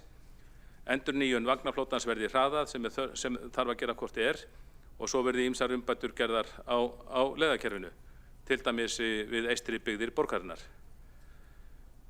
Með slíkum aðgerðum væri hægt að stórefla núverandi strætisvagnakerfi strax í stað þess að bíða í 5 ár eða hálfan áratug eftir borgarlínu með tilheyrandi skattahækkunum. Slíkar umbætur á strætókerfinu okkar myndu gera sama gagn en yrðu margfalt ódýrari heldur en borgarlínuverkefnið. Því að borgarlínuverkefni risavaxin opinber framkvæmd sem hefur takmarkaðan ávinning í för með sér en ýmsar afleiðingar vegna kostnaðar, skattahækkana og aukinna umferðartafa. Einn helsti tilgangur borgarlínu að þrengja almenni bílaumferð með miklum tilkostnaði. Það var rætt hér áðan og nefnt hérna varðandi málflutning okkar sjálfstæðismanna að sjálfakandi bílar væru ekki að koma og það er alveg rétt að þeir hafa ekki verið komið eins hratt inn á markaðinn eins og sumir spáðu en svo voru líka aðrir sem spáðu því að þetta myndi taka marga áratugi og það ég held að sé ljóst að báðir aðilar hefur rangt fyrir sér. Veruleikinn verður þarna einhvers staðar mitt á milli. Sjálfur fékk ég að prófa sjálfakandi strætisvagn í Helsinki árið 2018 og hef aðeins svona fylgst með því verkefni og fjallað síðan og ég sé að það gengur mjög vel. Það er komið til fleiri borga í Finnlandi og þessir sjálfakandi strætisvagnar þar eru farnir að aka í almennri umferð. Það sem ég prófaði og ekki beinlínis í almennri umferð, hann fór yfir gatnamótar sem voru bílar en var að öðru leyti bara á sérakreinu. Nú er þetta breytt, nú er bara komin tækninni flegið fram og þessir litlu sjálfakandi krútlegu strætisvagnar, þeir eru komin í almenna umferð og það er ekki langt síðan við sjálfstæðismenn lögðum til að strætisvagnaþjónusta við Gufuneshverfið sem var kallað bíllausa kerfið bíllaust hverfi eins og við sjáum á heimasíðu borgarinnar að henni hefur ekki gengið eftir og strætó ber því við það búið að svo fáir að borgin sýkjast enda strætó og þá segjum við hvað með tilraunaverkefni var þetta sjálfakandi strætó þar sem er ekki bílstjóri. Þannig að þetta er ekki lengra frá okkur en svo að það liggja hér fyrir tillögur sem eru til meðferðar í borgarkerfinu þetta mál. Síðan kom sér spurning hvort að Sjálfstæðisflokkurinn var á móti umferðargjöldum og því til að svara Sjálfstæðisflokkurinn er það sjálfsögðu ekki en við erum að borga gífurleg gjöld nú þegar með umferð og ríkið að fá í kringum 100 milljarða af umferðargjöldum á að segja sem þá bensínskatturinn kannski vegur þar þyngst. Það er mest rukkað í kringum bensínskattinn. Auðvitað verið miklu, segjum að við varum hlynnt meiri skattahækkunum, sá sem hér stendur, þá er þetta mun auðveldara að hækka bensíngjaldið og spara sér að koma upp nýju innheimtukerfi, frekar en að taka upp nýjan skatt með nýju innheimtukerfi öll þeim kostnaði sem það fylgir. En staðreyndin er eins og svo að Íslendingar að borga einhver hæstu umferðargjöld í heimi nú þegar og það er algjör óþarfi að bæta við þau eins og vinstri flokkarnir vilja. Þá hefur borgarfulltrúinn Kjartan Magnússon lokið máli sínu og einn borgarfulltrúi er óskað eftir að veita andsvar, það er borgarfulltrúinn Líf Magnúsdóttir.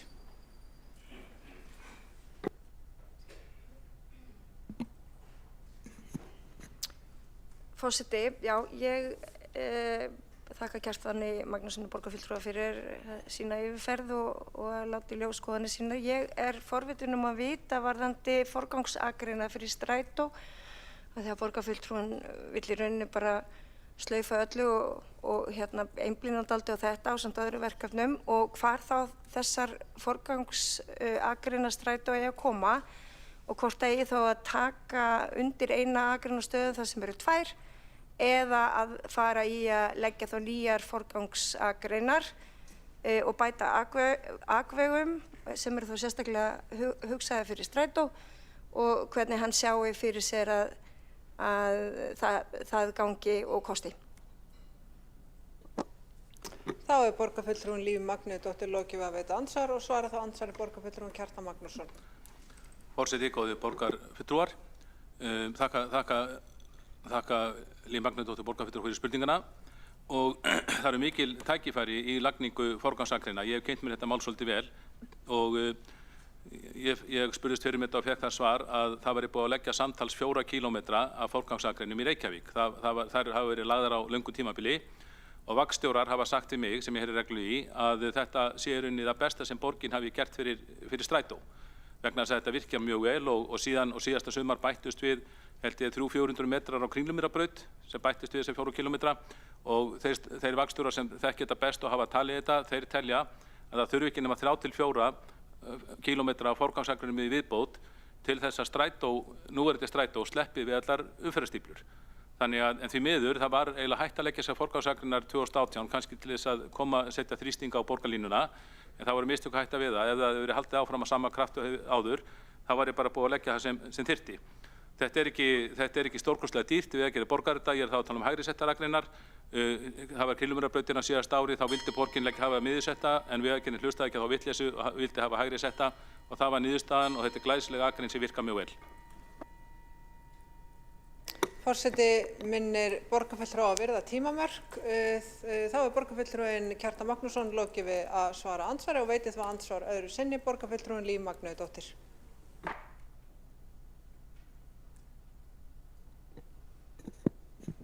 Forseti, áhugavert, þá spyr ég mig að því, toppa ekki hágæða almenningssamgöngur í serri með þessa hugmynd? Er það ekki einmitt það sem við erum að gera með borgarlínu?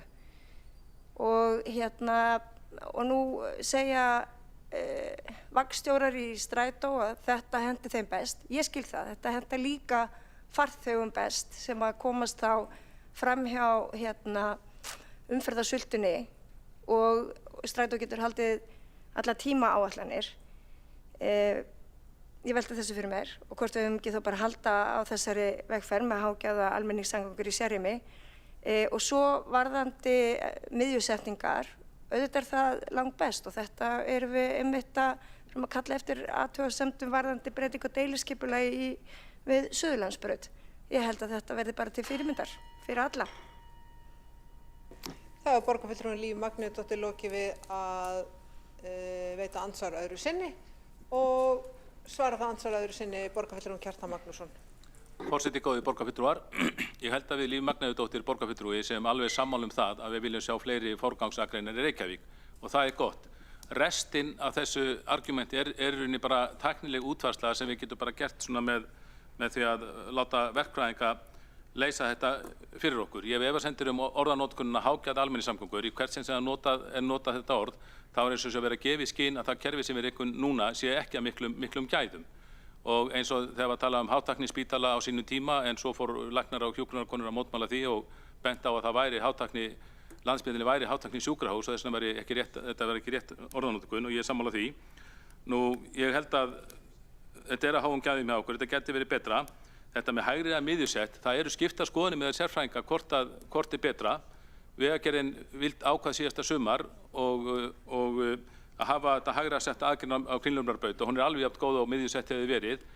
Í það minnsta eru þá skipta skoðanir það meðal sérfræðinga, en ég hef talað við marga sérfræðinga, þar á meðal verkfræðinga hjá Vegagerðinni, sem hefði bara, það hefði verið hlegið að þessari hugmynd borgarinnar að þetta yrði að vera miðjusett, því að svo var ekki, og út allan heim er að finna hægri settar akreinar sem virka mjög vel. Þá er borgarfulltrúinn Kjartan Magnússon lokið við að svara andsvar öðru sinni og telst á andsvörum undir þessar ræður lokið, og næstur á mælendaskrá er borgarfulltrúinn Helgi Áss Grétarsson.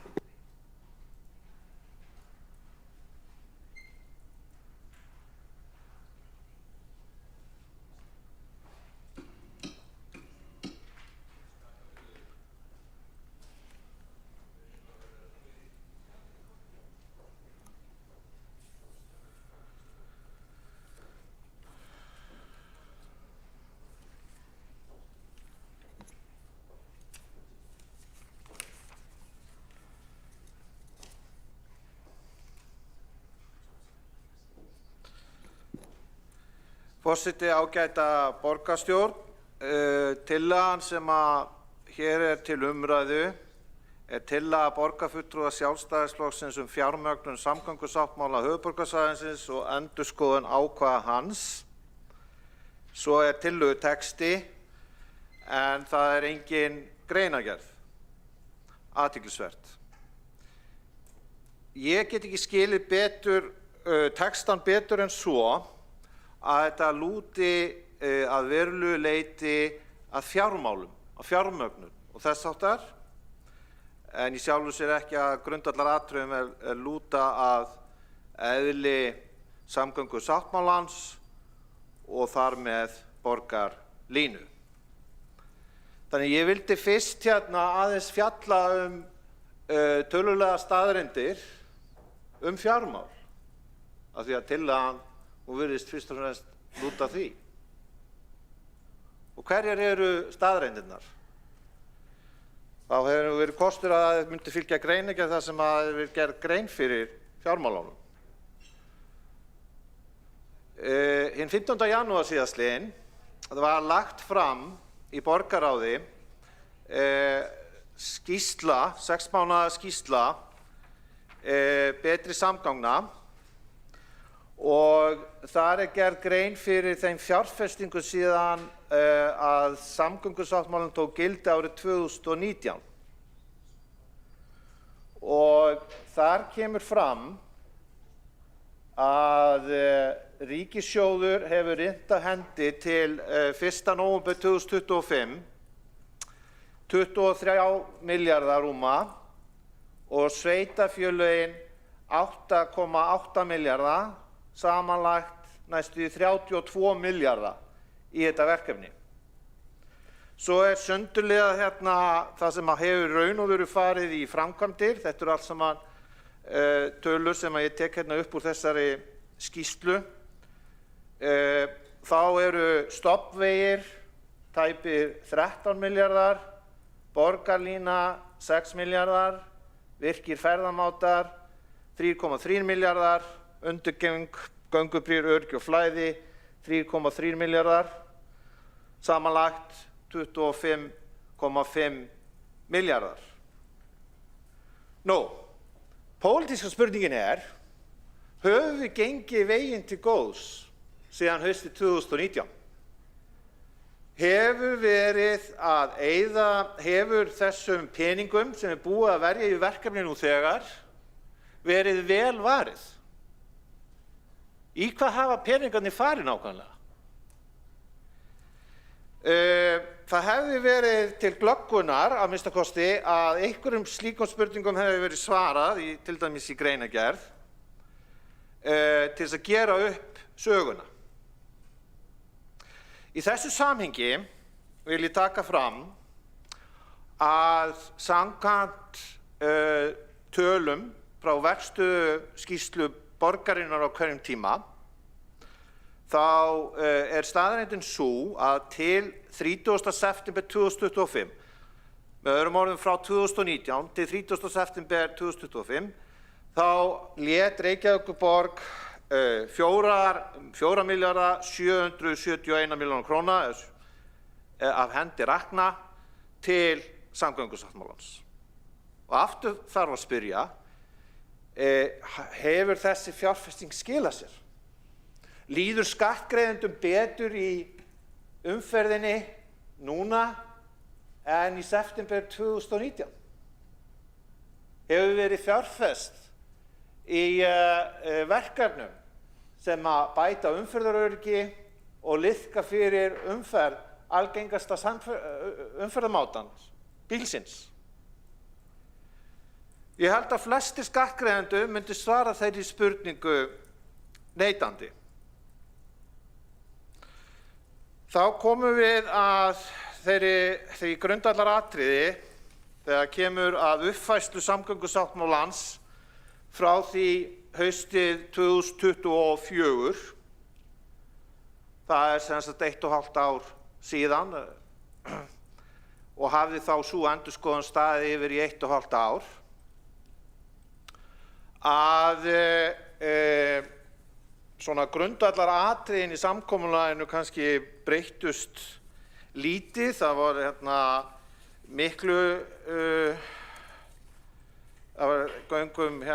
jarðgöngum Miklubraut í staðinn fyrir aðra lausn og svo framvegis.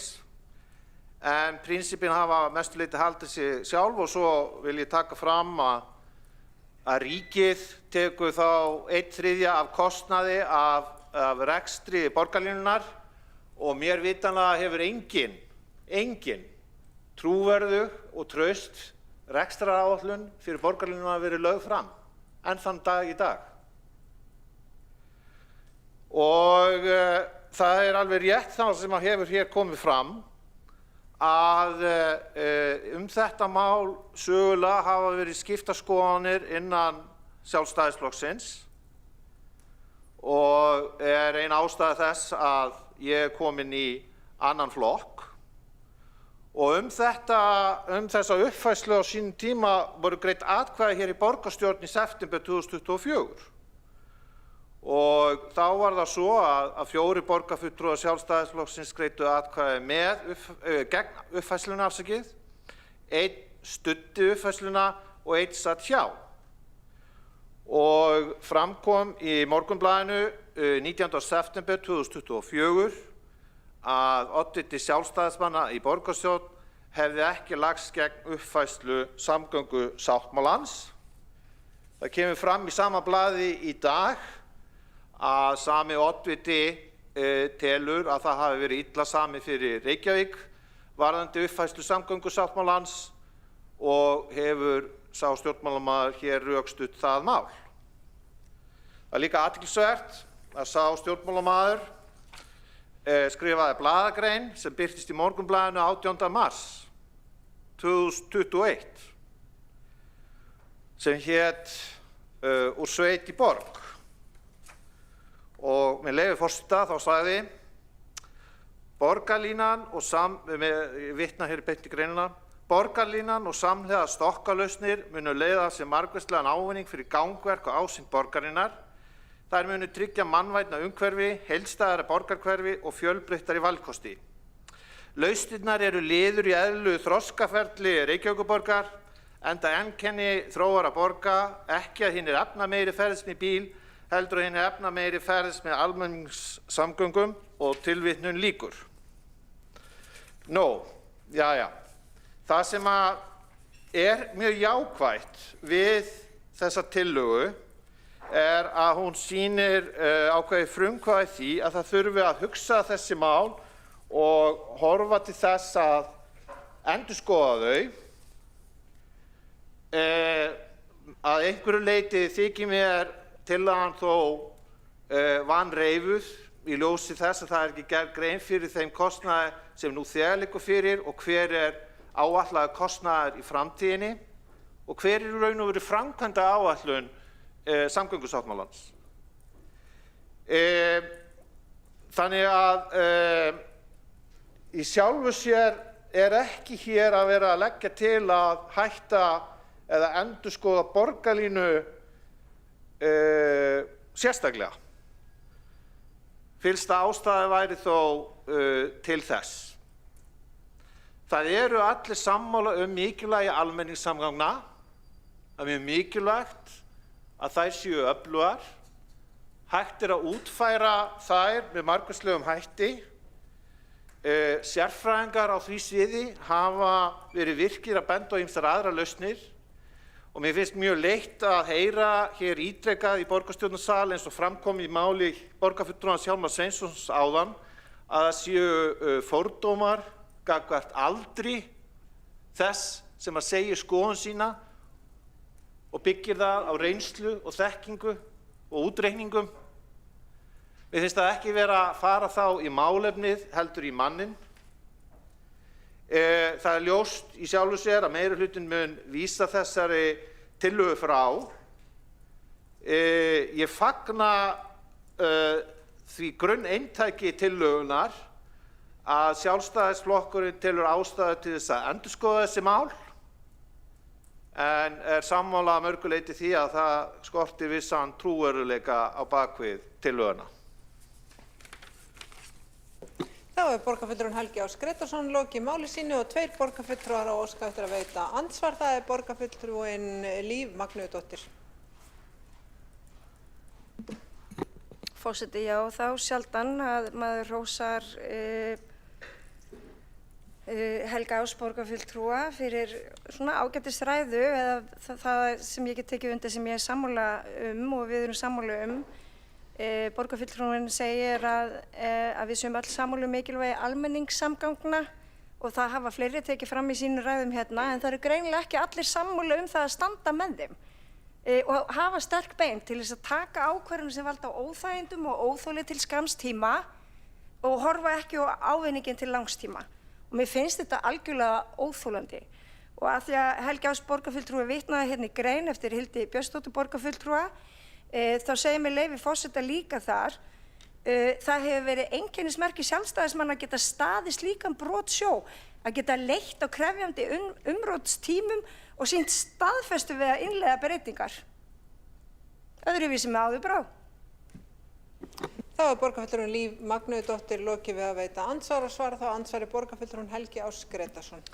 Forseti, ágæta borgarstjórn. Það hefur verið mín persónulega skoðun og það hefur legið fyrir alveg síðan að ég hóf afskipti á stjórnmálum í febrúar 2022. Ég tel að borgarlínuverkefnið sé óraunsætt, það er of dýrt, það eru ekki fullnægjandi gögn sem liggja til grundvallar sérstaklega rekstrinum og ég tel ástæðu til þess að leita annarra lausna við að bæta almenningssamgöngur. Vegna þess að það hljóta allir að vera sammála það og það er held í pólitísk samstæða það að laga þurfi almenningssamgöngur og fjárfesta þurfi í þeim.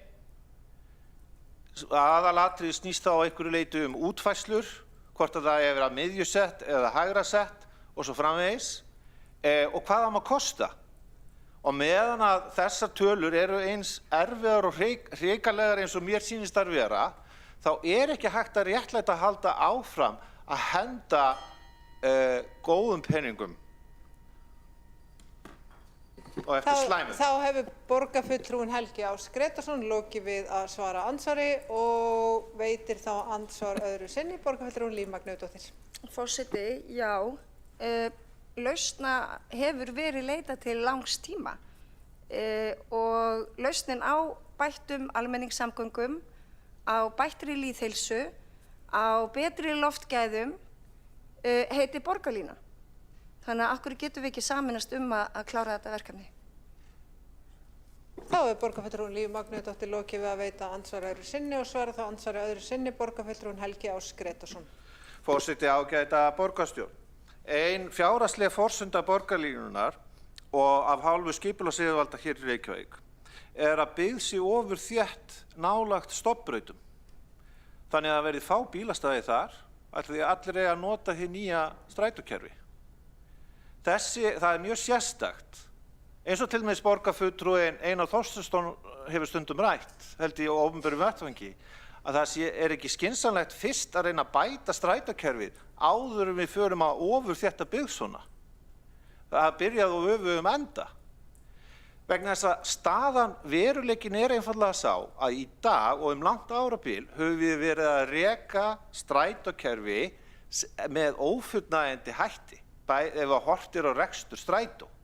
Af hverju ekki laga einföldu hlutina fyrst, í staðan fyrir að henda tugum milljarða í verkefni sem að einkennist af framtíðarsýn, þar sem að það var bara gjörsamlega að breyta lífsmynstri borgarinnar, borgarbúa og íbúa. Þá hefur borgarfulltrúinn Helgi Áss Grétarsson lokið við að svara andsvari öðru sinni og næstu til að veita andsvari er borgarfulltrúinn Hjálmar Sveinsson.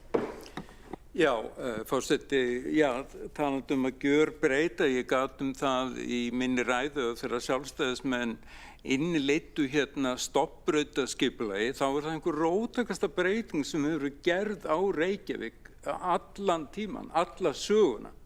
Og það var riði hér mikið á húsum og það stóð til að gera ennþá meira. Þá hikuðu sjálfstæðismenn ekki við það að standa með því sem að þeir vissu og töldu samkvæmt þeirri þekkingu sem þá væri rétt. En nú er Helgi Áss Grétarsson borgarfulltrúi ekki lengur í Sjálfstæðisflokknum, en hann spurði hvort að skattgreiðendur teldu að þessum peningum hefðu verið vel varið sem að hafa farið í samgöngusáttmálann. Ég er sannfærður það að þeir telja það. Hjólandi vegfarendum hefur fjölgað mjög mikið, fólki í strætó hefur fjölgað mjög mikið með tíðari ferðum strætó og sá flokkur sem hefur verið í fylkingabrjósti, Samfylkingin, er stærri en Sjálfstæðisflokkurinn og flokkur Helga Áss Grétarssonar í skoðanakönnunum. Það bendir til þess að það sé ekki mjög mikil óánægja með þetta. Þá hefur borgarfulltrúinn Hjálmar Sveinsson lokið við að veita andsvar og svara þá andsvari borgarfulltrúi Helgi Áss Grétarsson. Forseti, ágæta borgarstjórn, varðandi síðastnefnda punktin, þá hef ég lært það svona í íþróttum og í almennt í lífinu, sá best hlær sem síðast hlær. Þannig við sjáum hvað kemur upp úr kjörkursunum.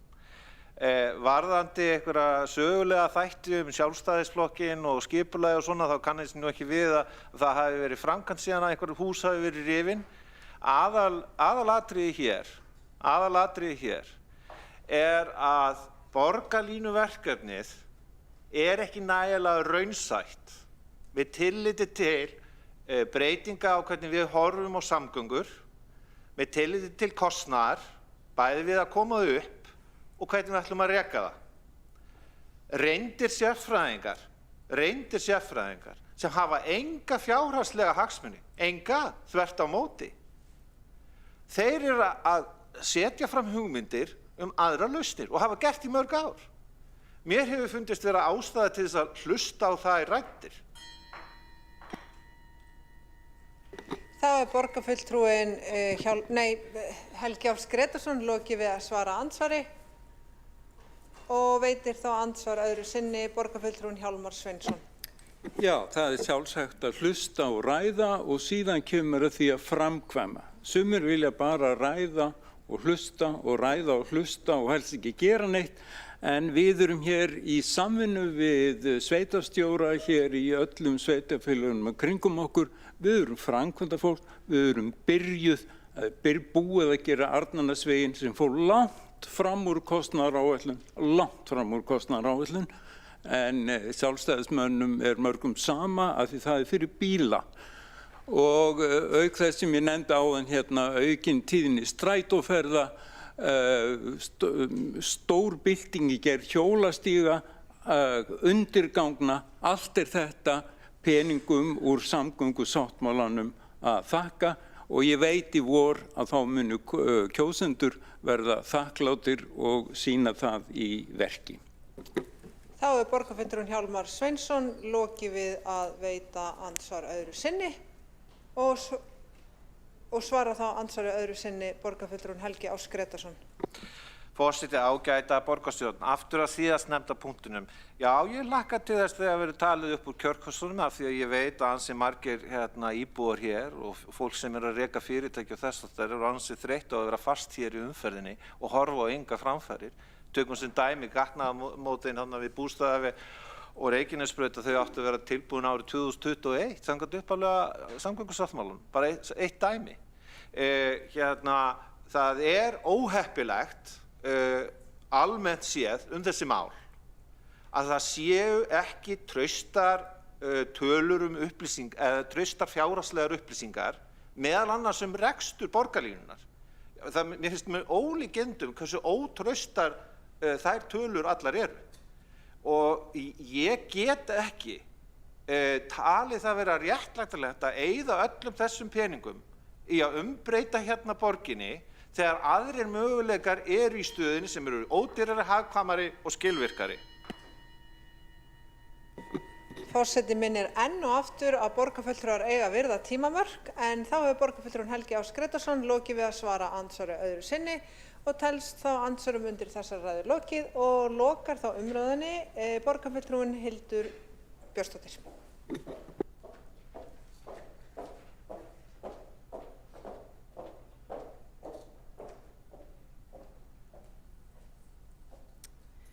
Forseti, ágæta borgarstjórn, ég vil þakka umræðuna hér í dag. Það er alltaf gott að taka umræðu þennan stærðarinnar sáttmála og þessar stóru og miklu framkvæmdir sem eru fyrirhugaðar hér á höfuðborgarsvæðinu. Þó ég fagni því vissulega ekki að meirihlutinn hyggist vísa tillögunni frá. Ég ítreka að við sjálfstæðismenn höfum frá upphafi haft gríðarlega miklar áhyggjur af fjármögnun þessa sáttmála og það sem ég nefndi hér sérstaklega er innheimta flýti- og umferðargjalda sem á að hefjast árið 2030 en við höfum þó ekkert heyrt frá ríkisstjórninni eða inni á þingi hvernig þetta eigi að verða útfært og þá hvenær og hvort sú umræða hreinlega komist í gegnum pólitíska umræðu. Við höfum ekki heldur fengið að sjá á spilinu það hvort ríkisstjórnin hafi einhverjar aðrar mögulegar leiðir í þessum efnum. Ríkisstjórn Bjarna Benediktssonar talaði gjarnan að ef ekki yrði innheimt flýti- og umferðargjöld þá væri hægt að nota það sem til félli við sölu á Íslandsbanka til þess að greiða fyrir samgönguframkvæmdir en það virðist ekkert slíkt auðvitað í spilunum á þessari stundu. Það sem við höfum líka áhyggjur af er að sveitarfélögin fari á stað og skipuleggi heilu hverfin, ég geti nefnt Keldnalandið eða bara hreinlega önnur hverfi, Ártúnshöfðann eða annað, út frá samgönguás, þróunarás sem að svo verður kannski ekki að veruleika eða ekki fjármagnaður. Þannig að það er ekkert að bjóða sveitarfélögunum upp á það að fara í þessa óvissu för án þess að fá einhver skýr svör. Svo er þetta veruleikinn sá að það er bara komin ný ríkisstjórn. Þegar að samgöngusáttmálinn er undirritaður og þegar að hann er endurskoðaður, þá er allt önnur ríkisstjórn hér í landinu. Nú er komin ný ríkisstjórn og hún hefur á engu tímabili sýnt okkur. Það kann að vera að borgarstjóri átti einhverja fundi sem við vorum ekki viðstödd, en við hér í þessum sal höfum á engum tímapunkti fengið að sjá á spilin hjá þessari nýju ríkisstjórn það hvort og þá hvernig hún ætlar að útfæra þessi atriði og mér finnst gríðarlega mikilvægt að við förum að fá einhverja vissu í það mál. Við viljum líka endurraða verkefnum og höfum lagt það til hér í þessum sal og ég er búin að nefna það ítrekað hér í dag, til dæmis hvernig Miklubrautagöng gætu verið tekin út úr sáttmálanum hreinlega og sett í einkaframkvæmd. Ég reyndar vil fagna því að með endurskoðun sáttmálans varð Miklabraut ekki lengur hugmyndum að hún færi í stokk, heldur að hún færi í göng og þar eru stigin svona fyrstu skrefin í gangagerð á höfuðborgarsvæðinu sem ég auðvitað fagna mjög og við sjálfstæðismenn viljum stiga enn frekari skref í þeim efnum. Við leggjum líka til í tillögunni og viljum þetta samtal að almenningssamgöngur verður svolítið endurhugsaðar þannig að ekki verði þrengt að umferð og þannig að hagkvæmni verði höfð að leiðarljósi. Og þá þreytist meirihlutinn ekki á að reyna að benda á að hér séu sjálfstæðismenn eitthvað ósamstíga í sveitarfélögum og höfuðborgarsvæðinu en það er auðvitað alrangt.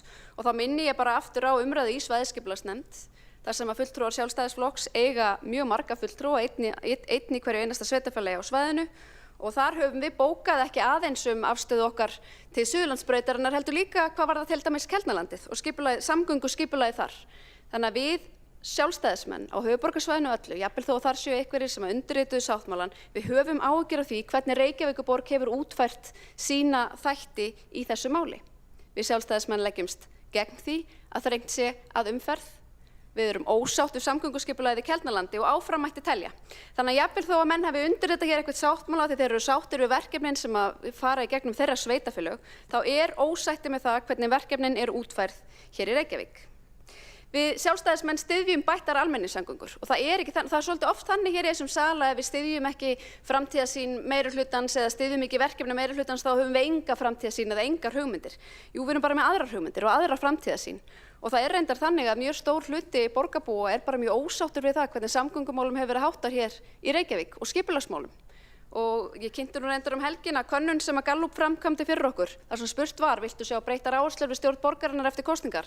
Og 73,3% borgarbúa vilja breyttar áherslur. Þau eru ósáttir við þær áherslur sem birtast hér í Ráðhúsinu. Og þar eru auðvitað samgöngu og skipulagsmál undir. Það sem við viljum gera hins vegar varðandi almenningssamgöngur er að skapa meiri sátt. Ég hef ekki séð neitt stjórnmálaflokk stiga fram og segja við erum á móti betri almenningssamgöngum. Ég held að sé enginn. Ég held að sé nokkuð breið sátt að vilja gera betur en það er munar á því hvort að einhverjir vilja hlaupa á stað í einhverju draumsýn og skapa ólgu og óánægju með því að þrengja að öðrum og láta fólk upplifa að það sé þarna stjórnlyndi sem ráði för og það að þröngu einhverjum kostum upp á það. Það er svolítið þannig sem fólki líður. Eða þá hvort að það vilja fara leiðina sem við viljum fara. Þar sem við bætum almenningssamgöngur og við erum reiðubúin að fjárfesta í því, en það verður að vera hagkvæmt og skilvirkt og án þess að þrengt sé að öðrum. Og ég er sannarlega á þeirri skoðun að það er einkennismerki þróaðra borga sem eru með öflugar og góðar almenningssamgöngur, að þær séu ekki bara hugsaðar fyrir fátækt fólk eða fólk sem getur ekki eignast bíl. Heldur þær séu einmitt það góðar að þeir efnameiri vilji líka nota þær. Þá hefur borgarfulltrúinn Hildur Björnsdóttir lokið máli sínu og ekki að fleiri hvatt sem hljóð undir þessum lið og þá göngum við til atkvæða. Það vantar fólk í salinn.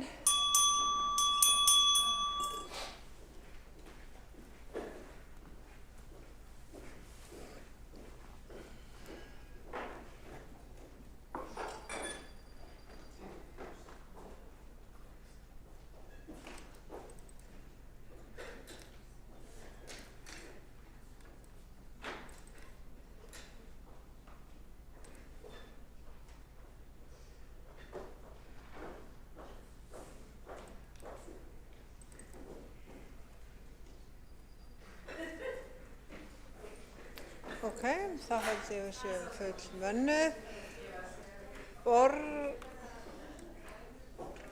Borgarfulltrúum hefur borist frávísunartillaga þar sem lagt til að tillögu Sjálfstæðisflokksins fjármögnun samgöngusáttmála höfuðborgarsvæðisins og endurskoðun ákvæða hans verði vísað frá. Þeir sem að samþykkja vilja tillöguna vinsamlegast gefi þess merki.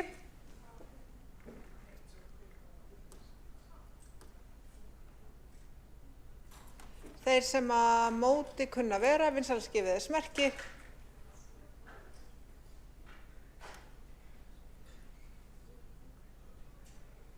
Og aftur upp með þeir sem að móti kunna vera. Aftasti bekkur. Eru þið alveg, spjöldin niðri?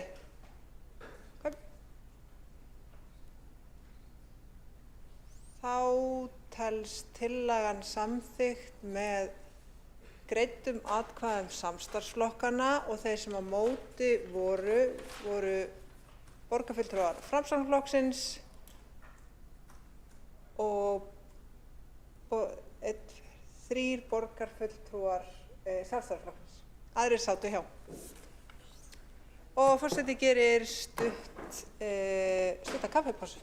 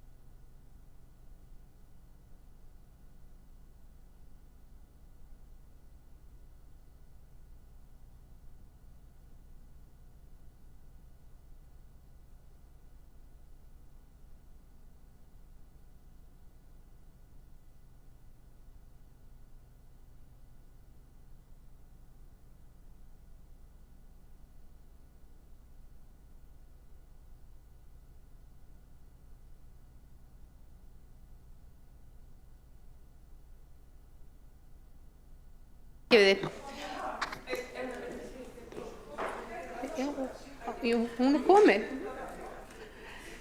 Þá er fundi fram haldið 16:17 og næst á dagskrá er tillaga borgarfulltrúa Viðreisnar stofnun Innviðasjóðs Reykjavíkur og fyrstur á mælendaskrá er borgarfulltrúin Þórdís Lóa Þórhallsdóttir.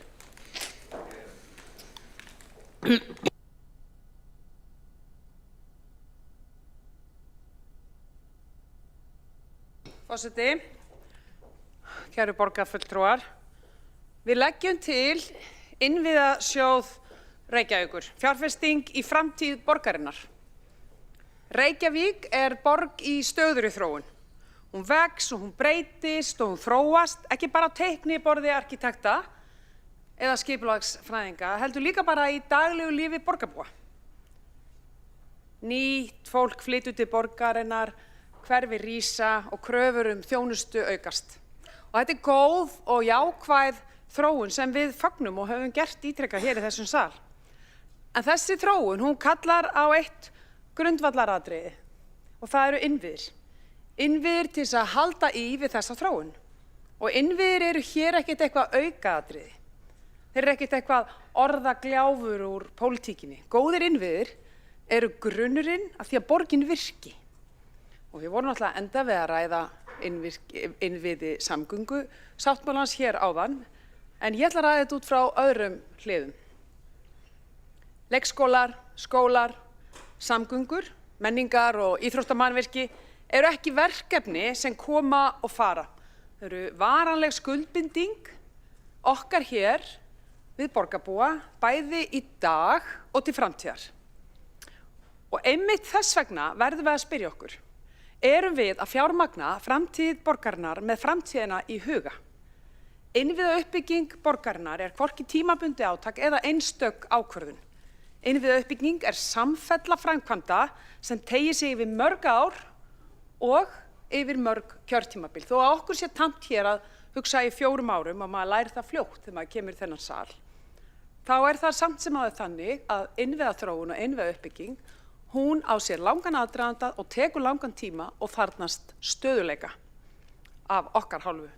Fjárfestingaráætlanir borgarinnar sýna skýrt að þetta er ekki spurning hvort, heldur hvernig við fjármögnum þessa uppbyggingu. Samhliða þessu hefur hlutfalli í lántöku í heildarkostnaði við fjárfestingar borgarinnar orðið sífellt hærra. En lántaka getur alveg verið réttmætanleg og ég hef aldrei sagt neitt annað. En lántaka er eðlilegur hluti fjárfestinga. Það er nú bara þannig. Því að eigið fé borgarinnar er dýrasta féð, svo ég snúi því nú aðeins upp. En það er hins vegar fyrirsjáanleikinn, gagnsæið og langtíma áætlanirnar sem ég vil skýra betur og formgera. Þess vegna legg ég fram tillögu að greina og útfæra stofnun Innviðasjóðs Reykjavíkur og hugmyndin er ekki flókin, hún er einföld. En einmitt þess vegna er hún góð. Hún felst í því að skapa skýra, gagnsæja og varanlega leið til að tengja ákveðna tekjur borgarinnar beint við uppbyggingu innviða og niðurgreiðslu skulda sem tengjast þeim. Þar undir myndu falla arðgreiðslur frá B-hlutafyrirtækjum borgarinnar, tekjur af sölu byggingaréttar, innviðagjöld og sala eigna. Tekjustofnar sem endurspegla sameiginleg verðmæti borgarbúa. Í stað þess að slíkar tekjur hverfi inn í heildarmynd rekstrar án skýrra tenginga við framtíðina væri þeim beint markvisst inn í sameiginlegan innviðasjóð. Innviðasjóður væri þannig ekki ný útgjaldavél, heldur tæki til betri forgangsröðunar, meiri stöðuleika og minni sveiflna í fjárfestingum. Og það er mikilvægt að taka allan vafa af fyrirkomulagið. Innviðasjóður er ekki hugsaður sem sér einkaréttarlegur sjóður eða eitthvað utan bókhalds fyrirbæri. Þvert á móti er gert ráð fyrir hann verði bókhaldsleg eining innan A-hluta borgarinnar með skýra framsetningu í fjárhagsáætlun og ársreikning og með samþykktar úthlutunar og notkunarreglur sem borgarstjórn setur. Með þessu er tryggt fullt gagnsæi, lýðræðislegt aðhald og samræmi við gildandi lög og reikningsskilareglur. Þetta er ekki leið til að reyna að komast hjá einhverjum reglum, heldur leið til að beita þeim að meiri festu og ábyrgð. Í dag rekur borgin Eignasjóð Reykjavíkur. Þar undir falla meðal annars fasteignir borgarinnar, rekstur þeirra og viðhald ásamt fjárfestingum. En með þessari tillögu erum við að leggja til að aðskilja fjárfestingarnar frá og eðlilega þarf að skoða fjártæknilega leiðir hvað það varðar. Það er auðvelt að slá svona hugmynd út af borðinu með því að segja Eignasjóður er nú þegar hérna og sér fjárfestingar hlutan, ég meina hvað þarf þetta eitthvað meir? En hugmyndin sérstakan innviðasjóð er ekki svo sama og grunnhugmyndin að Eignasjóði. Innviðasjóður er ekki ætlaður til að mæta rekstri dagsins í dag. Hann er ekki hugsaður til þess að fjármagna þjónustu eða daglegan kostnað borgarinnar eins og Eignasjóður gerir í dag. Hann er að fjármagna viðhald, fjármagna ýmsa nýja rekstur sem síðan er bókhaldslega færður á eignir. Innviðasjóður Reykjavíkur er tæki til langtíma hugsunar og gera borgarbúum sýnilegt hvernig sameiginlegar, óreglulegar tekjur nýtast til framtíðar uppbyggingar. Og í því samhengi fellur hugmyndin vel að eigendahlutverki borgarinnar. Arður af sameiginlegum eignum á að nýtast í sameiginlega innviðauppbyggingu og ekki hverfa inn í einhvern óskilgreindan útgjaldamassa. Þessi tillaga er nokkuð meðvituð pólitískan veruleika dagsins í dag, sem er að það er að koma kosningar og við veitum ekki framtíðina. Hún bindur því engan hér í þessum sal í fyrirfram ákveðna niðurstöðu.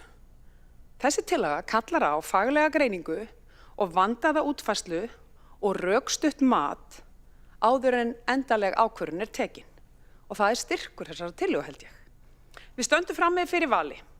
Við getum haldið áfram að taka hverja ákvörðun fyrir sig á ári með tilheyrandi skuldsetningu og stöður í bjartsýni að fjárfestingarþörf borgarinnar minnki nú á síðar hluta 5 ára áætlunar, bjartsýni sem við vitum hér inni að stenst einfaldlega ekki af því að þörfin er stöðug og hún er aukin.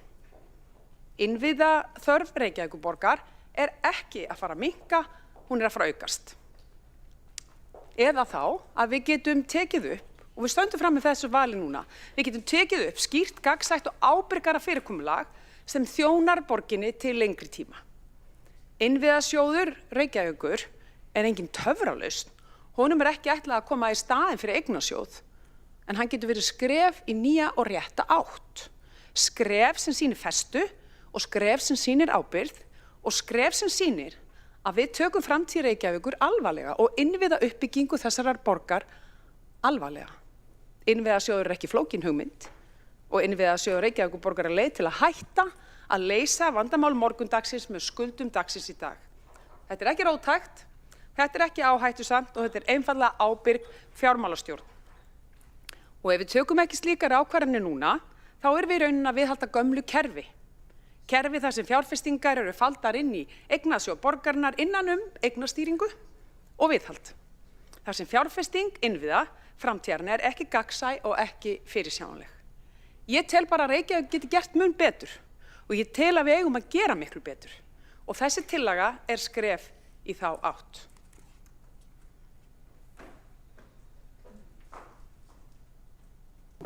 Þá hefur Þórdís Lóa Þórhallsdóttir borgarfulltrúa lokið máli sínu og næstur á mælendaskrá er borgarstjóri Heiða Björg Hilmisdóttir.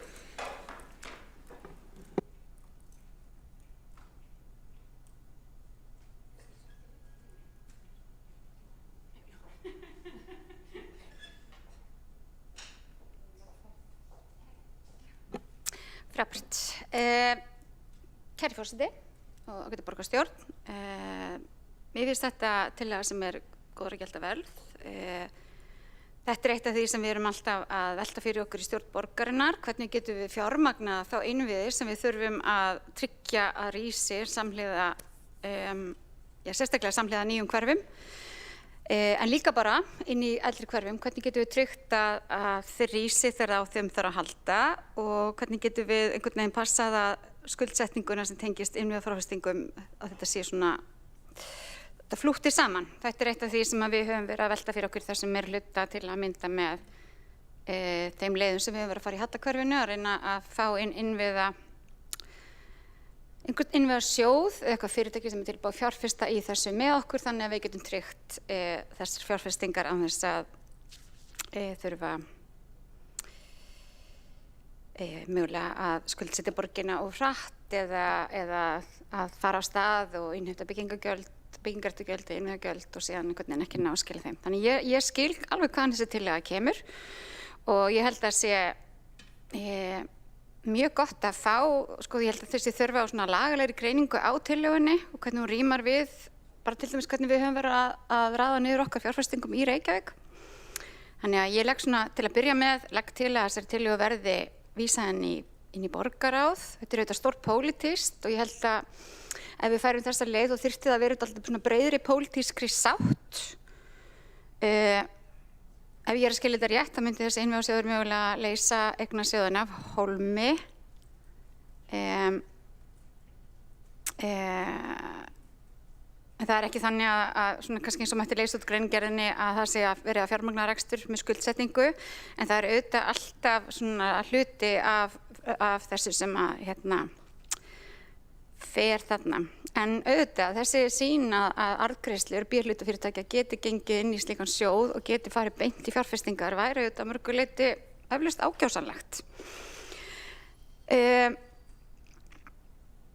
Það getur verið nauðsynlegt þegar áföll verða og það hefur auðvitað sýnt sig að það er nauðsynlegt að eiga öflug fyrirtæki sem skila okkur arði líka til þess að eiga fyrir innviðunum.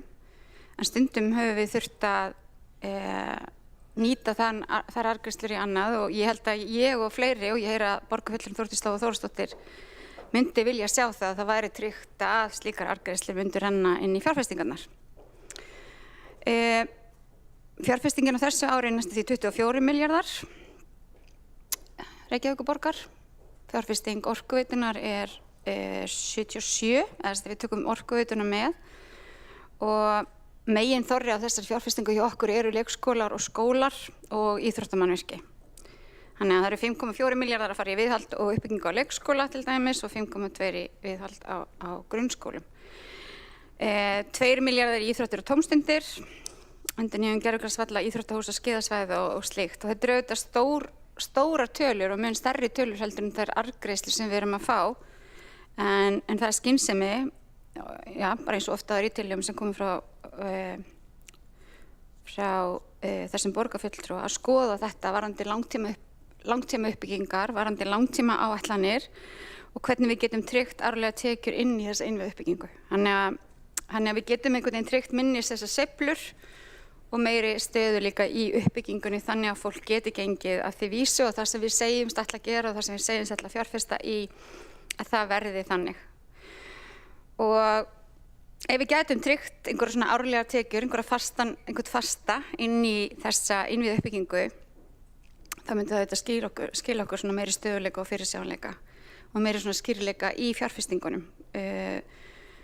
En á sama tíma kannski taka á okkur þannig sveigjanleika sem við höfum haft til þess að draga saman í fjárfestingum á móti þegar herðir að, og því miður hefur það gerst of oft í kjölfar efnahagshrauns og heimsfaraldurs og ýmislegt líka. Við höfum þurft að draga úr fjárfestingum á móti til þess að eiga fyrir þeim útgjöldum sem við höfum talið mikilvægt. Þannig að þetta er stór pólitísk spurning og ég held að þetta sé skemmtilegt viðfangsefni og ég held að vera gaman að fá fjármálasviðið okkar til þess að setjast aðeins yfir þetta og greina og skoða með okkur hvaða leiðir væru bestar og hvaða leiðir væru færar og hvernig við getum unnið úr þessari tillögu sem ég þakka fyrir.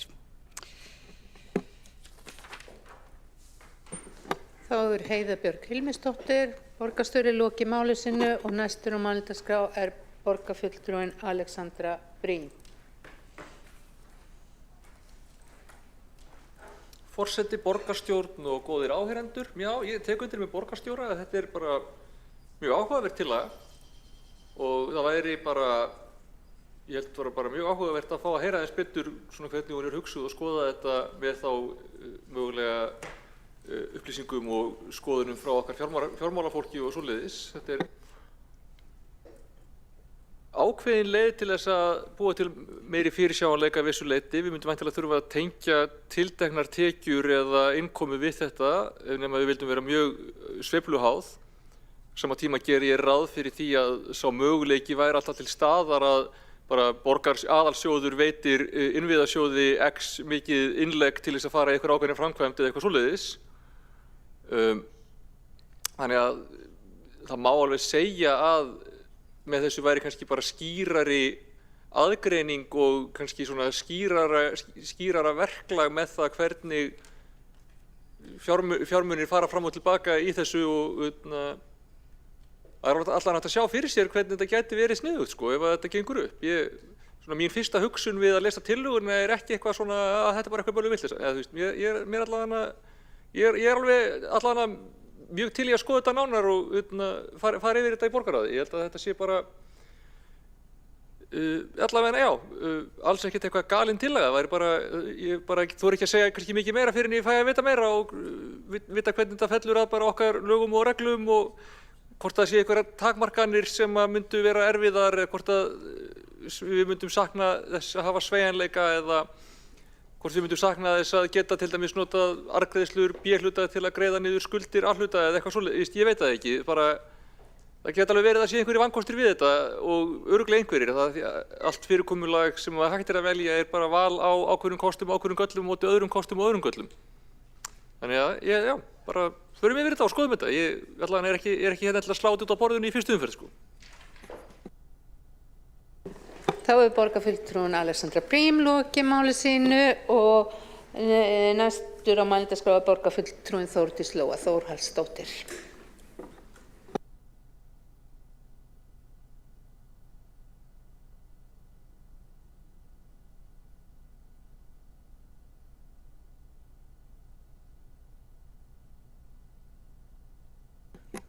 Forseti, takk fyrir. Ég geri bara ráð fyrir því að umræðu þetta mál sé lokið, þannig að ég sé í rauninni bara að klára þetta.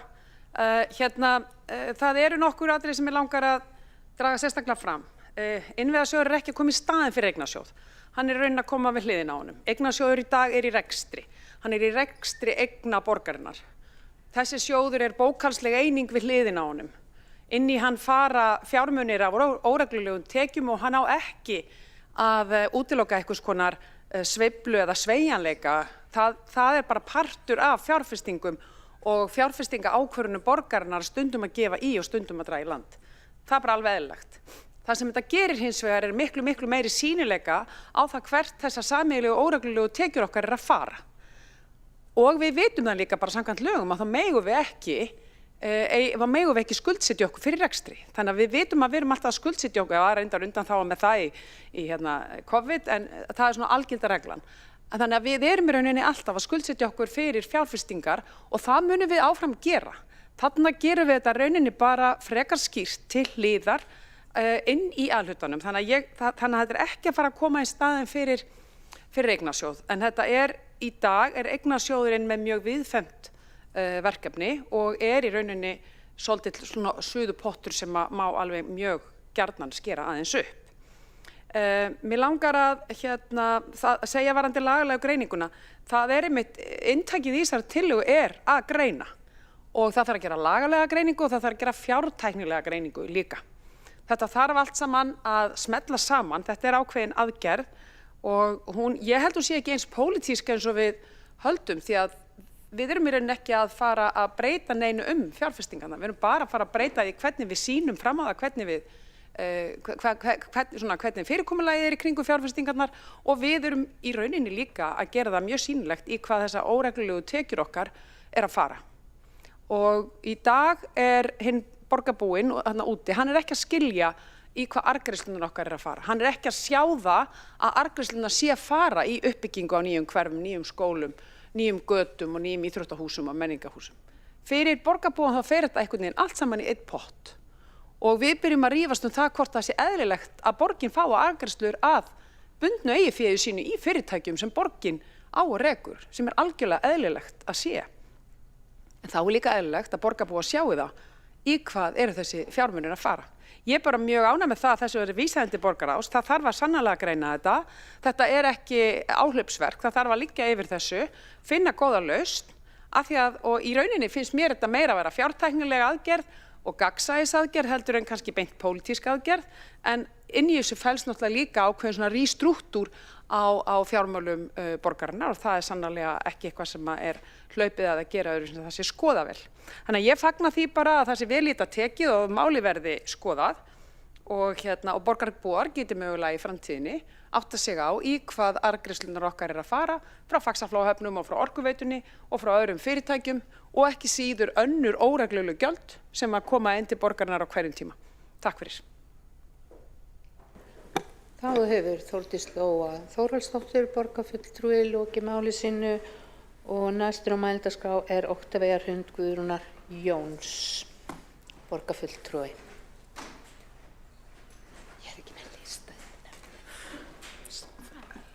Borgarstjórn, forseti, afsakið, ágæta borgarstjórn.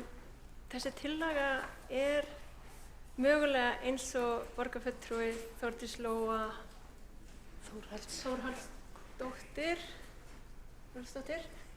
segir tæknileg aðgerð og mögulega meiri tæknileg aðgerð en hún er pólitísk, en nú er það bara þannig að rekstur borgarinnar er frekar pólitískt málefni og í greinargerð tillögunnar kemur eitt fram sem fyrir mér er kannski mikilvægasti þátturinn, að það er hvernig við greinum frá, hvernig við sýnum og veitum borgarbúum tækifæri á gagnsæjan hátt að sjá hvað við erum að gera, hvað við ætlum að gera, hvað við erum að nýta fjármuni okkar í. Það stuðlar ekki einungis af stöðugleika og upplýsingagjöf, heldur veitir það líka tækifæri fyrir okkur að veita ákveðið öryggi. Þetta er leið til ábyrgs reksturs eins og líka kemur fram og þrátt fyrir að þetta er útfærslu eða svona tæknileg útfærsla, þá fannst mér mjög skemmtilegt að sjá það sem fyrir mér er frekar pírataleg til það í hvernig við getum tæklað þetta. Því rekstur borgarinnar er stór, ekki bara stærsti vinnustaður landsins heldur líka gríðarlega miklir fjármunir og mun borgarráð þá vonandi eftir þess að tillaga verður samþykkt þá fá tækifæri til að sjá hvernig fasið mun geta útfært þetta á hátt sem verður vonandi til næsta borgarstjórnar miklu öflugt tól til þess að taka á þessum gríðarlega stóra rekstri. Svo ég vildi nú bara koma stutt upp og taka vel undir þessa tillögu. Takk. Þá hefur Oktavía Hrund Guðrúnar Jóns, borgarfulltrúi, lokið máli sínu og ekki hafa fleiri óskað eftir að koma á mælendaskrá. Þannig að þá verður bara gengið til kosninga og komið hefur málsmeðferðartillaga að vísa þessari tillögu til meðferðar í borgarráð. Þá langar mig að hverjir eru þá ekki allir komnir? Nei, það vantar Hildi, eða ekki? Já, aðeins að bíða. Veit einhverjum? Já.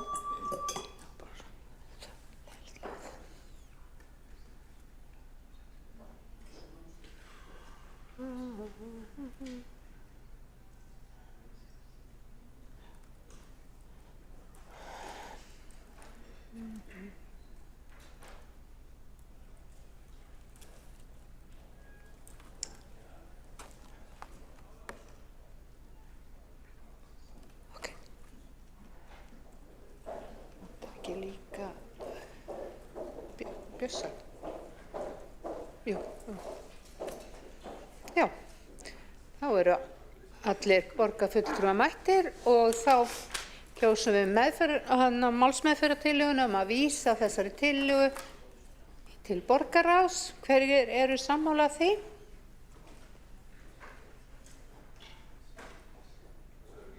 Já, til borgarráðs. Það er góð vísa.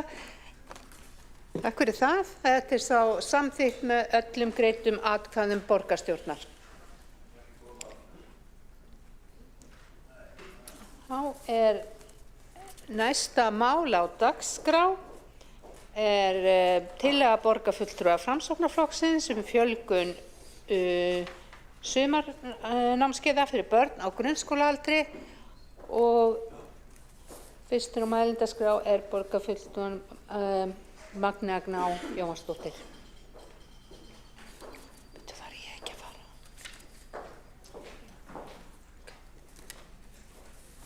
Forseti, ágæta borgarstjórn.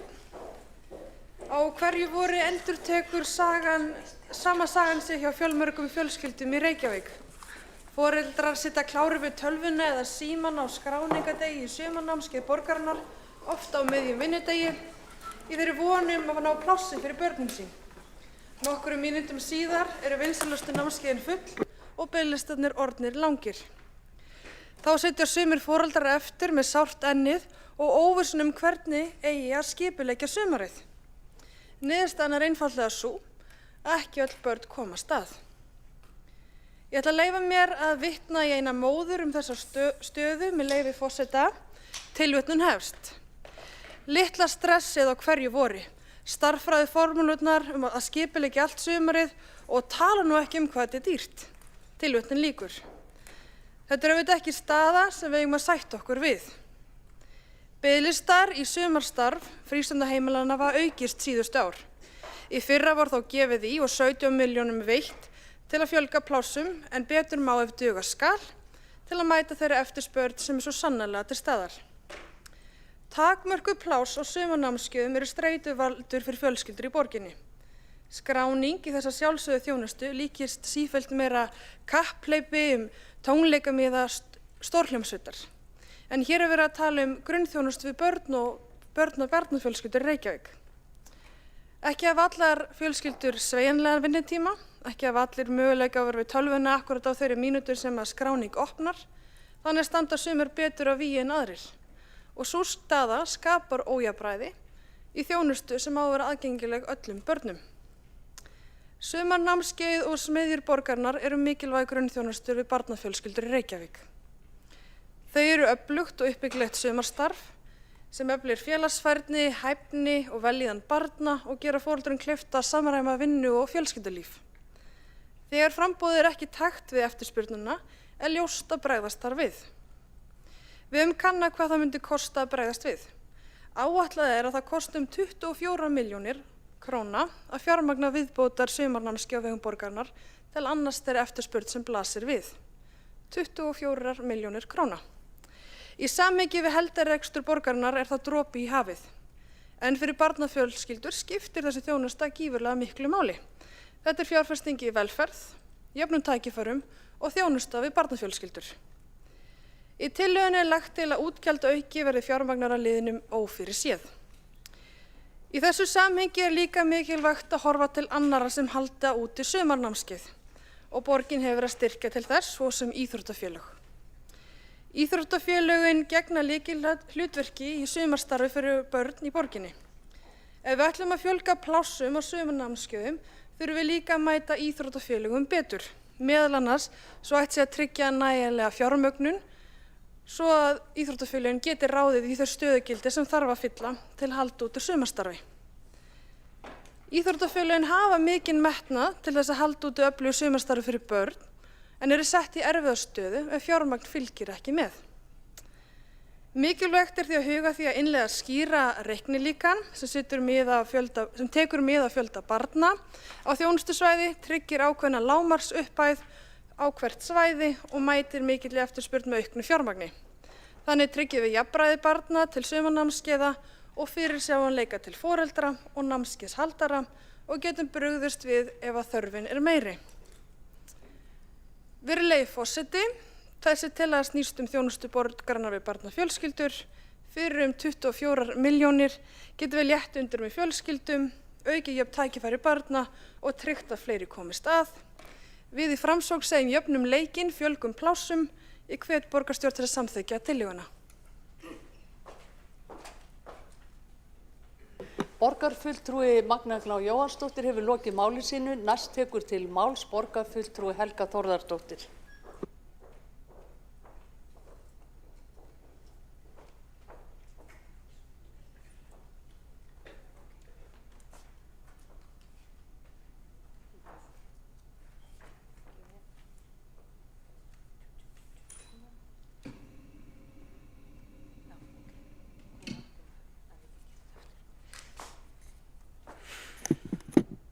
Forseti, ágæta borgarstjórn. Já, hér Framsóknarflokkurinn að leggja til að við aukum framboð af sumarnámskeiðum og smiðjum fyrir börn á grunnskólaaldri í Reykjavík til að mæta eftirspurn. Ég get svo sannarlega tekið undir að það sé mikilvægt að tryggja nægilegt framboð af námskeiðum yfir sumartímann. En þegar ég sá þessa tillögu og fór að kynna mér hvað hafði verið gert í þessum málum á meðan Framsóknarflokkurinn var í meirihluta, þá hugsaði ég af hverju voru Framsóknarmenn ekki á þessari skoðun þegar þeir gátu haft áhrif og aukið framboð af sumarnámskeiðum. Það var aldeilis ekki þannig, því það var einmitt framkvæmdur mikill niðurskurður á sumarfrístund í stjórnartíð Framsóknarflokksins.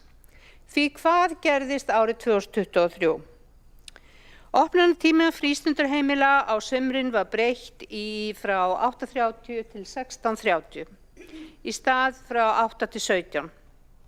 Og gjaldið var sama fyrir 8 tíma. Sami kostnaður en tekjuaukning upp á tæpar 12 milljónir til borgarna. Opnunartími sértæku félagsmiðstöðvanna Hof, Hellis og Hallar breytt frá 8:30 til 16:30 í stað lengri tíma áður, en gjaldið sama. Það var hagræðing upp á 5,2 milljónir. Lokað í 4 vikur í sumarstarfi, sértæku félagsmiðstöðvanna Hof, Hellis og Hallar, hagræðing upp á rúmar 6 milljónir. Og stytt þjónustutíma líka hjá Öskju og Guluhlíð. Lokað í 4 vikur í stað 3 sumarið 2022 í Hofi, Höll og Helli og það var hagræðing upp á rúmar 6 milljónir. Þetta gerðist í stjórnartíð Framsóknarflokksins. En hvað gerðist fyrir sumarið 2025? Það síðastliðið sumar, eða sumarið 25, svo ég sagði.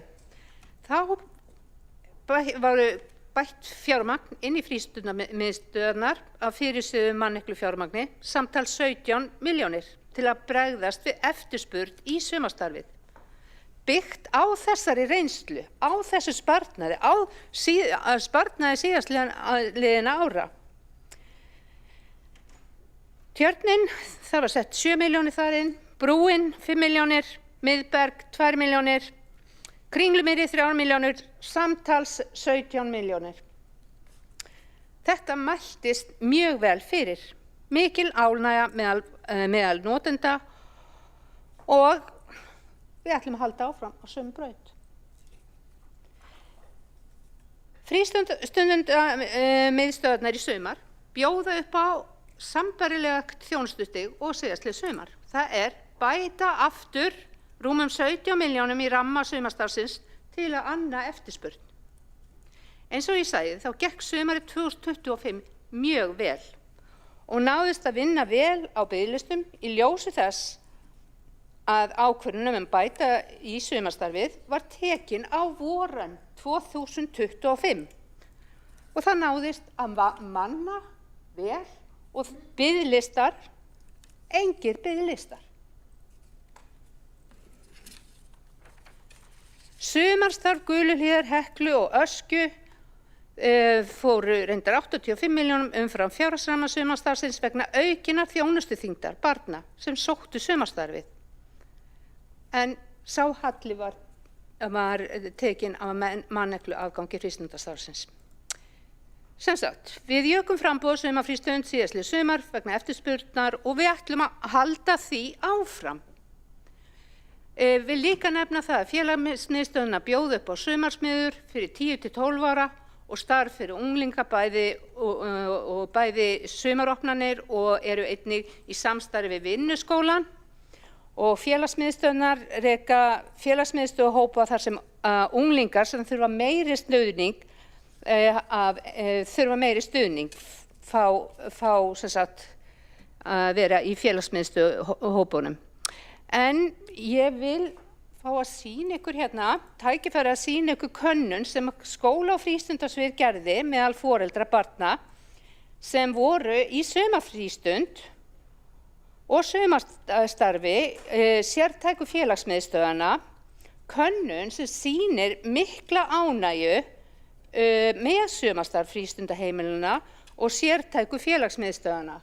Gleymdi tölvunni minni en ég má kannski ná í hana.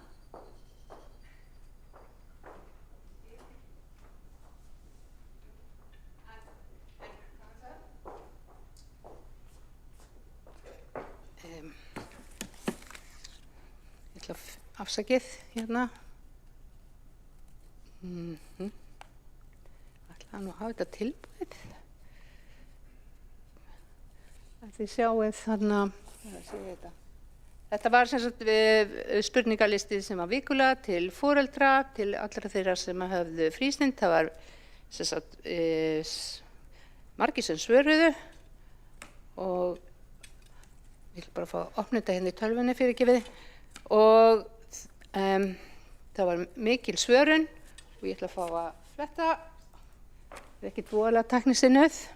En eins og þið sjáum það var spurt líðan barnanna og það var gríðarleg ánægja, það var mikil svörun við þetta var símat og börnunum leið vel, það er sem sagt í 97,1% tilfella eins og þið sjáum og aðeins læra hjá börnum í sérstakri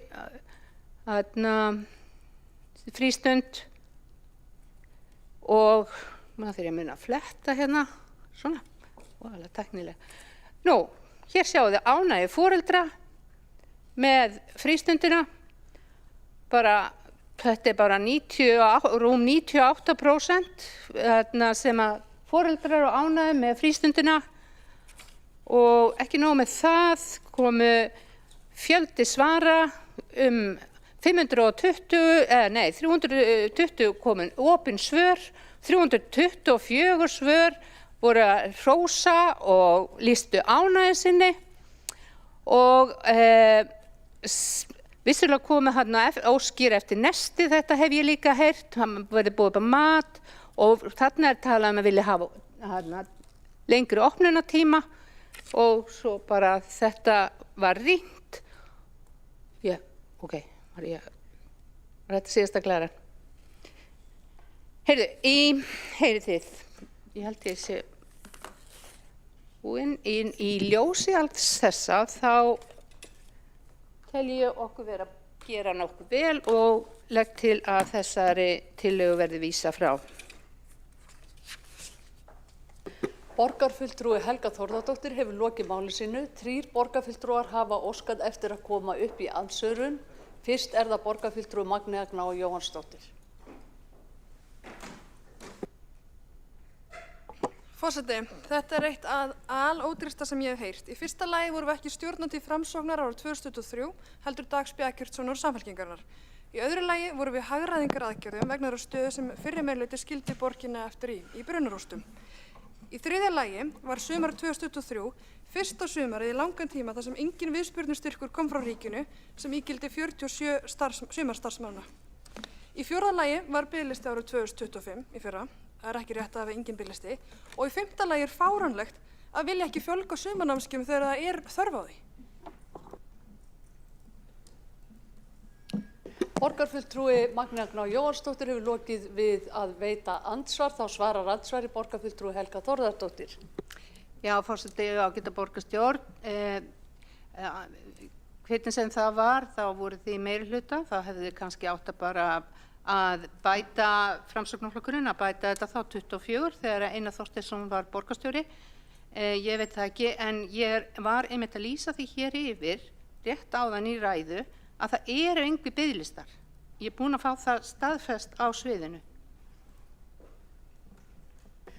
Borgarfulltrúi Helga Þórðardóttir hefur lokið við að svara andsvari. Þá veitir andsvar öðru sinni borgarfulltrúi Magnea Gná Jóhannsdóttir.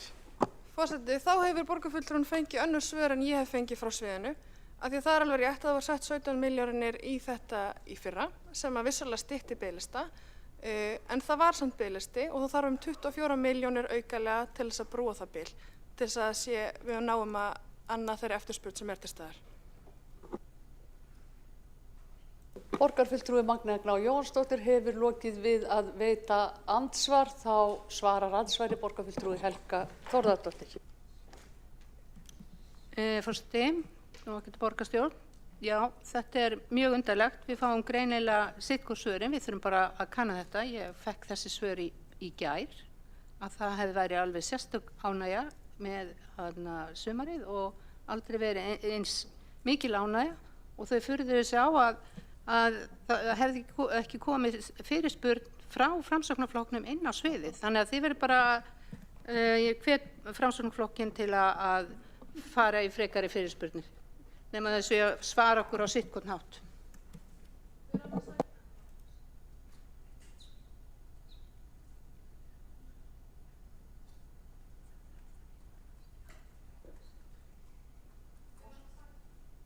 Óskar borgarfulltrúin eftir að gera athugasemd, stutt athugasemd.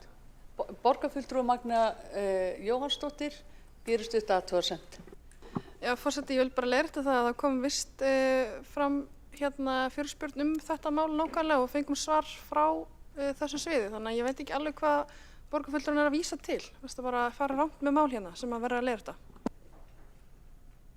Borgarfulltrúin Magnea Gná Jóhannsdóttir hefur lokið við að gera stuttu athugasemd. Þá veitir andsvar borgarfulltrúin Einar Þorsteinsson. Já, forseti, gaman að sjá þessar upplýsingar ánægju með þessa starfsemi borgarinnar. Við erum alveg meðvituð hana. Það sem við erum að leggja til að það verði veitt meira fjármagni í þessi námskeið svo að sé þetta annað eftirspurninni. Ég sendi sérstaklega fyrirspurn á skóla- og frístundasvið og fekk svar og þar kemur fram að 24 milljónir dugi til þess að annað eftirspurninni. Og þótt að þú borgarfulltrúi sért í meirihluta þá höfum við líka aðgengi að upplýsingum úr stjórnsýslunni og þannig að svo langaði mig bara að minna á það að 23 og 4 við vorum sem sannarlega í meirihluta en við vorum að þrífa upp skuldafjallið sem að meirihlutin á kjörtímabilinu áður skildi eftir sig. Það var mjög alvarleg fjárhagsstaða í borginni, 16 milljarða halli og við þurftum að fara í mjög leiðilegar hagræðingar aðgerðir og höfum sannarlega viljað sleppa við þær. Borgarfulltrúi Einar Þorsteinsson hefur lokið við að veita andsvar. Þá svarar andsvari borgarfulltrúin Helga Þórðardóttir. Já, forseti, ágæta borgarstjórn.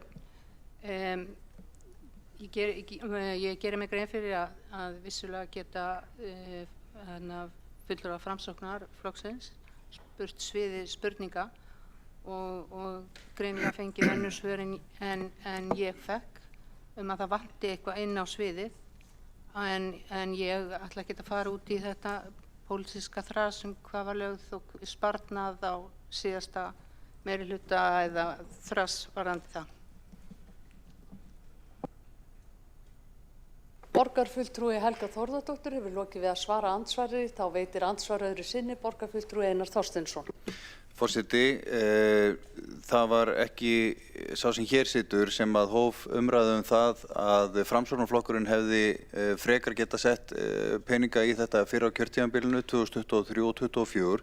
Það var borgarfulltrúi Helga Þórðardóttir sem taldi okkur það til vansa að hafa ekki sett fjármagn í þetta og verið í niðurskurði og ég heyrði ekki betur en að borgarfulltrúin hafi verið að gagnrýna Framsókn fyrir það.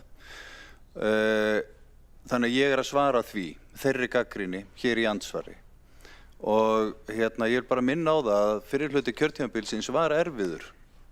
Það þurfti að ráðast í hagræðingaraðgerðir víðast hvar í allri starfsemi borgarinnar og það var bara grútleðilegt. Við erum hér að koma með tillögur vegna þess að borgin stendur aðeins betur og við teljum mikilvægt að mæta eftirspurn. ef það er ekki rétt sem að við, ef það er einfallega þannig að það er ekki eftirspurn, ég meina þá fellur þessi tillaga bara niður, við erum ekki að eyða efni fram. En við fáum þær upplýsingar að það vanti 24 milljónir og þá finnst ykkur bara sjálfsagt mál að gera tillögu það. Borgarfulltrúi Einar Þorsteinsson hefur lokið við að veita andsvar. Þá svarar andsvari borgarfulltrúin Helga Þórðardóttir. Forseti, ágæti borgarstjórn. Ég benti á það vissulega að það var sérstaklega skortur í fyrra, eða hann 2024, og ég bara hefði haldið að það hefði verið brýnna að þetta hefði komið þá fram þegar þið gátuð haft einhver áhrif á málin. En við gerðum það vissulega, bættum í á síðasta vori, bara benda á það.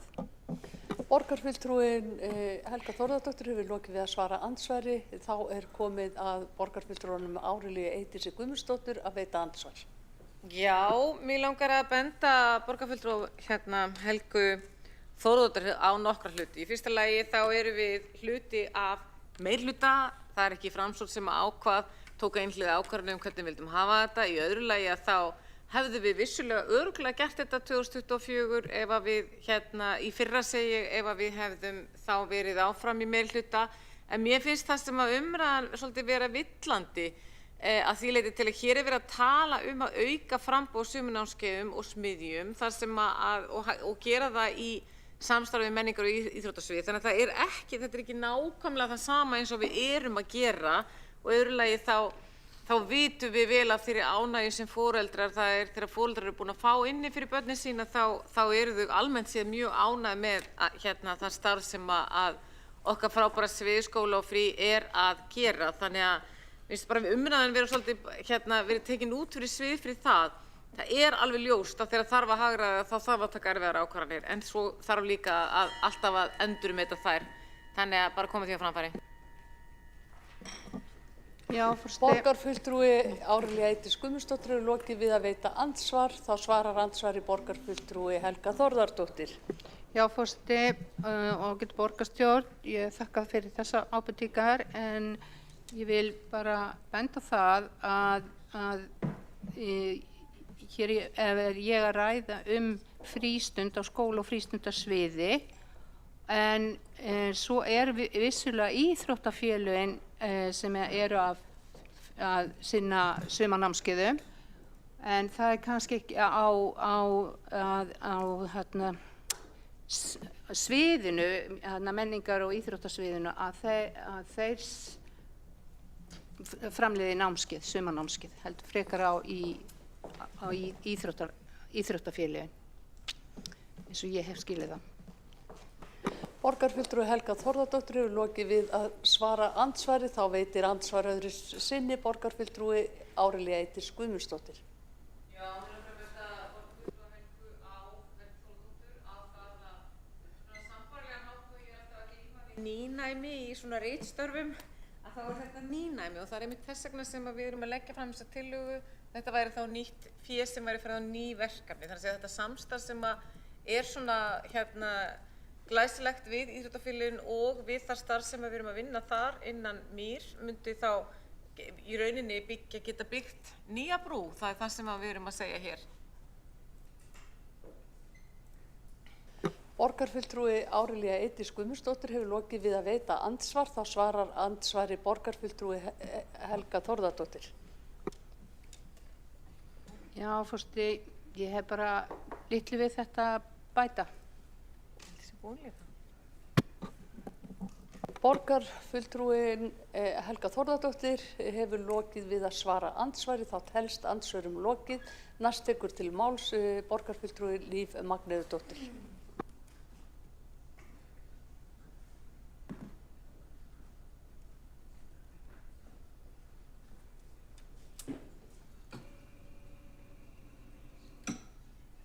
Forseti, ágæta borgarstjórn. Já, við viljum auðvitað hafa þetta allt í lagi í sumar og öll sumur og að öll börn komist að. Og ég hef reynda verið mjög hugsi hvernig við búum til þetta kerfi sem að einmitt eins og framkom í ræðu Magneu Gná Jóhannsdóttur að þú þarft að sitja við tölvuna og bíða og skrá barnið þitt og svo bara allt í einu tæmast námskeiðinu og það bara voru fullt og þú kemur ekki barninu þínu fyrir á sumarnámskeiði. Og ég auðvitað foreldri sem að hef ekki tök á því að sitja við tölvuna en skrifstofufólki hefur það sannarlega. Og það eru alls konar foreldrar sem að eru einmitt ekki við tölvu eða við síman þá og þegar. Þannig að ég skil mæta vel þessa tillögu og ég hef nefnilega viðrað það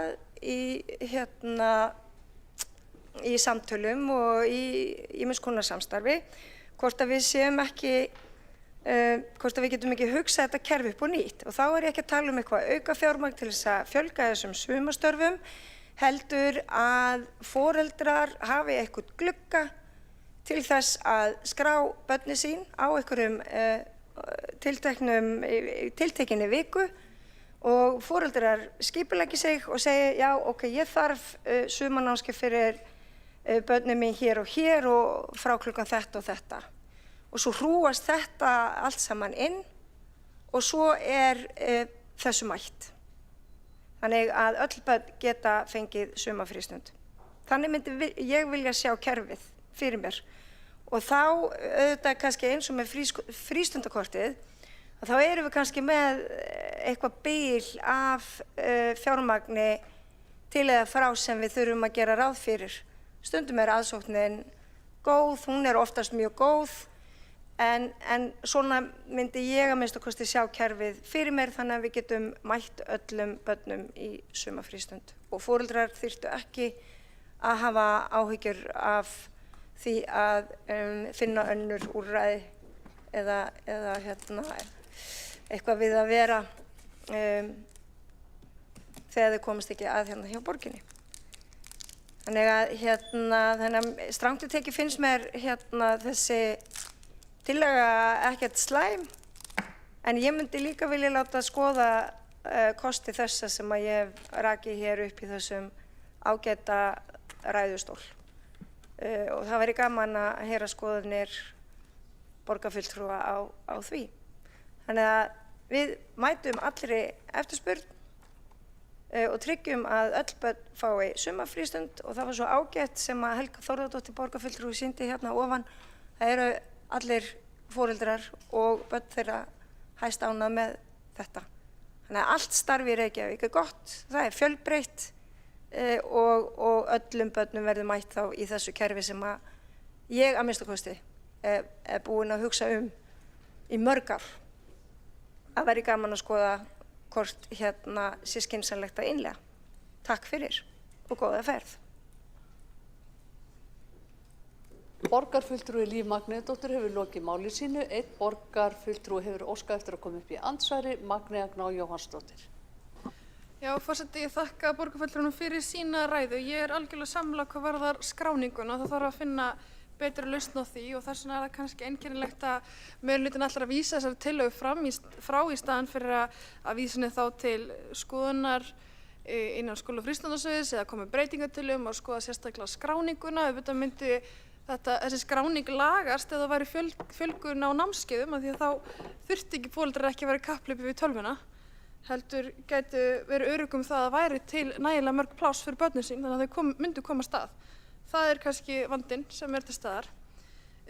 Og svo borgarfulltrúar tala ánægju með þjónustunni borgarinnar og ég ekkert að setja út á það. Ég held að flestir sem eru með pláss í ánægðir. En svo erum við ekkert bara að tala um pláss í frístund, heldur líka pláss á sumarnámskeiðum sem íþróttafélögin og það líka biðlisti. Þannig að það raunveruleg þörf fyrir fjölgun sumarnámskeiða eða plássaði þau, hvort sem það hjá borginni eða hjá íþróttafélögunum eða öðrum sem halda úti sumarnámskeiðum í samstarfi við borgina. Borgarfulltrúi Magnea Gná Jóhannsdóttir hefur lokið við að veita andsvar. Þá svarar andsvari borgarfulltrúi Líf Magneuðdóttir. Já, forseti. Strangt til tekið var ég líka að benda á það að lausnin sé ekki bara fólgin í því að fjölga, heldur líka að meta. Þannig að við erum að búa til nýtt kerfi þar sem að foreldrar skrá hvenær þeir þurfa á sumarfrístund fyrir börnin. og svo bara unnið úr því og það gæti jafnvel hugsanlega kannski eitthvað dreifist saman eða eitthvað, ég veit það ekki, en það væri þess virði að skoða hvort breytingar á þessu kerfi væri eitthvað til þess að mæta öllum börnum og foreldrum þeirra á sumrin.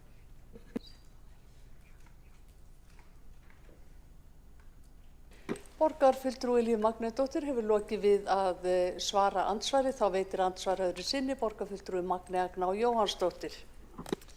Já, forseti, ég hvet þá bara meirihlutann til að koma með breytingartillögu þess efnis, þannig að hægt sé að ráðast í það samhliða. Borgarfulltrúi Magnea Gná Jóhannsdóttir hefur lokið við að veita andsvar öðru sinni. Þá telst andsvörum lokið og næst tekur til máls borgarfulltrúi Magnea Gná Jóhannsdóttir.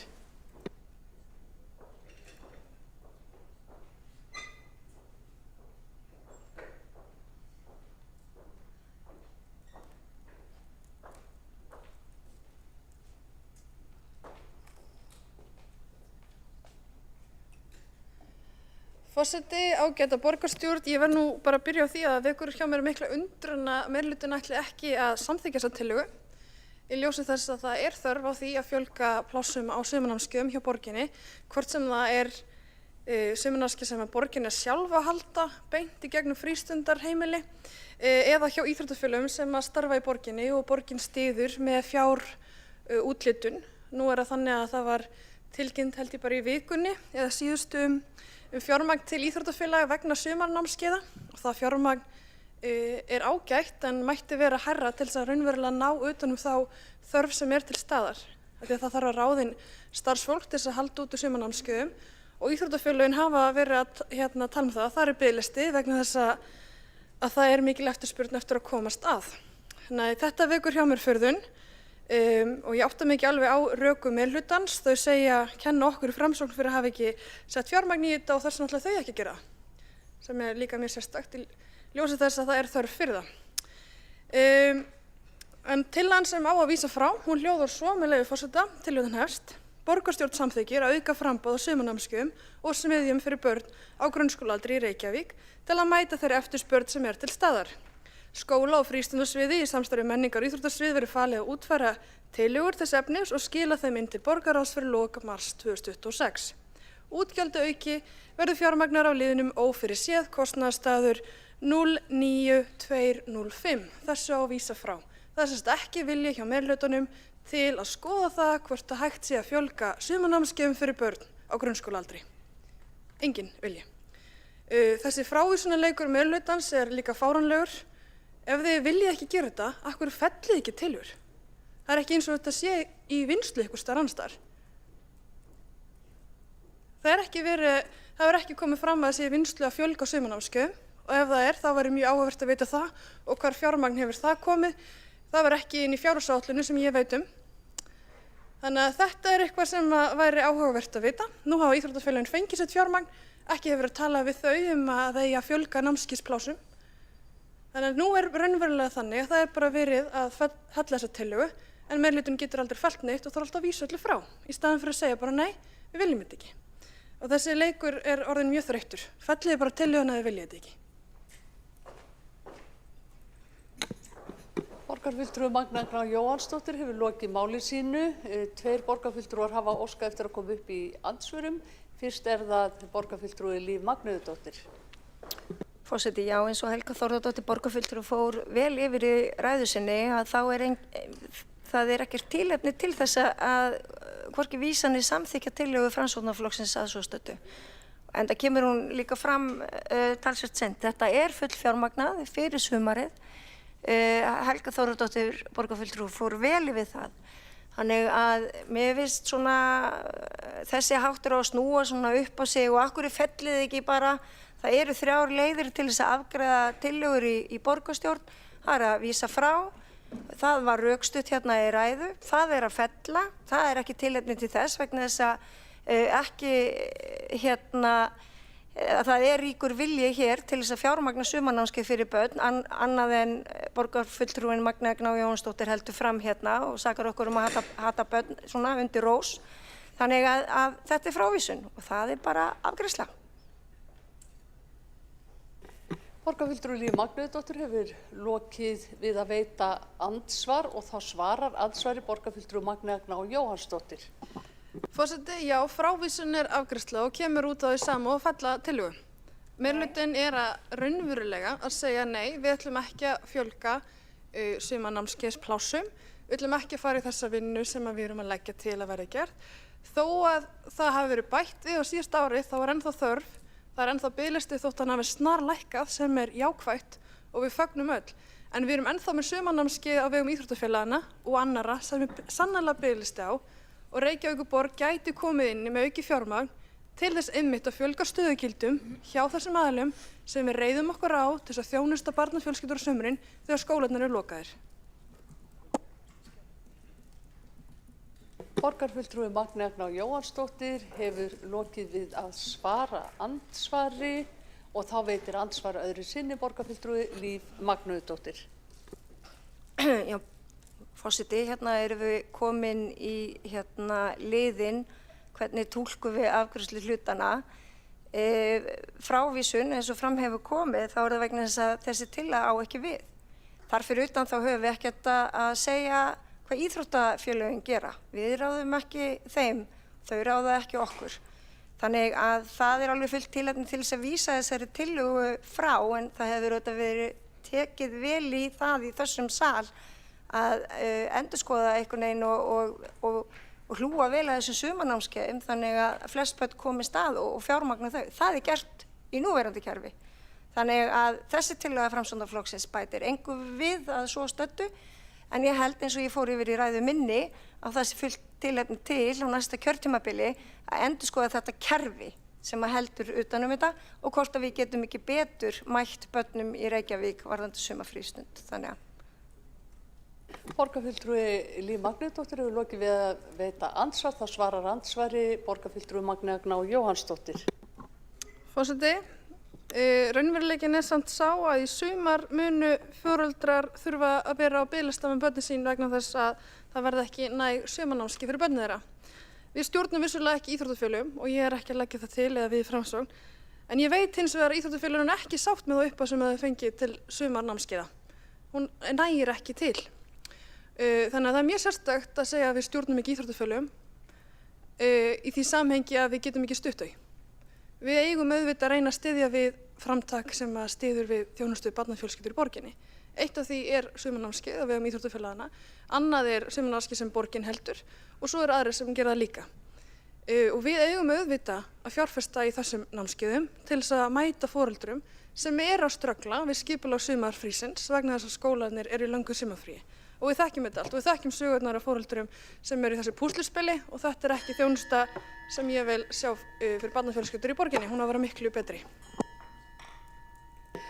Borgarfulltrúi Magnea Jóhannsdóttir hefur lokið við að svara andsvari og þá veitir næst andsvar borgarfulltrúi borgarfulltrúin fellur frá andsvörum og þá telst andsvörum lokið. Ekki hafa fleiri kvatt sér hljóð undir þessum lið, þannig að þá snúum við okkur að atkvæðagreiðslu. Forseti biður borgarfulltrúa að ganga í salinn.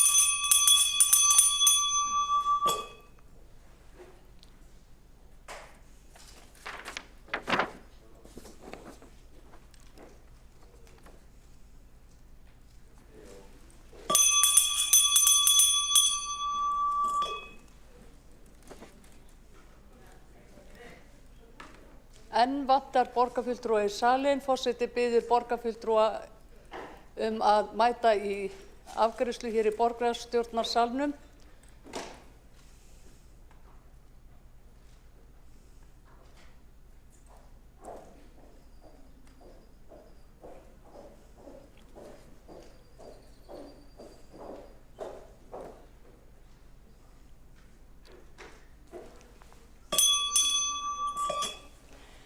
Þá tökum við til afgreiðslu tillögu borgarfulltrúa Framsóknarflokksins fjölgun sumarnámskeiða fyrir börn á grunnskólaaldri. Borist hefur frávísunartillaga og er hún borin upp. Þeir sem eru sammála því að vísa tillögunni frá vinsamlega skefið merki. Þeir sem á móti kunna að vera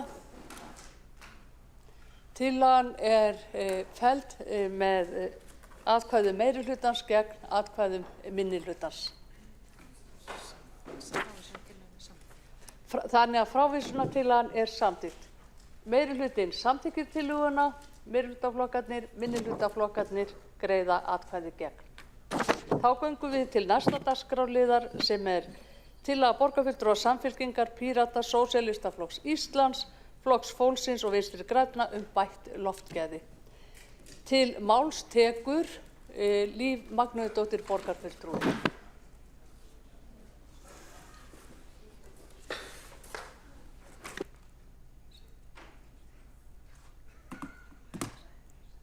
Ágæta borgarstjórn,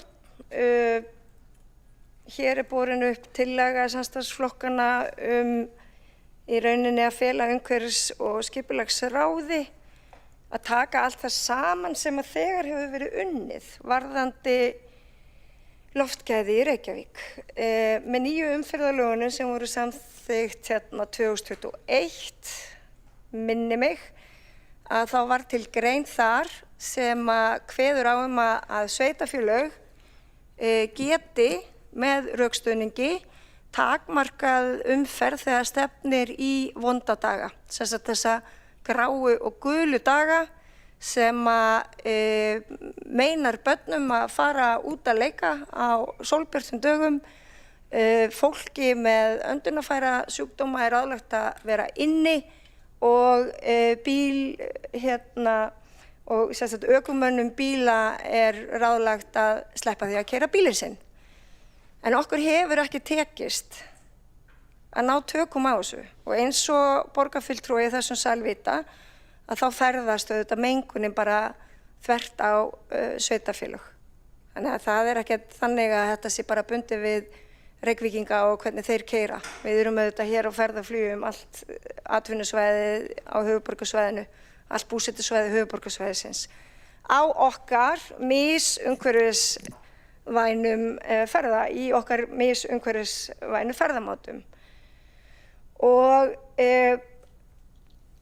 undir lok síðasta kjörtímabils, þar sem að ég var formaður fyrir umhverfis- og heilbrigðisráð, þá hóf ég vinnu í samstarfi heilbrigðiseftirlitið að skoða þessar ýmsu tillögur og alltaf vorum við að bíða síðan eftir þessari grein í umferðarlögunum svo við gætum sannarlega fengið þessar heimildir.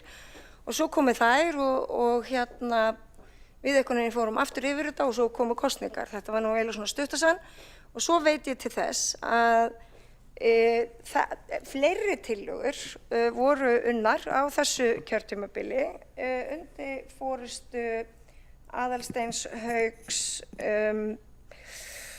Sverrissonar og þær liggja eiginlega ófrágengnar eftir og ég held að í ljósi umræðu síðustu daga eða kannski ekki alveg núna en nú eru þetta blautt og kalt og það snjóar sem að bæti loftgæðin nema auðvitað þegar jarðefna eldsneytisbílum, svokölluðum brunabílum ekki götuna og halda áfram auðvitað að menga með sínum útblæstri, að þá held ég að þessi tilefni til að við dustum rykið af þessum tillögum, söfnum saman því sem hefur þegar verið unnið, bætum einhverju við, með leyfi forseta sletti ég best practice, það sem að best er gert í löndunum í kringum okkur, og leggjum með bara mjög vinnur hratt og örugglega og leggjum fram umhverfis- og skipulagsráð saman teknar tillögur sem hægt er þá að grípa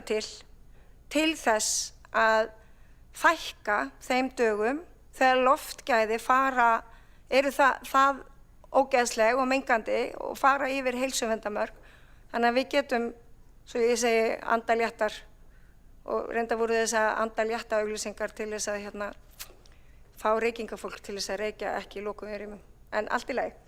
Það er líka auðvitað eitur og við sem betur fer erum lausið það á skemmtistöðum bæjarins og í opinberum stofnunum. Og nú get ég sagt sögu þegar ég flutti til Danmerkur og fór í menntaskóla og það var reykt niðri í svona almanna rými og allir fóru þangað niður. Ja, tíðin var önnur þá. En við auðvitað viljum ná tökum á þessu og þess vegna vona ég að borgarstjórn samþykki þessa frábæru hlutlausu tillögu, strangt til tekið. Hún ekkert eitthvað að fara að segja endilega við ætlum að banna nagladekk. Það eru auðvitað flokkar sem að vilja það. Það eru borgarfulltrúar sem að vilja það. Það líka skynsamlegt. Það best fyrir ykkur að vera á svona heilkorna heilsársdekkjum. Það best fyrir umhverfið.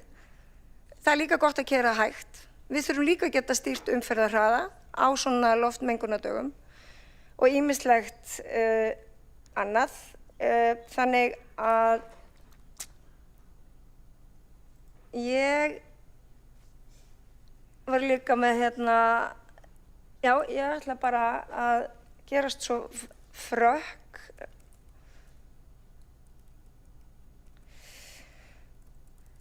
og lesa tillöguna fyrir ykkur. Ef skekkinni að það einhver sem getur ekki lesið sér til gagns. Nú vitum við aldrei. En hún hljóðar svo með leyfi forseta. Borgarstjórn samþykkir að fela umhverfis- og skipulagsráði og útfæra tillögur á grundvelli heimilda í umferðarlögum til að minnka loftmengun sem fer yfir heilsuverndarmörk í tilteknum aðstæðum. Ráðinu falið að skoða rannsóknir og aðgerðir sem gefist hafa vel annars staðar og sannarlega náð árangri í að bæta loftgæði. Gert ráð fyrir að umhverfis- og skipulagsráð skili af sér tillögum fyrir lok mars 2026. Og upplestri lýkur. Ég vonast eftir góðu samstarfi allra í ráðinu í þessu mikilvæga verkefni og ég hlakka til samstarfsins til þess að við getum andað léttar.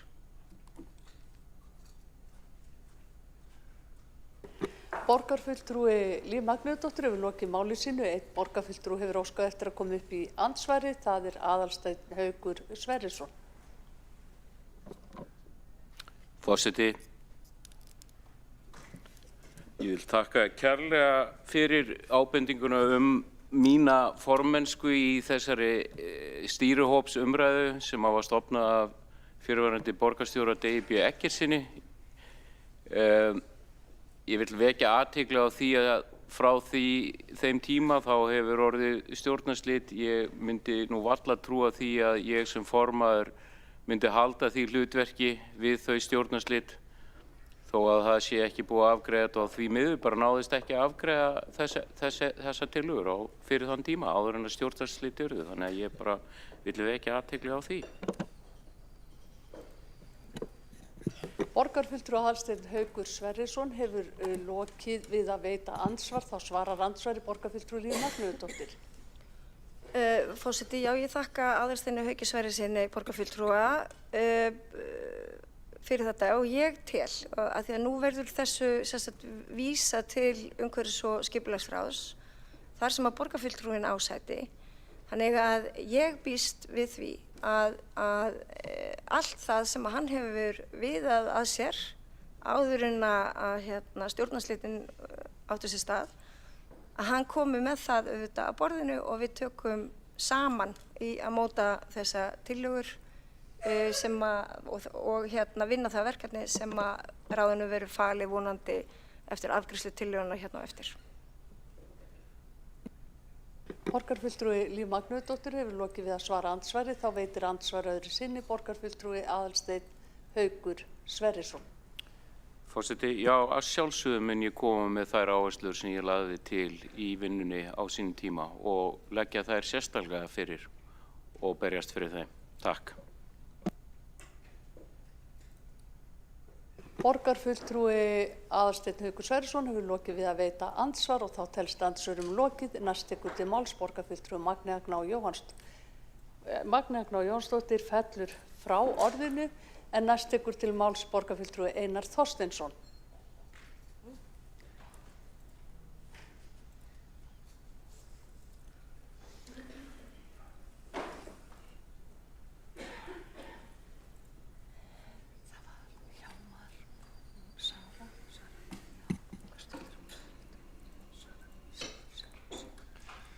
Forseti, ég kem hérna upp til þess að greina frá breytingartillögu sem að við í Framsókn ætlum að leggja fram.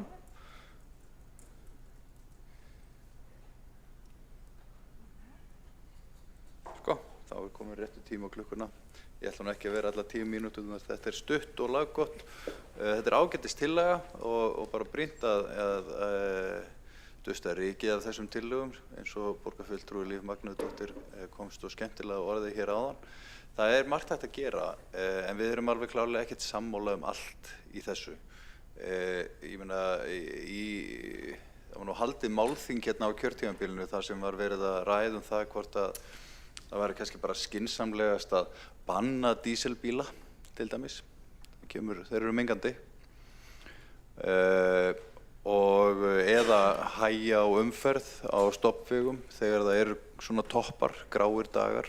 Og það er alls konar tillögur sem að hafa verið í umræðunni og við erum eflaust ósammála um það hversu langt við viljum ganga til þess að stemma stigu við svifryki. Þú veist, alla jafna er staðan þessi að Reykjavíkur borg er ein hreinasta borg í heimi. Hún er held ég á lista yfir 10 hreinustu borgir í heimi þegar kemur á loftgæðum. En svo koma þessir gráu dagar og þeir eru stórhættulegir. Þeir eru einfallega bara lífshættulegir fyrir suma. Og við þurfum að gera það sem við getum til þess að bregðast við því og auðvitað er það algjörlega óásættanlegt eins og hefur verið einstaka sinnum á hverju einasta ári að sjúklingar þurfa að vera inni og heima við og loka gluggum og börn get ekki verið út að leik og leikskólabörn þurfa að vera inni og allt þetta. Þetta er óásættanlegt og við þurfum að gera allt sem við getum til þess að bregðast við þessu. Þannig að þetta er bara góð tillaga. Okkar breytingartillaga, hún snýr að þessu. Og ég ætla bara að lesa hana með leyfi forseta. Gerir ráð fyrir því að hún verði síðan send borgarstjórn. Tillagan hljómar svona og bætist við þann texta sem fyrir er í tillögunni sem liggur fyrir þessum fundi. Við leggjum til, jafnframt er lagt til að Reykjavíkurborg fjárfesti í ryksugubíl sem er sérstaklega hannaður til að hreinsa upp fínasta rykið á götum borgarinnar og að umhverfis- og skipulagssviði verði falið að útfæra aðgerðaráætlun vegna þrifa á götum borgarinnar til að fyrirbyggja þá toppa sem myndast þegar hæglátt veður er og hefur áhrif á loftgæði í borginni. Áætlaður kostnaður er 50 til 70 milljónir vegna að kaupa á ryksugubíl og færi af liðnum ófyrirséð. Og við viljum halda þessari hugmynd inn í þessari vinnu og þessir bílar hafa gefið mjög góða raun. Við vitum hvaðan þetta svifryk kemur. Það kemur aðallega af stoppvegum. Það er ekki vegir sem við erum veghaldari á. Þannig að sjálfsögðu ætti vegagerðin að eiga svona bíl líka.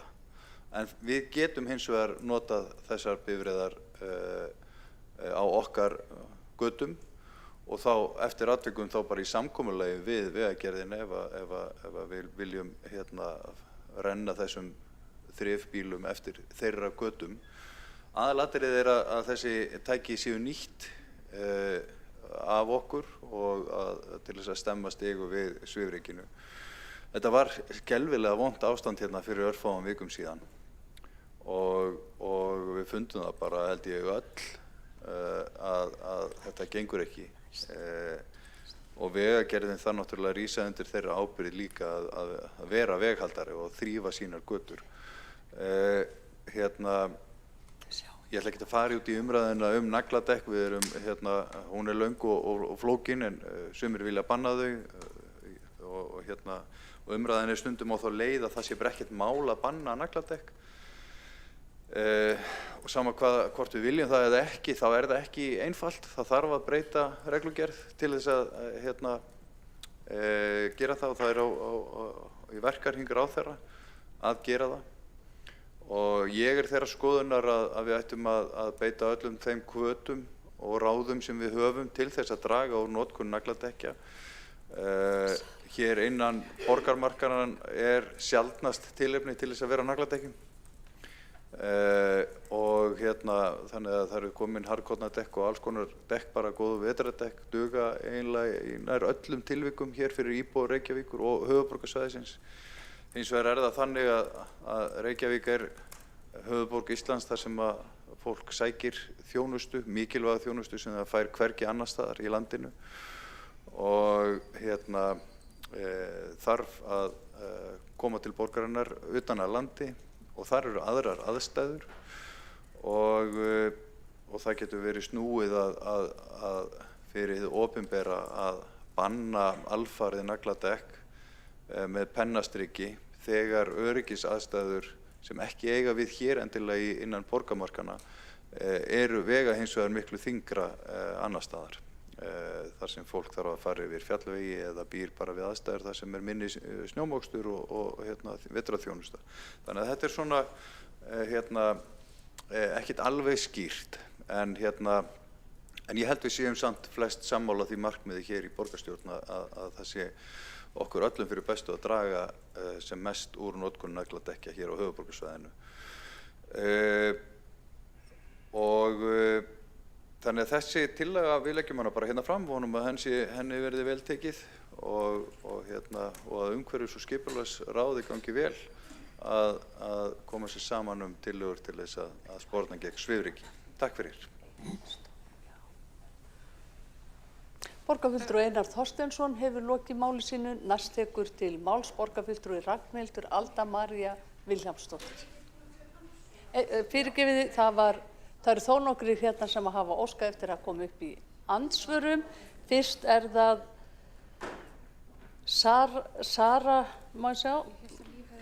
Sara Björg Sigurðardóttir, borgarfulltrúi, gjörðu svo vel. Forseti, ágæta borgarstjórn, ég þakka borgarfulltrúanum Einari Þorsteinsssyni fyrir þessa breytingartillögu. Mér langar að borgarfulltrúanum var tíðrætt heilsu barna, fólks með undirliggjandi sjúkdóma og eldra fólks. En síðustu vikurnar, fyrstu vikur ársins og síðustu vikurnar í desember, voru lögfgæðin bara alltaf á rauðu, bara dag eftir dag eftir dag. Og svo borgarfulltrúanum tíðrætt mikilvægi þess að sækja þjónustu til höfuðborgarinnar. Og mig langaði að spyrja borgarfulltrúan á hvaða lífsgæði eigum við að draga fram? Á hvaða lífsgæði, hvers konar bara í rauninni hver líður fyrir þessi lífsgæði? Eigum við að láta börnin í borginni, fólk með undirliggjandi sjúkdóma, reykvíska skattgreiðendur líða fyrir það að fólk þurfa að koma hingað til land inn í borgina á nagladekkjum? Eða borgarfulltrúinn tilbúinn til að ganga skref og hvaða skref til þess að draga úr loftgæðum? Borgarfulltrúi Sara Björg Sigurðardóttir hefur lokið við að veita andsvar. Þá svarar andsvari borgarfulltrúin Einar Þorsteinsson. Já, forseti, mér langar nú eiginlega að biðja borgarfulltrúan að koma spurningunni bara skýrt frá sér. Ég átta mig ekki alveg á því hvað hann á við. Borgarfulltrúi Einar Þorsteinsson hefur lokið við að svara andsvari. Þá veitir andsvar öðru sinni borgarfulltrúi Sara Björg Sigurðardóttir. Forseti, hvaða lífsgæði, hvaða hópar sem að búa í borginni, þessi sem eru með undirliggjandi sjúkdóma, börnin í borginni sem komast ekki út á leikvellina, fólkið, eldra fólk sem getur ekki farið út að ganga, eða eru þeirra lífsgæði, í lagi að skerða þeirra lífsgæði af því að aðrir þurfa að koma hingað inn í borgina á nagladekkjum? Ég bara velti, bara vill fá svör, bara hvaða leiðir eru ljósar fyrir borgarfulltrúa Einar Þorsteinsson til þess að við síendurteknum hætti stöndum fram fyrir því að loftgæðin séu hér á gulu og rauðu af því að 40% bíla á höfuðborgarsvæðinu keyra á negldum dekkjum. Borgarfulltrúi Sara Björg Sigurðardóttir hefur lokið við að veita andsvar. Þá svarar andsvari borgarfulltrúi Einar Þorsteinsson. Forseti, takk fyrir. Ég held ég skilji spurninguna betur. Við eigum að grípa til allra þeirra leiða sem við getum til þess að tryggja hér best loftgæði. Ég bara benti á og ég meina í ræðu minni fór ég yfir það að nagladekkin skipta máli en það er ekki í valdi okkar hér eins og ég vona að borgarfulltrúinn Sara Sigurðardóttir átti sig á að gera þetta, að banna nagladekk bara með pennastriki hér í borgarstjórn. Það er ekki þannig, sama hvort þótt að borgarfulltrúinn kannski kysi að það væri þannig.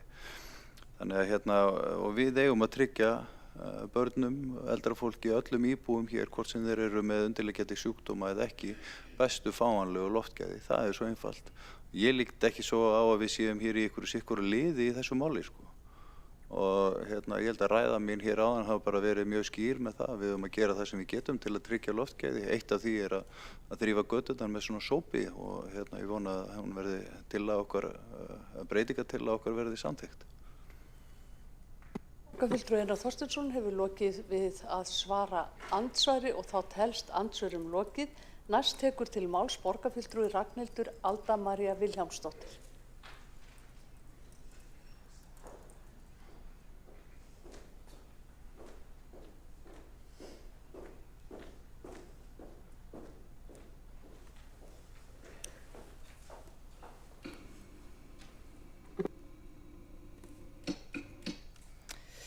Ágæti forseti og borgarstjórn, hvernig væri bara að þrífa götunar hérna? Svona án gríns. Hvenær voru þessar götur seinast þrifnar? Í júní í fyrra? Án gríns. Hér er verið að koma með einhverja tillögu það að búa til einhvern starfshóp, það að skoða einhverja heimildir. Hvernig væri bara að þrífa götunar?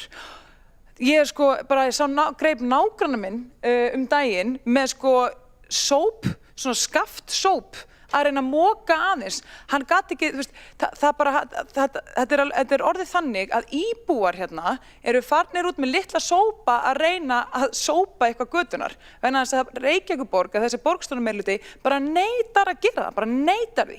Og það er svo magnað, en svo erum við með þetta hérna, þar sem að borgarfulltrúar meirihlutis bara koma fjöllum yfir því að borgin sé bara grút, skítug og sótug. Og hver er lausnin? Hver er lausnin? Er hún að sópa betur? Nei. Er hún að þrífa oftar? Nei. Nei. Ítum bara vandanum og íbúa. Förum bara að banna hérna dekk og nagladekk og dísilvélar, ég veit ekki hvað og hvað. En á meðan auðveldasta, nærtækasta lausnin sem allir eru að bíða eftir og er gert alls staðar annars staðar í Skandinavíu er bara að götur og vegir og borgir eru reglulega þrifnar miklu oftar en er gert hér. Miklu oftar. Og ég meina svo verið að drulla yfir hérna ryksugu bílatilhöfuna hérna hjá Framsókn. Þú veist, án gríns, má aldrei þrífa hérna. Ég er bara að bilast. Heyrðu, ok. Nei, þetta er alltaf sama sagan. Það er bara, heyrðu, jú, við gætum kannski gert betur í að þjónusta íbúa, en nei, það er bara, fólk er með ofnæmi fyrir því hér. Lausnin er alltaf bara, heyrðu, nei, úr skulum við fara að breyta lögum til þess að bara banna fólki að keyra á nagladekkjum. Hvað haldið að sé flóknara að gera? Að sópa oftar eða breyta lögum? Hvað er haldið að sé fljótlegra að skila árangri? Að sópa oftar eða reyna að breyta lögum? Maður spyr sig, heyrðu, svo hérna, ég veit ekki sem hvar ég á að byrja, en þetta er alltaf sama þemað. Það er bara, nei, ítum vandanum bara á íbúa. Komum bara með fleiri boð og bönn á íbúa. Þau eru náttúrulega alltaf vandamálið að þau skuli vera fúl yfir þessi svifryksmengun. Þú veist, og ég, elsku borgarfulltrúin Sara, mér finnst þú æðisleg, en þú drepur mig með þessu, hvað með fólkið, með öndunar erfiðleikana.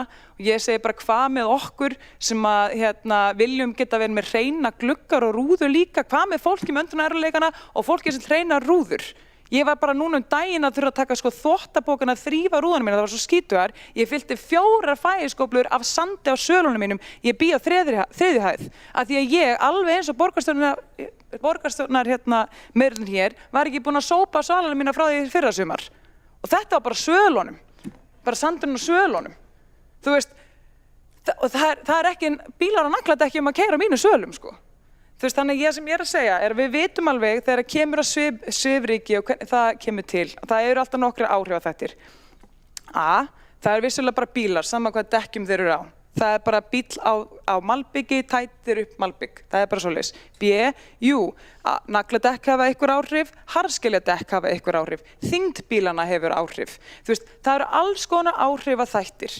En þess vegna hafa öll, vestræn lönd í kringum okkur tekið upp á því að hugsa ekki með sér, herru, nei, eru götunar ógeðslega skítugar? Best að láta bara fólk breytast. Þau hugsa með sér, nei, eru götunar ógeðslega skítugar? Við bara skulum þrífa þær betur. Og þetta er alltaf það sem ég er að benda á hérna í hvert einasta sinn sem ég kem upp í þessu pontu. Þú veist, fyrir hvern erum við hérna? Við erum hérna til þess að þjónusta fólk, við eigum að vera hérna í þjónustuhlutverki við fólk. Við eigum ekki þurfa, þú veist, það að eyða tímanum hérna upp í pontu endalaust í að drulla yfir fólk og þeirra hegðun vegna þess að það voga sér að keyra á nagladekkjum. Nei, bönnum þeim að koma inn í borgina, þessum helvitis sveitapjökkum á nagladekkjunum sínum. Hvað haldið þessi einfaldar að gera? Að þrífa götunar eða fara að koma ykkur vegatálmunarkerfi hérna? Nei, ég er að bilast. En hérna, ok, takk fyrir, ég skal hætta núna. Randi lokið í bili. Borgarfulltrúi Ragnhildur Alda María Vilhjálmsdóttir hefur lokið máli sínu. Næst tekur til máls borgarfulltrúin Hjálmar Sveinsson.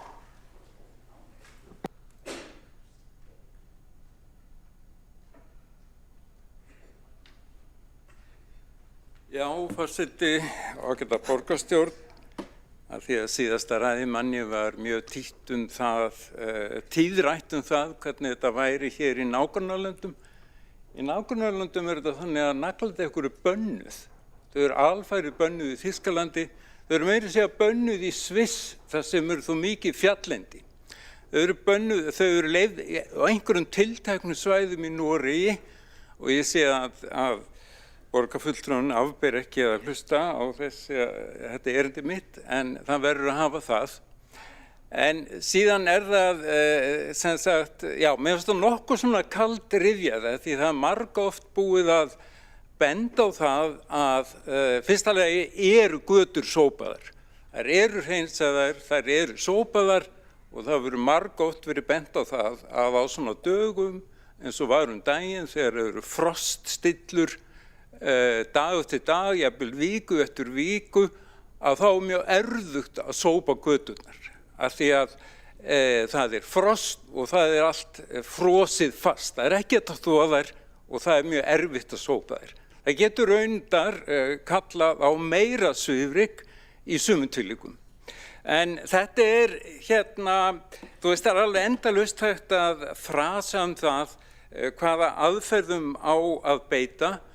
En mér dettur stundum í hug að það væri eins og einhver húsráðandi yrði mjög þreyttur á því eftir að væri búið að halda veislur að öll gólfin væri svo skítu hjá honum. Jú, viðkomandi fer og ryksugar gólfin, kallar og ryksugubíl og ryksugar þau. Síðan kemur að því að viðkomandi húsráðanda dettur í hug að biðja fólk að fara úr skítugu skónum áður en það gengur inn í stofu, áður en það gengur inn á svefnherbergin og viti menn, ástandið á gólfunum er margfalt betra. Þannig að því að mér finnst svona umræðan stundum og sérstaklega síðasta ræðumanni einhvern veginn algjörlega skjóta sér undan því að fara í uppruna svifryksins.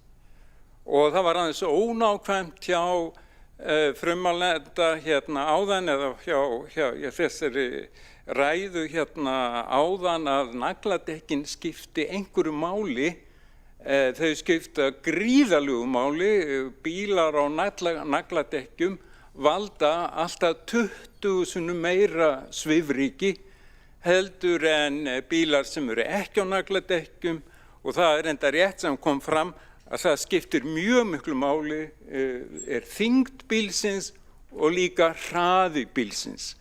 Umhverfisstofnun, sérfræðingarnir og umferðarstofnun hafa fjallað mjög oft þetta og hérna það er mjög auðvelt að lesa þeirra niðurstöður. Hraði og þyngd og nagladekk, þetta skiptir allt mjög miklu máli. Nú, ég veit alveg að einhvern tímann hafa heyrt raddir það að banna nagladekk en hér í borgarstjórn og í umhverfis- og skipulagsráði hefur ræðan ekki snúist það heldur höfum við reynt að hvetja Alþingi til þess að láta sveitarfélögin og landinu fá sjálfdæmi það hvort að þau kjósa að setja ákveðinn skatt á notkun nagladekkja með þeim umhverfisrökum að sá geldur sem að veldur og það rauninni umhverfisrökin sem að skipta mestu máli og svo líka hitt að það mjög einkennilegt að þegar þessi mikla mengun eins og var hér daginn, hvað gerist þá? Jú, þá eru börnin kölluð inn og líka þeir sem eiga við öndunarerfiðleika að stríða en ekki bílarnir. Það má ekki snerta við þeim. En mér líst vel á þessa tillögu og kostur við hana, hún ekki með eitthvað svona sannleik heldur bendur hún á ákveðið vandamál og rauninni felur í sig hvatningu til umhverfis- og skipulagsráðs til að taka þetta fyrir, fá sérfræðinga á okkar fund frá til dæmis umhverfisstofnunum og stofnun og fleiri stofnunum, leita ráða hjá sérfræðingum og móta einhverja tillögu hvað við getum gert í þessu máli, í þessu óefni. Það hefur jú verið reiknað út hjá Evrópsku heilbrigðisstofnuninni að það megi reikna með að hér á landi séu það bil 70 ótímabærir dauðsdagar út af loftmengun. Þannig að mér finnst alveg full ástæða til að taka þetta alvarlega. Þetta að mestu leyti af mannavöldum og það eru góðu fréttirnar því að það sem af mannavöldum, við getum gert eitthvað í því. Borgarfulltrúi Hjálmar Sveinsson hefur lokið máli sínu. Næst tekur til máls borgarfulltrúin Sara Björk Sigurðardóttir.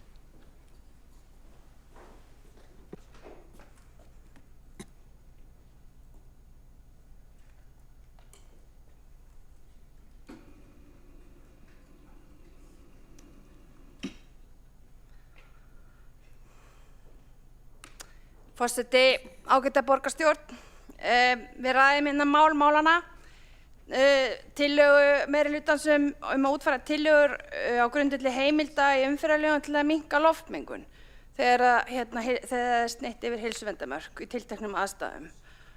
Og hvað svona hættulegt við þessa gulu hulu? Hvað svifryk? Þessar smáu agnir sem þyrlast í andrúmsloftið í kringum okkur. Hverjar eru afleiðingar lélegra loftgæða fyrir heilsu fólks, þá sérstaklega viðkvæma hópa eins og börn, eldra fólk og fólk með undirliggjandi sjúkdóma? Hvers vegna telur Alþjóðaheilbrigðisstofnunin að léleg loftgæði séu eina mestu ógn mannkyns? Áhrif svifryks á líkamann í loftinu sem við öndum að okkur eru margs konar. Þetta eru síbreytilegar agnir sem eru annaðhvort á föstu formi eða vökva og þær eru flokkaðar í gróft svifryk og svo fínt. Og til viðmiðunar eitt korn af fínum fjörusandi 90 mikrometrar, þannig að þetta eru náttúrulega agnir sem eru örsmáar og minna svifrykið bara kemst inn í öndunarfæri manna, læðist niður í lungnaberkjur, setjast þar að, frásogast jafnvel í blóðrásina. Þannig að svifrykið ekki bara heilsuspillandi fyrir lungu, hjarta og æðar heldur ferðast agnirnar í gegnum alla blóðrásina. Meira segja hafa þær fundist í fóstrum. Rannsóknir sýna að útsetning fyrir svifryk getur valdið bólgum í höfði, leitt til sjúkdóma eins og Alzheimers og elliglappa, getur haft áhrif á þroska barna og valdið öndunarfærasjúkdómum. Og börn eru sérstaklega viðkvæm fyrir svifryki og eru útsettari en fullorðnir. Það finnast 2–4 sinnum meira magn í svifryki í öndunarfærum barna heldur en fullorðinna. Þannig að okkur hér inni meðal annars ber rík skylda til þess að vernda heilsu barna. Vernda heilsu barna og svifryksmengun getur hamlað þroska þeirra. Og þess vegna þeim haldið inni þegar loftgæðin fara af grænu. Á heimasíðu Umhverfisstofnunar er hægt að kalla fram upplýsingar. Mjög gaman fyrir þau sem eru gagnanördar. Og ef við horfum hérna 10 kjörtímabil aftur núna, þetta kjörtímabil, þá má sjá skýrt mynstur þegar, í þeim tilfellum þegar loftgæðin fara af grænu. Og þessi kjörtímabili hafa loftgæðin farið í 132 daga á gult, 22 daga á rautt. Þannig í 22 daga hefur fólki og börnum og eldra fólki verið haldið heima, inni, ekki fara út að hreyfa sig, ekki vera úti, ekki hjóla. Og á hvað kostnaði lífsgæða er þetta? Ég velti því fyrir mér. Já, það er bara þannig, sko. Eru þið hress, eða? Veitu, tölvan er aðeins að svíkja mig.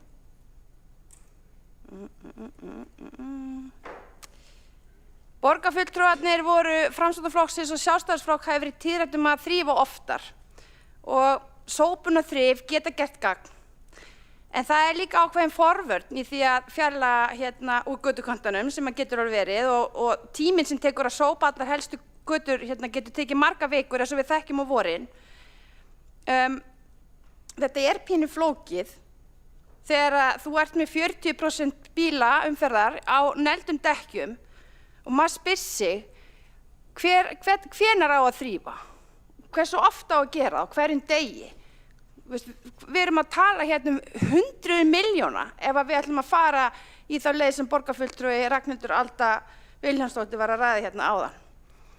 Besta leiðin er auðvitað að draga úr uppsprettu og það er að minnka umferð og draga úr henni en ekki bara sópa og kaupa einhvern hreinsibíl.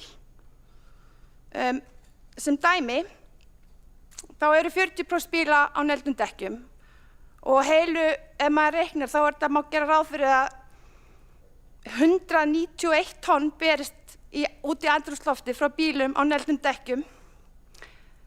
Hvað finnst ykkur það? Eigum við að sópa þetta bara á, einni viku eða? Þannig að mér finnst þetta pínu svona skrítin nálgun að halda það sé bara að leysa allan vanda að sópa eða þrífa götur þegar það er verið að rykbinda og rykbindaefni það bara kláraðist af því að aðstæðurnar voru svo slæmar. Á sama tíma mun umferðin bara halda áfram að fjölga. Við munum bara, okkur fjölgar áfram. Fleiri bílar mæta á göturnar, ár frá ári, eykst umferðin jafnt og þétt og með hverjum 4.009 íbúðum þá bætast við 3.000 bílar. Þetta er bara margfeldið þetta upp. Þetta bara er ótrúleg staða sem við erum komin í og aftur er það uppsprettan. Hvaðan kemur uppspretta svifryks? En við höfum val. Við getum dregið úr notkun nagladekkja, við getum stýrt umferð, við getum lækkað hraða, við getum stýrt almenningssamgöngur og virka ferðamáta, við getum gripið til aðgerða strax, ekki bara seinna, því staðan á stundinni núna. Og markmiðið er einfalt, það er að fækka dögum sem fara á gult og rautt eins og við höfum upplifað núna á þessu ári ítrekað og ég meina til mín ég fekk bara skilaboð frá fólki, börnum, foreldrum barna sem voru að halda börnunum sínum innan því að þau bara gátu ekki andað og pústið þeirra astmapústin bara virkuðu ekki. Fólk var með hausverk, var með flensulík einkenni dag eftir dag og rykbindaefni bara kláraðist af því það var verið að reyna að rykbinda göturnar. Ég bind vonir, forseti, við það að þessar tillögur og umhverfis- og skipulagsráð komi með einhver bara raunverulegar lausnir, sanngjarnar og við förum bara að tala tæpitungulaust stöðuna sem hún er. Því við viljum ekki tryggja og búa þannig hnútana að komandi kynslóðir búi við skertari lífskjör, skertari lífsgæði heldur en við sem sitjum hér í þessum sal. Við viljum nefnilega borg fyrir fólk, ekki fleiri bíla, við reynum að draga úr þeim. Fleira fólk, færri bíla og hreinna loft. Takk.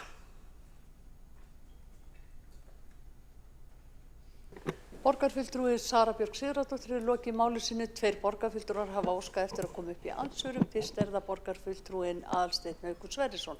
Forseti, ég vil þakka Söru Björg borgarfulltrúa fyrir mjög tilfinningaþrungna ræðu.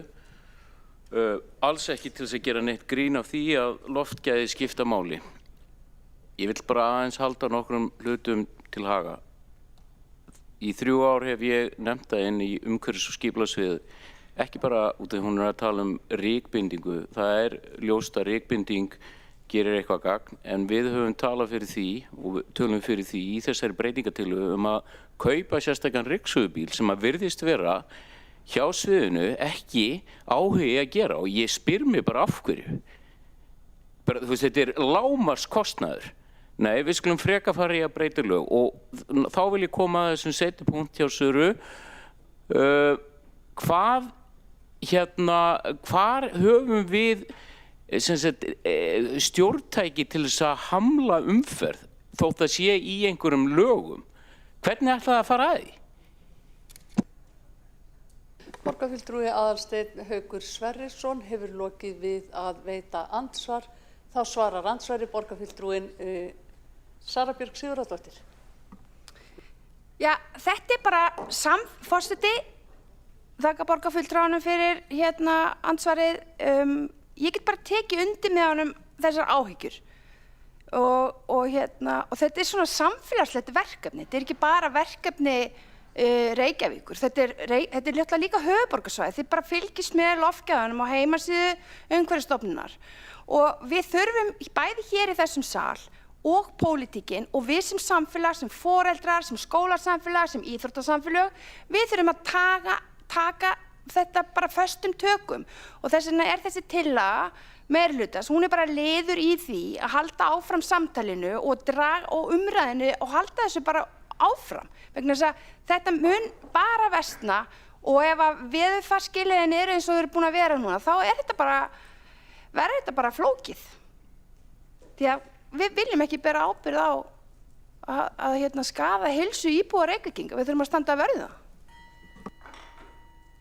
Borgarfulltrúi Sara Björk Sigurðardóttir hefur lokið við að svara andsvari, og þá veitir andsvar öðru sinni borgarfulltrúin Aðalsteinn Haukur Sverrisson. Forseti, ég þakka borgarfulltrúanum fyrir sitt svar við ansvari. Við erum öll sammála það þarf alltaf að gera betur varðandi með loftgæði. Þessi tillaga sem að meirihlutinn að leggja til, bara góðra gjaldaverður, en við erum að koma með breytingatillögu sem bara beinlínis bætir inn í tillögu þeirra einhver, hvað maður segja, bara stutt og auðveld aðgerð sem fljót afgreitt. En það hefur ekki verið vilji til þess að gera það innan sviðsins, þannig að ég myndi bara hvetja ykkur til þess að samþykkja okkar breytingatillögu, þannig að við getum farið strax í rót vandans. Prófa eitthvað nýtt, því að hitt mun taka allt og langan tíma. Borgarfulltrúin Aðalsteinn Haukur Sverrisson hefur lokið við að veita andsvar öðru sinni, og þá komið að andsvörum hjá borgarfulltrúanum Einari Þorsteinssyni. Forseti, mér langar bara að spyrja borgarfulltrúan Söru Björgu Sigurðardóttur hvað hann vill gera, eða hún, Sara, borgarfulltrúi, vill gera. Við höfum alveg séð ýmsar tillögur. Nákvæmlega, hvað vill borgarfulltrúin gera sem í valdi borgarstjórnar að gera til þess að draga úr svifryki? Forseti, ágæta borgarstjórn, ég tala það í ræðu minni. Borgarfulltrúin Einar Þorsteinsson hefur lokið við að veita andsvar, þá svarar andsvari borgarfulltrúin Sara Björk Sigurðardóttir. Forseti, afsakaði framhleypnina í borgarfulltrúanum. Borgarfulltrúi Einar Þorsteinsson biður borgarfulltrúa Söru Björgu að útlista þetta nánar. Ég talaði það í ræðu minni. Ég talaði að lækka hraðan, draga úr umferð, sem helsta uppspretta svifryksmengunar í borginni, leitast við leiða í að takmarka og minnka notkun næturtækja. sem ein helsta uppspretta svifryksins. Auka og bæta almenningssamgöngur sem að meiri hlutin að gera. Fjölga leiðum til vistvænna samgangna eins og að leggja hjólastíga. Þannig að þetta allt á dagskrá. Við þurfum bara aðgerðir þegar að loftgæðin eru komin á gult eða rautt. Annað en að skerða lífsgæði þeirra sem að síst skildi. Borgarfulltrúi Sara Björk Sigurðardóttir hefur lokið við að svara andsvari og þá veitir andsvar öðru sinni borgarfulltrúin Einar Þorsteinsson. Forseti, ég þakka fyrir svarið. Draga úr umferð, já. Það eitthvað sem svona dálítið snúið að gera, en gerir liður í því að bæta aðra kosti eins og almenningssamgöngur. Þannig að lækka hámarkshraða, það þarf að vinna það með lögreglunni og vegagerðin. Þetta aðalega stoppvegir, þannig að það þyrfti aðkomu ríkisins, þannig að það ekki beinlínis bara á borðið okkar að gera það. Það er viðamikið verkefni að ná sátt slíka aðgerð, þannig að það ekki hægt að gera það með pennastyrki hér. Ég heyri ekkert enga eina sérstaka aðgerð sem að borgarfulltrúi getur gripið til hér, nema þá bara halda fram að byggja upp almenningssamgöngur sem langtímaverkefni. Það engin skammtíma lausn sem að ég heyri hana nefna og ég ekki að gagnrýna fyrir það. Ég veit þetta langtímaverkefni og stórt og viðamikið, en ein skammtíma aðgerð sem að gæti gagnast væri að kaupa ryksugbíl sem myndi þrífa það mesta á þegar að koma gráir dagar, svona til að leggja eitthvað gott til. Borgarfulltrúi Einar Þorsteinsson hefur lokið við að veita andsvar. Þá svarar andsvari borgarfulltrúi Sara Björk Sigurðardóttir. Forseti, borgarfulltrúin fannst svarið mitt ekki nægilega skýrt. Jú. Já, en þú vildi meira. En ég ætla bara, mér langaði að segja, skammtíma aðgerðir eða aðgerð sem gerir strax í rauninni að biðla, eins og borgin hefur að gera, biðla til fólks að vinna heima þegar það koma svona toppar sem að sumir gerðu. Það líka, væri þetta gott ef að regluverki myndi bara heimila og borginni, sem að vonandi verður hægt, að bara ákveðni bílar verði bara, sem ákveðin bílnúmer bara sitja heima með deili bílum. Við þurfum einhvern veginn að hugsa út fyrir kassan þegar við fáum svona endurtekin aðstæður sem að loftgæðin fara á rautt eins og við vorum að upplifa hér fyrir vetur. Borgarfulltrúi Sara Björk Sigurðardóttir hefur lokið máli sínu og lokið við að svara andsvari. Þá telst andsvörum lokið. Þá tekur næst til máls borgarfulltrúi Líf Magnúðardóttir.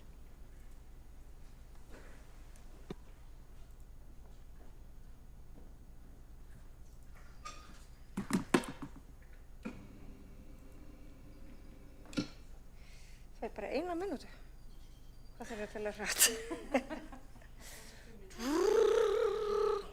Það ekki að bíða þangað til og... Jú, rétt. Ágæti forseti, já, þetta allt svo mikið vesen. Nennum við eitthvað að gera þetta. Getur ekki bara þessi ryksugubíll leyst allan vanda í eitt skipti fyrir öll? Stuttasvarið nei. Framsókn svo uppgefin á verkefnunum, hún ræður ekkert við þau. Ekki raskat, afsakið, með leyfi forseta, ekki raskat. Nennir ekki að bæta loftgæði í borginni. Forseti biður borgarfulltrúa að sýna kurteisi í máli sínu. Já, ég bað leyfi forseta. Forseti heimilar ekki leyfi til þess að tala með dónalegum hætti í ræðustól. Gott og vel, ræður ekki bossalega við þessi verkefni. Breytingatillaga Framsóknar sem liggur hér fyrir, hún bætir engu við nema þá einu tilteknu atriði sem Framsókn telur að allt geti leyst í þessum efnum og allt verið þá gott. En eins og tillagan sem liggur fyrir borgarstjórn og hvernig hún orðuð, þá allt undir en ekki eitthvað eitt. Og þannig þarf þetta að vera því að bætt loftgæði og krafan heilnæmt loft kallar margar ólíkar aðgerðir og ég ætla því að leggja til að þessi breytingatillaga verði felld. Eins og staðan núna þá verið að skoða hvort það sé eitthvað tæki eða eitthvað annað erlendis. Það víst ekki mikið í boði. En það er kannski eitthvað sem að hægt að kaupa hingað til Íslands sem að getur enn betur sópa götunar. Og að því að hér hafa borgarfulltrúar hvað sé hljóðs og sagt af hverju getum við ekki bara sópa miklu meira. Svarið við erum að sópa miklu meira. Kostnaður hefur rokið upp, sérstaklega í vetur, að því það er verið að gera meira. Og þetta hefur komið fram, bæði hér fengum við kynningu í umhverfis- og skipulagsráði, þetta hefur líka komið fram í fjölmiðlum. Það er nefnilega snúið, veðráttan hérna er snúin og til þess að bregðast við loftmengun á þessum dögum, þá kallar það á ólíkar aðgerðir. Þannig að borgin sér auðvitað að hreinsa og rykbinda hjá sér, náttúrulega að undanskildum þessu stofnbrautum sem að Vegagerðin sér en þar myndast einmitt mesta mengunin, svo það sé líka sagt. Það er bara þannig að við þurfum að ráðast að rót vandans. Ýmislegt sem að eykur á mengun er til dæmis gamalt malbik sem að þyrlast upp, umferð þungra, vinnuvéla, nagladekk og mikið fleira. Og það kallar auðvitað margþættar aðgerðir. Það er það sem að við í umhverfis- og skipulagsráði ætlum að skoða.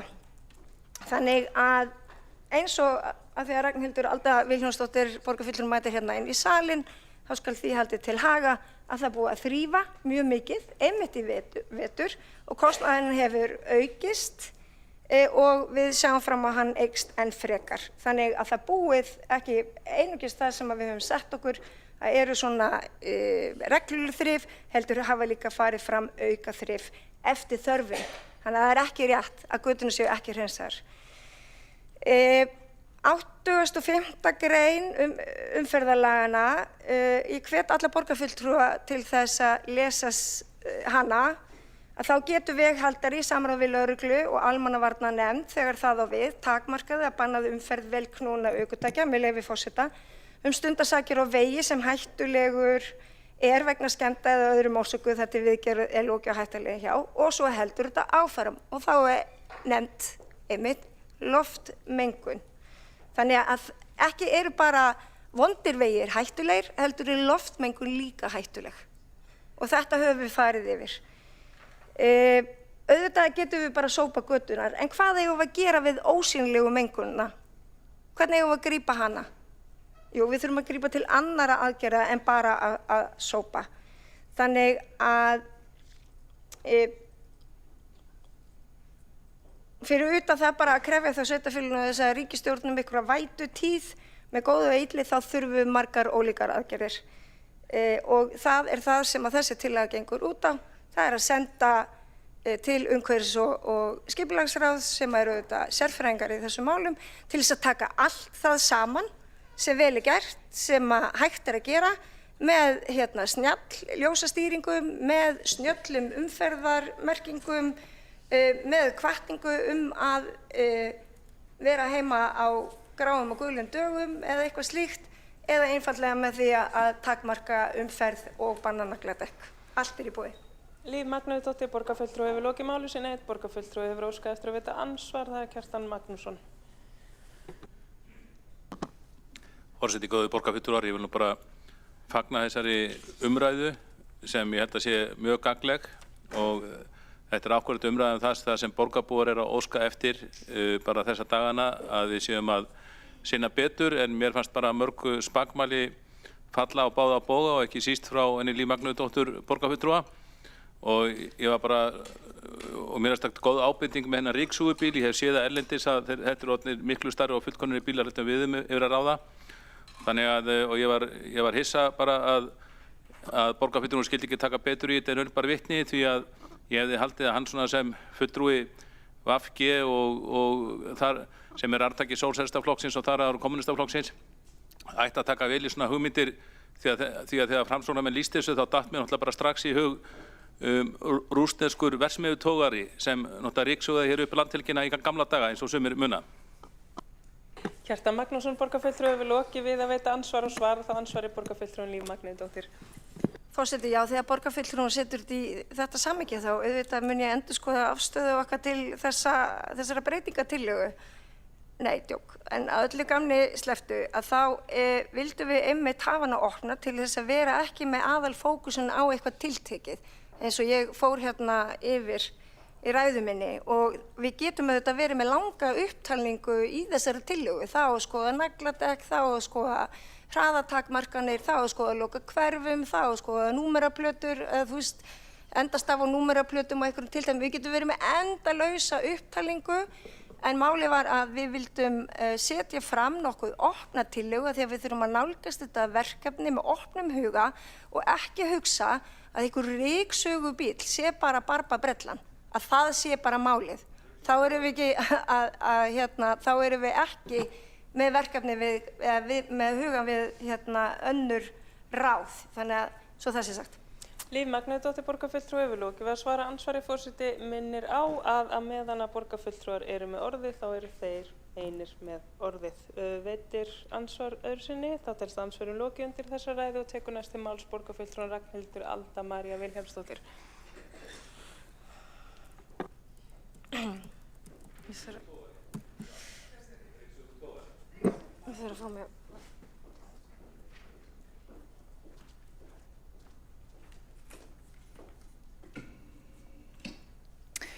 Ágæti forseti og borgarstjórn, hérna að því við vorum að tala svalinar heima hjá mér og hvað ég var duglega að þrífa þær núna fyrir nokkru vikum og hvað fylltust margar fægiskóflur. Málið er að ég sópaði þær ekki bara í frosti, by the way, hvar ég stóð á inniskórnum í úlpunni minni að sópa svalana mínar, þrífa gluggana. Ég skúraði þær líka og það er ekkert mál að þrífa götur og skúra þær í frosti. Eins og það var ekkert mál að þrífa götur og þrífa svalana mínar og skúra þær þótt að væri frost. Þetta er bara afsökun. Af því það sem þessi meirihluti er eina sem hann virðist vera að afkasta og hefur einhvern veginn afkasta síðustu árin eru bara afsakanir og frumlegheit í afsökunum. Ótrúlega góð í að afsaka sig þessi meirihluti en verrið að framkvæma hlutina. Og þess vegna erum við hér í raun og veru. Við erum ekki að tala við erum að rífast það. Ég meina, ég er á þeim stað hér í mínu pólitíska ferli að vera grátbiðja borgarstjórnarmeirihlutann að þrífa götunar oftar. Þetta eru bara málin, stóru málin hér í borgarstjórn. Hvaða steypa er þetta? Herru, ok, allavega, en allavega, sko, að því að svo getur mann nefnilega líka, það er eitt þó sem hefur verið gert og það er búið að uppfæra svona rauntíma upplýsingar varðandi til með götuþrif og þannig ég gæti bara flett upp hvenær gatan í mínum hverfi var seinast sópuð og annars staðar í borginni og það var bara í október í fyrra. Síðan þá eru liðnir margir mánuðir. Þannig þegar hér er spurt hve ofta á að þrífa allan ársins hring. Það er svarið, allan ársins hring. En þá er borið fyrir sig kostnaði. Já, það er svo dýrt, viljið eyða peningum í það? Já, við viljum eyða peningum í það. Ég vil eyða peningum í það að sópa oftar og moka oftar og þrífa oftar og skúra oftar. Mér finnst bara mjög mikilvægt, mér finnst að vera ákveðið bara svona stolt atriði, ég vil vera stolt af því hvað götunar eru hreinar í borginni hvar ég bý. Það er bara, mér finnst það bara mjög mikilvægt, nákvæmlega eins og mér finnst mikilvægt að búa á hreinu heimili og þrífa það og sópa það, bæði fyrir og eftir partíhald. Jafnlót og leyfa ykkur að læðast inn á skónum þegar þess þarf, sko. Ég ætla bara að þrífa gólfin hjá mér, nákvæmlega eins og ég vil þrífa götunar hjá mér. Heyrðu, en staðan er alltaf þessi, það þarf alltaf að spara í þjónustunni. Nei, við skulum láta bara, íbúarnir eiga bara aðlaga sig að okkar þjónustuleysi, aldrei eigum við að auka þjónustuna til þess að aðlaga okkur að þörfum íbúa. Vandanum skulum bara ýtt á íbúa. Jú, þeir ættu bara helst að hætta að keyra og ef ekki, þá ættu þeir bara að banna nagladekk. Hvernig væri að banna bara svifryksmengun? Hvað myndi þá gerast? Ef við myndum alltaf bara búa til lög sem myndi banna bara það að væri þetta magn af sóti og drullu á götunum, myndi þið þá loksins fara að byrja að sópa eða skúra? Mætti þá kaupa hann að blessa ryksugjubíl? Einn lítil helvitis ryksugjubíl, afsakaðu orðbragðið. Nei, það má ekki bæta þjónustuna hérna, sama hvað. Heyrðu, Svo er það svo fyndið vegna þess að það er verið að tala um að það sé nú bara ekkert mál að hætta með nagladekkin og til þess að leiðrétta þessa rangfærslu sem er komið hérna fram hjá einum borgarfulltrúa meirihlutans. Það er aðeins eitt land sem að bannar nagladekk í Evrópu og það er Þýskaland. Enda eru Þýskaland sko kónganir í vegumhirðu. Þú veist, það er bara, göturnar eru svo hreinar og fínar að það er hægt að sko, það eru hreinn og fínni en stofugólfin hjá mér væntanlega. Enda er ég með hellinga úlingum sem hlaupin á skónum. En ég er að segja ykkur að það er ekkert skrítið að ef þú ert með það góða þjónustu að það þarf á vegunum, það góð þrif, það góðan snjómokstur, að það þarf ekki nagladekk, þá er ekkert mál að vera ekki á nagladekkjum. Og viti, ég prófaði þetta sjálf. Ég ákvað, þegar ég var nú hérna, byrja hér, eftir að þurfti að hlusta á ræðurinn af borgarstjórnar meirihlutanum, þá var ég bara, herðu, nú skal ég prófa að komast leiðar minnar á heilsársdekkjum. Og viti hvað gerðist? Það var ekki mokaðir göturnar, það voru ekki mokaðir. Þannig ég lendi oftar en einu sinni, oftar en tvisvar, oftar en þrisvar því að vera einhvers staðar á mínu fínu heilsársdekkjum í brekku og byrja að renna á næsta bíl og þurfa að stýra mér upp á gangstétt. Og eftir það sagði ég bara, herru, þetta er bara ekki hægt og fór á mín nagladekk. Sveita tútan sem ég er. Ég bara sá að borgin var ekki fær. Það enda er ekki mokað hérna. Þú veist, þannig að rótin er alltaf svo sama. Það er bara þjónustuleysið. Hvernig væri bara að bæta þjónustuna? Það er sem við erum bara að berjast fyrir hérna, sko. Þú veist, það er ekki flóknara en það. En nei, það er alltaf sama sagan. Íbúar eiga bara aðlaga sig á þjónustuleysi þessa borgarstjórnarmeirihluta, en ekki borgin aðlaga sig að þjónustu þörfum íbúans. Íbúar eiga bara hægt að ferðast, íbúar eiga bara að breyta sér, en aldrei eigum við að breyta þjónustunni svo hann hendi betur íbúum. Ég vil gera auðvitað, ég vil bara þrífa göturnar, ég vil ryksuga þær, ef að Framsókn leggur það til, frábært, en þetta gengur ekki lengur. Ragnhildur Alda María Vilhjálmsdóttir borgarfulltrúi hefur lokið máli sínu. Forseti minni borgarfulltrúa á að virða tímamörk sem gefin eru í ræðu. 2 borgarfulltrúar hafa óskað eftir að veita ansvar og veitir þá ansvar borgarfulltrúin Sara Björg Sigurðardóttir. Forseti, ágæta borgarstjórn, langaði að þakka borgarfulltrúanum Ragnhildi Öldu fyrir svakalega eldræðu. Ekkert mál að þrífa göturnar eftir nagladekkin. 40% bíla á nagladekkjum og borgarfulltrúin vill bara verja milljarði, kannski? Hvað tölu vill borgarfulltrúin sjá? Borgin verður núna rúmlega 1,3 milljarði í gatna, viðhald gatna, og þegar það er 40% bíla á nagladekkjum sem spænum göturnar, sérstaklega í ferðinu, þá spænist upp gatnakerfið hraðar. Við erum með milljarð cirka í snjómokstur. Borgarfulltrúin, það lætur líka við að það líti þannig út að borgarfulltrúin vilji 2 milljarð. Hvar ætlar borgarfulltrúin að taka þann milljarð? Selja Carbfix? Einskiptis sölur úr orkuveitunni? Hvar sér borgarfulltrúin sér fyrir að taka peningana? Sara Björg Sigurðardóttir borgarfulltrúi hefur lokið við að veita ansvar og svara þá ansvarið borgarfulltrúin Ragnhildur Alda María Vilhjálmsdóttir.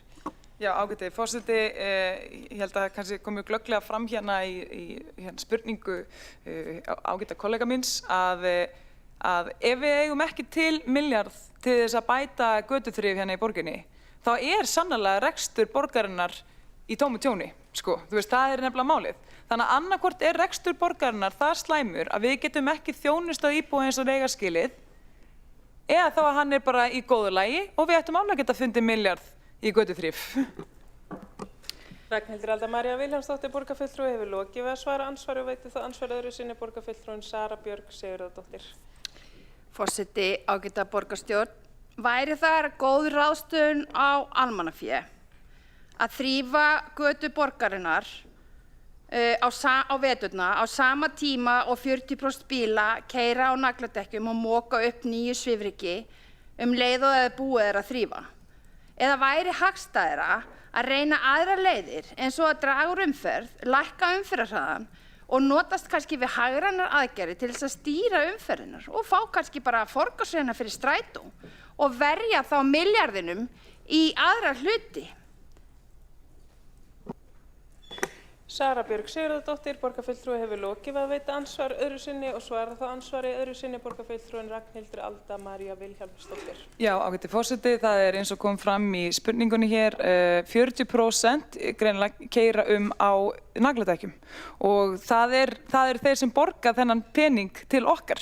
Þannig að meðan að þessi meirhluti vill ekki bæta þjónustuna meðal annars allan ekki sjálfur splæsa í betri almenningssamgöngur eða fjölga sjálfur séragreinum eða og svo framvegis, þá finnst mér það bara mjög ódýrt að fara og segja já en þið eigi bara að hætta, þið 40% íbúa sem að þurfi að nota nagladekk vegna þess að göturnar eru ekki nægilega vel að mókaðar hérna, þið eigi samt bara að breyta ykkur svo við getum notað ykkar peninga í annan að þjónusta ykkur. Þrífum bara göturnar, mókum það bara, fjölgum svo sannlega líka séragreinum, mér finnst það bara frábær hugmynd og bætum almenningssamgöngur, mér finnst það frábær hugmynd, fjölgum bíllausum dögum með því að bæta þjónustu við fyrirtæki og gera þeim auðveldara að hafa fólk í fjarvinnu, frábær hugmynd, en við þurfum samt að þrífa göturnar og ég veit bara að gera það.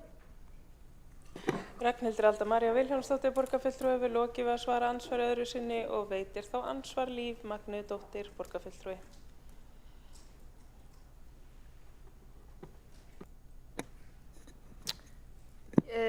Já, forseti. Það er þannig að oftar hefur þurft að hreinsa götuna núna á undanförnum mánuðum en ráð var gert fyrir.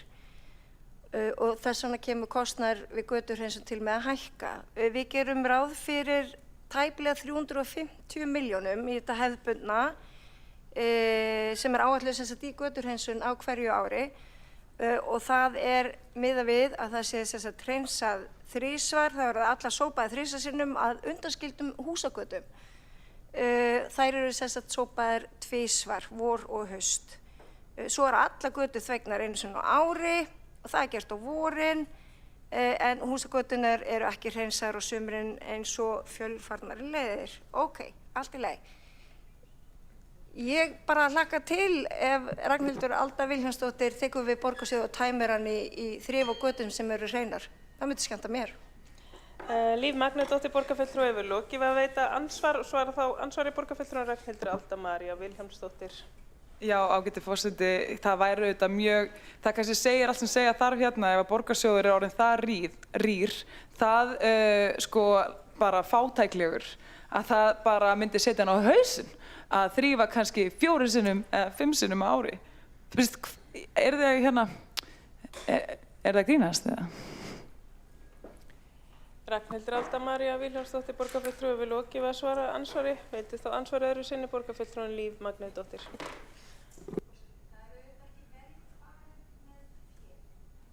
Ekki skynsamlegt og ekki hagkvæmt að gera eitthvað umfram það sem að þarf. Að þrífa í sífellu hreinar götur. Ég veit ekki, það hlýtur að þurfa að liggja fyrir einhvers konar verkáætlun það sem þarf að gera hverju sinni og það eins og hefur komið fram hérna í dag að þá er það ekki bara svo að með því að hreinsa þessa götur að þá losnum við loftmengun. Borgarfulltrúin hlýtur að þurfa að átta sig á þessu. Að það er ekki bara það að sópa götur eða þrífa þær sem að sporna gegn loftmengun í Reykjavík. Það er margt annað sem þarf að koma til og þetta er eiginlega orðið hálf kjánalegt. Þannig að ég ætla ekki að taka þátt í þessu meira að sinni, þessari helvítis vitleysu. Líf Magnúsdóttir, borgarfulltrúi, hefur lokið við að veita ansvar öðru sinni. Svara þá ansvar öðru sinni borgarfulltrúin Ragnhildur Alda María Vilhjálmsdóttir. Já, ágæti forseti, talandi hvað er kjánalegt. Fyrir að fyrsta er annarkvort ekki til neitt peningurinn að því að milljarður úr borgarstjóri í götuþrif myndi setja hann á hausinn.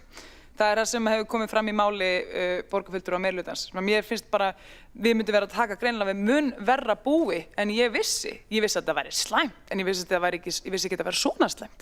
Herru, svo er hitt sem er það að tala, það er líka búið að koma fram hérna í máli margra, fyrir þann fréttamanna og allra, hversu skítugar göturnar eru. Þannig við erum ekki svona að tala um það að þrífa hreinar götur, við erum að tala um það að þrífa óhreinar götur, annars værum við ekki að tala um að þrífa þær oftar. Þú veist, þannig að það er staðreynd, eins og allir vita, að vissulega verður til svifryk með einum öðrum hætti. Við vitum alveg hvernig það verður til, en það er staðreynd að bara skilvirkasta leiðin til þess að skera það niður, þannig að það er ekki að valda hérna ótímabærum dauðslátum eins og nefnt var hérna, er bara með götuþrifum. En nei, Það bara má alls ekki þrífa götunar oftar en 2 svar í venjulegum húsagötum og 3 svar í öðrum götum á ári. Ragnhildur Alda María Vilhjálmsdóttir, borgarfulltrúi, hefur lokið að svara andsvar öðru sinni og telst að andsvörum lokið undir þessari ræðu og tekur til máls borgarfulltrúin Alexandra Brím.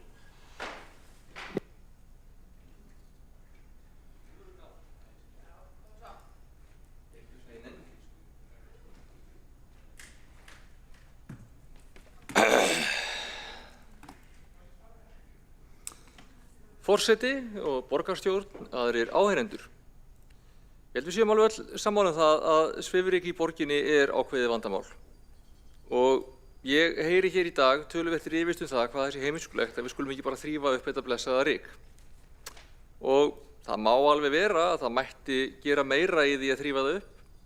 Ég veit að almennt hefur umhverfis- og skipulagssvið metið það sem svo að rykmynding sé áhrifaríkasta leiðin til að vinna gegn þessu ryki þegar það safnast upp, en bæði getur að verið erfitt þegar að frost kemur og fer og svo kláraðist rykmyndi efni á landinu nýlega, eins og ég skil það. En kostnaður við götuþrif hefur aukist töluvert meira og eins og Líf Magnúsdóttir borgarfulltrúi fór hér yfir, núna að tala um 3 skipti á ári, þar sem að göturnar eru sópaðar, 2 skipti fyrir húsagötur og svo þvegið einu sinni á ári. Þannig að það er ekki eins og þetta sé ekki gert, það er bara göturnar eru alveg þrifnar, eru alveg sópaðar. Ég held að ef við værum með 4 skipti þá væri Sjálfstæðisflokkurinn alveg jafn reiður yfir því að skiptum væri ekki 5 og ég held að ef það væri 5 þá væri þau alveg eins reiðir yfir því að skiptum væri ekki 6. Gallinn er nefnilega að svifrykið verður alveg rosalega hratt til. Það er bara komið örfáum dögum seinna og ef við ætluðum að vera í því að bara sópa allt svo hratt að það fyndist ekki fyrir þessu bara dag frá degi, þá værum við að tala um alveg galinn kostnað. Ég er ekki að tala um 1 eða 2 milljarða og það er heldur ekki þannig að við fáum synjun á debitkortið ef við aukum kostnaðum 1 milljarð en við getum farið niður fyrir 0. Og ég held að það sé ákveðið einsdæmi að fjárhagslega íhaldsamir flokkar skuli tala eins og 1 milljarður sé nú bara ekki neitt og við ættum bara að hendi það jafnvel þó að við vitum ekkert hvort það dugi til að leysa vandann. Ég held að við þurfum að reyna að vera skynsöm í því hvernig við notum peninga. Hvort sem við erum sammála umfang vandans eða hvaða leiðir séu bestar. Við hljótum að geta verið sammála um það að það myndi engin ábyrgur stjórnmálamaður henda bara milljarði eitthvað mál vitandi ekkert hvort það myndi duga til þess að leysa það sem að væri verið að reyna að leysa. Ég veit af þessari tillögu Framsóknar ryksugbíl. Mér finnst hún skemmtileg. Þetta er svona eins og Andabær myndi leysa málið, hringi Georg Gírlausa og fá Andrés Önd til að keyra bílinn. Nei, ég er að djóka. Ég veit að þessi bílar geta alveg dugað. Þeir eru notaðir erlendis og þeir eru fínir. Ég stóðst ekki mátið að fara í smá. En ég held samt að þeir séu sennilega frekar dýrlausn á þess að vita tölurnar. Ég held að 1 bíl gæti verið sent ákveðin skilaboð, verið ákveðin ímyndarlausn, en ég held að hann væri lengi að þræða allar götur borgarinnar. Ég veit ekki hvort það myndi hafa svona kannski raunveruleg áhrif á magn svifryks í borginni frá degi til dags.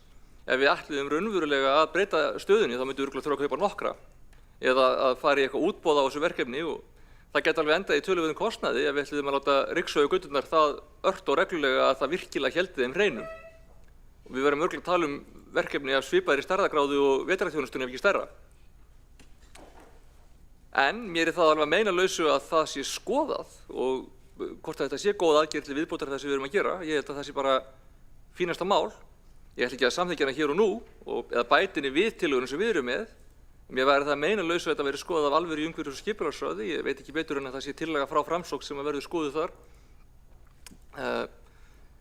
Almennt séð þykir mér að snjallt þegar er að ræða þrálát vandamál að vera ekkert endilega bara föst í því að takast á við einkennin. Einkennin geta verið hundleiðileg en sumir sérfræðingar tala um að það geti verið gagnlegt að skoða líka orsök vandans. Ég held að það sé einhver merki dæmi þess í mannkynssögunni að það sé auðveldara að leysa mál með því að fara í það heldur en með því að þráast við að taka bara á einkennunum. Þannig að ef ég væri á spítala og mér blæddi svo mikið að það flæddi öll gólfin, sem nota bene eiginlega gerst einu sinni, þá myndi ég samt frekar vilja að læknirinn færi það að binda sárið heldur en redda sér betri fötu og moppullar hreinsa blóðið. Og ég held að það gildi alveg líka þó sem að vera að ræða stíflu sem að vera að flæða í gegnum eða eitthvað svoleiðis, við varum ekki beinlínis í lífshættu af blóðsúthellingum. Að þegar að ræða bara vandamál þar sem að flæðið af því sem vandamál meira en svo að maður hafi undan að taka við því, þá vill maður kannski mögulega skoða það hvort að maður geti dregið eitthvað úr flæðinu. Það ekki? Komu of margir gráudagar og ástæðan fyrir því hvað komu margir gráudagar að það of mikið af bílum sem eru of þungir, keyra of hratt og lykilatriði í of háu hlutfalli eru þessi bílar á nagladekkjum. Nagladekk eru svo rosalega úr öllu samhengi mikið áhrifavaldur í svifryksmengun miðað við alla aðra þætti. Það skiptir meira máli hvort að bíll á nagladekkjum heldur en hvort að hann sé 1,5 tonn eða 10 tonn. Og sá veruleiki getur verið að sé ekki eitthvað sem við breytum í grunninn. Augljóslega eru einhverjar hugmyndir hluti sem við getum gert, eins og borgarfulltrúinn Ragnhildur Alda lagði til hérna áðan að við getum bannað nagladekk og sett upp vegatálma við borgarmörkin, sem ég kannast ekki við að aðrir en hún hafi verið að hugsa sko. Við hljótum að mega kanna það, hvort það sé eitthvað hægt að draga úr orsök vandans án þess að við séum þar með komin í boð og bönn og bara spark út öllum sem sé ekki með lögheimili í Reykjavík og ég veit ekki hvað hérna. En það getur ekki talist ósanngjarnt að vilja skoða það hvort það sé eitthvað hægt að draga úr svifryksmyndun. Ég neita að taka þátt í samtali á þeim forsendum að ef ég vilji skoða það þá sé ég bara einhvers konar afsprengi Adolfs Hitler eða eitthvað, ég veit það ekki.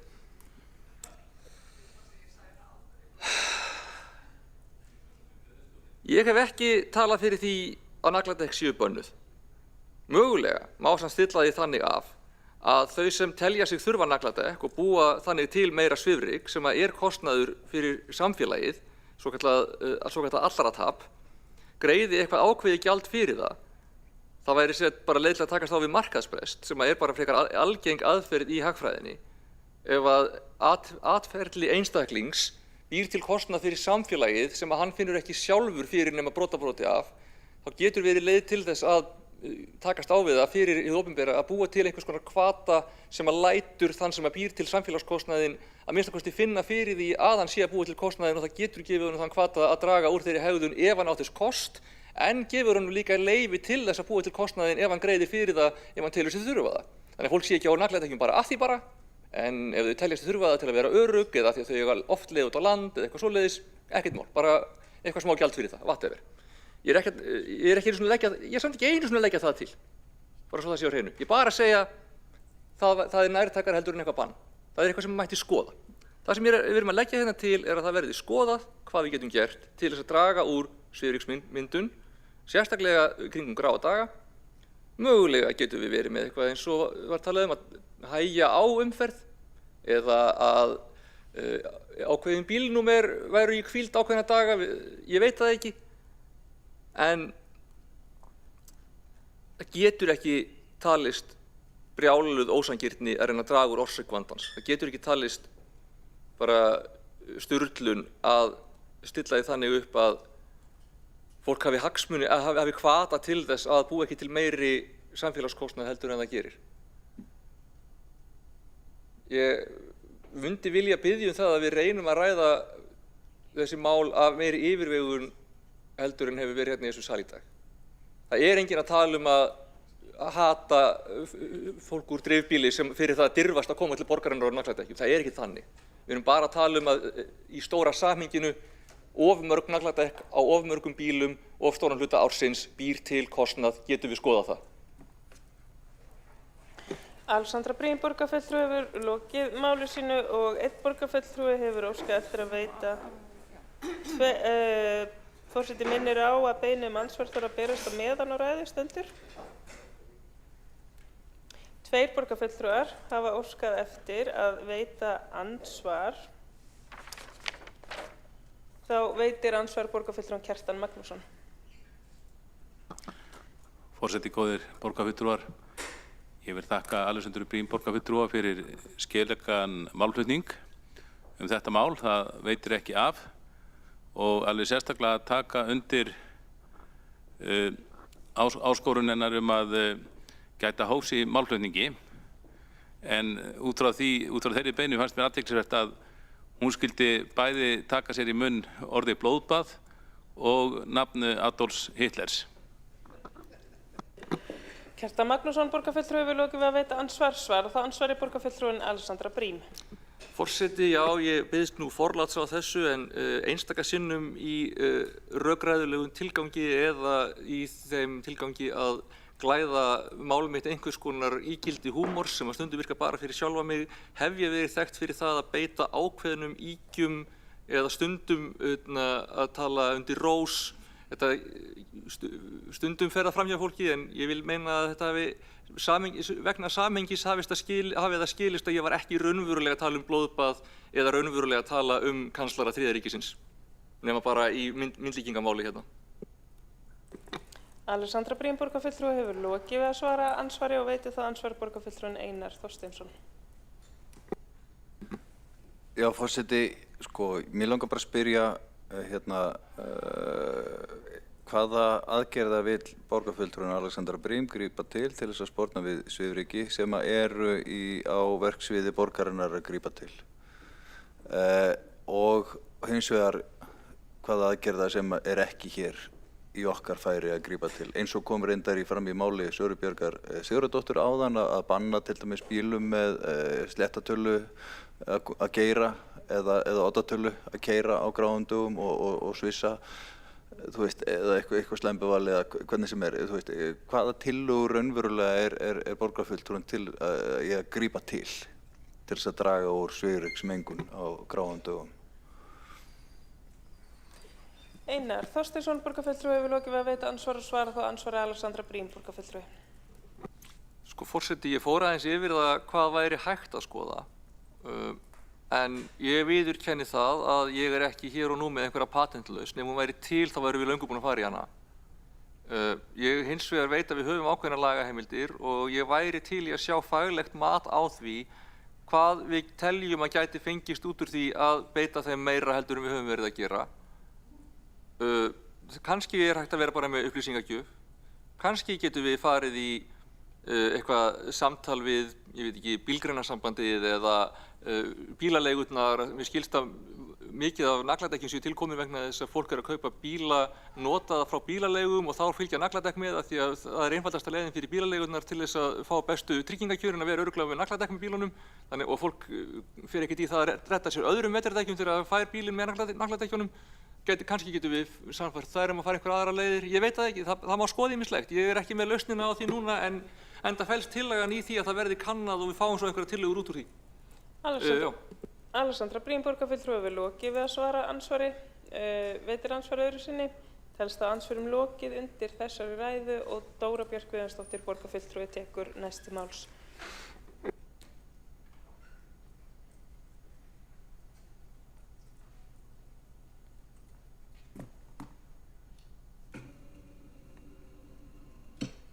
Ágæti forseti. Hvað er eiginlega svifryk? Það eru agnir sem eru minni en 10 mikrómetrar í þvermál og það er miðað við þær vegna þess að þetta eru það litlar agnir að manneskjan getur andað þeim að sér. Og það er þannig að við erum með ákveðið kerfi sem að stoppar grófara ryk, svona nefhóli okkar og munnhóli okkar. En fínlegra ryk, þetta ryk, kemst framhjá og það getur farið ofan í berkjurnar og minnstu einingarnar fara út í lungnablöðrurnar. Og þetta eru svifrykskorn og þau verða svona aðskotahlutir í lungunum. En lungun okkar eru gerð til að kljást við þetta. En fólk eins og ég með undirliggjandi sjúkdóma á erfiðara með að losa sig við rykið úr lungunum og þá getur það að fara að safnast upp. Og þess vegna valda svifrykstoppar og uppsöfnun svifryks og mengunar ótímabærum dauðsföllum. Mengun veldur aukningu í sjúkdómum og dánartíðni af völdum hjarta- og æðasjúkdóma. Það veldur líka aukningu í lungnakrabbameini, sykursýki, taugaskemmdum. Það getur valdið skemmdum og neikvæðum áhrifum á fóstur. Alþjóðaheilbrigðismálastofnunin segir, með leyfi forseta, sjúkdómsbyrði sem rekja má til loftmengunar nú talin vera á pari við aðra heilsufarsáhættu eins og óhollt mataræði og tóbaksreykingar. Loftmengun nú viðurkennd sem stærsta einstaka umhverfisógn við heilsu manna. Það hægt að rekja allt að 7 milljónir dauðsfalla í heiminum á ári hverju til loftmengunar. Og talið að flest þeirra orsakist af fínu svifryki. Þannig að ein helsta loftmengunin sem ógnar Evrópu svifryk. Umhverfisstofnun Evrópu metur að allt að 80 dauðsföll verði vegna loftmengunar á Íslandi á ári hverju. Veðrið ráðandi þáttur í svifryksmengun, sérstaklega hér á höfuðborgarsvæðinu. Og almennt loftgæði góð eins og nefnt hefur verið og það hefur verið innbregðað hér í dag að almennt loftgæði góð og þau það sannarlega sem betur fer. En það koma upp þessir háu toppar og þeir ekki góðir og þeir ekkert nálægt að vera góðir. Þeir óvenju háir og jafnvel á evrópskan mælikvarða. Sérstaklega með við hvað við ofsalega fá. Og með við hvað við fá þá ættum við geta búið við líf án þessara toppa. Vegna þess að þessir toppar hafa verulega neikvæðar afleiðingar á líf fólks, á heilsu fólks og valda þessum áhrifum sem ég hef hér nefnt. Og ótímabærum dauðsföllum. En hvað veldur helst slitum af völdum dekkja? Það hefur verið talað eins það hér í dag, það til dæmis hraði og meiri hraði þýðir þá meira slit. Ef hraði aukinn úr 60–85 km/klukkstund eykst slit 44%. Í Osló hraði á völdum götum lækkaður úr til dæmis 80 km/klukkstund í 60 km/klukkstund á veturna, bara almennt, til að minnka slit og minnka uppþyrlun svifryks vegna þess að það þessum tíma sem að þetta líklegast til þess að hafa skaðleg áhrif. Þannig að þetta ekkert eitthvað klikku hugmynd að lækka hraða, það hefur verið að gera það og við ættum alvarlega að skoða að gera það. Þyngd ökutækja hefur líka mjög mikil áhrif. Það gróflega 10 í mismunandi fundarherbyggjum og kannski setjast það vinnu sem að klárast ekki og þannig vinnum við ekki. Heiða Björg Hilmisdóttir borgarstjóri hefur lokið máli sínu. 2 borgarfulltrúar hafa óskað eftir að veita ansvar og veitir það ansvar borgarfulltrúi Magnea Gná Jónsdóttir. Já, forseti, það bara frábært að meirihlutinn sé búinn að átta sig á því að það betra að vinna eitthvað á einum stað en að vera í þessum bútasaum. Sem nákvæmlega það sem ég var að gagnrýna þegar ég lagði fram þessa tillögu fyrir rúmi ári síðan. Það ástæða tillögunnar að við þurfum að horfa á þetta heildstætt, samþætta þessa þjónustu, hætt að vera endalaust í þessum bútasum og finna upplýsingar hér og þar einhverja hópa og eitthvað að gera eitthvað, ríkið að gera eitthvað. Við eigum bara að vera með skýra stefnu og aðgerðir þegar kemur þjónustu við þennan hóp. Og við það ekki, við vitum alveg hvað við erum að gera og það hefur alveg legið fyrir hvað við erum að gera. Og þess vegna gagnrýndi ég aftur þetta minnisblað frá velferðarsviði, þar sem talað einhverja hópa og eitthvað. En ekki tala mikilvægi þess að bregðast við og samþætta þjónustuna. Það frábært að meirihlutinn sé búinn að átta sig á því og svo leggja fram þessa tillögu sem ég lagði fram fyrir ári síðan. Magnea Gná Jónsdóttir borgarfulltrúi hefur lokið við að veita ansvar og svara þá ansvari borgarstjóri Heiða Björg Hilmisdóttir. Já, kæri forseti, ágætu borgarfulltrúar. Það auðvitað frekar ódýrt að segja tillagan sem ég lagði fram fyrir ári síðan og við vitum hvað við erum að gera. Ef við vissum hvað við erum að gera, þá væru ekki yfir 1000 ungmenni ekki að gera neitt í Reykjavík. Ef við vissum hvað við ætlum að gera, þá værum við löngu búin að gera það. Ástæðan fyrir því að við erum að kalla saman þessa vinnu og taka saman bestu mögulegu dæmi það hvernig hefur verið unnið með ungt fólk í þessum vanda að það bútasaumur að þjónustöði. Það bútasaumur og það ekki bara Reykjavíkurborg sem getur kippt þessu í liðinn og veit hvað hún á að gera, því ef það væri þannig þá værum við búin að því.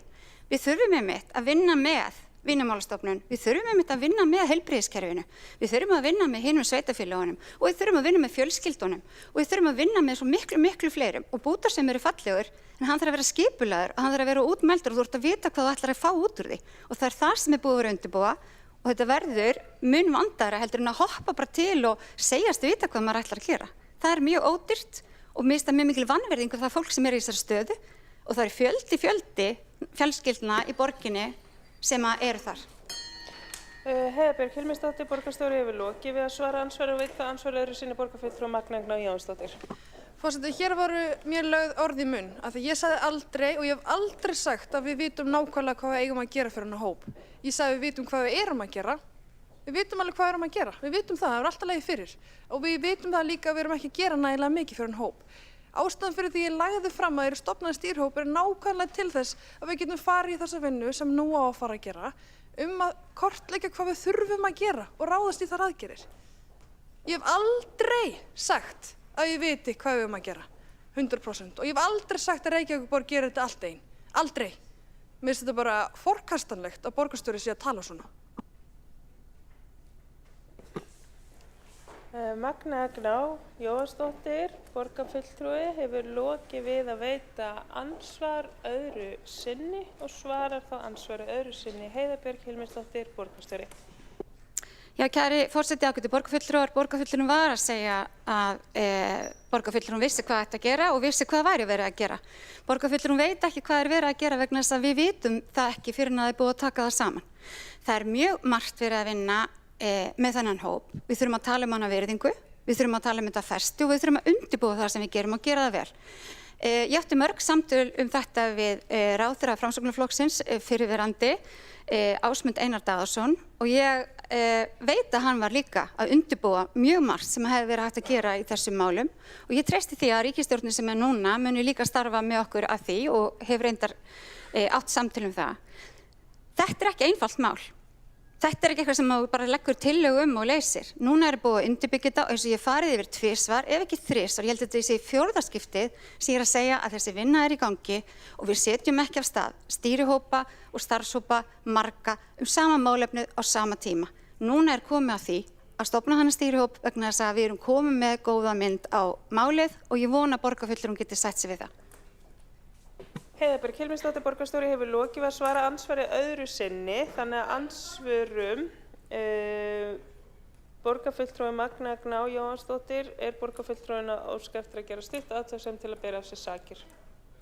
Gerir borgarfulltrúi Magna Gná Jóhannsdóttir stutt athugasemd til þess að bera af sér sakir. Forseti, eins og ég komin á þann, það hef ég aldrei sagt að ég viti nákvæmlega hvað ég að gera í þessu máli.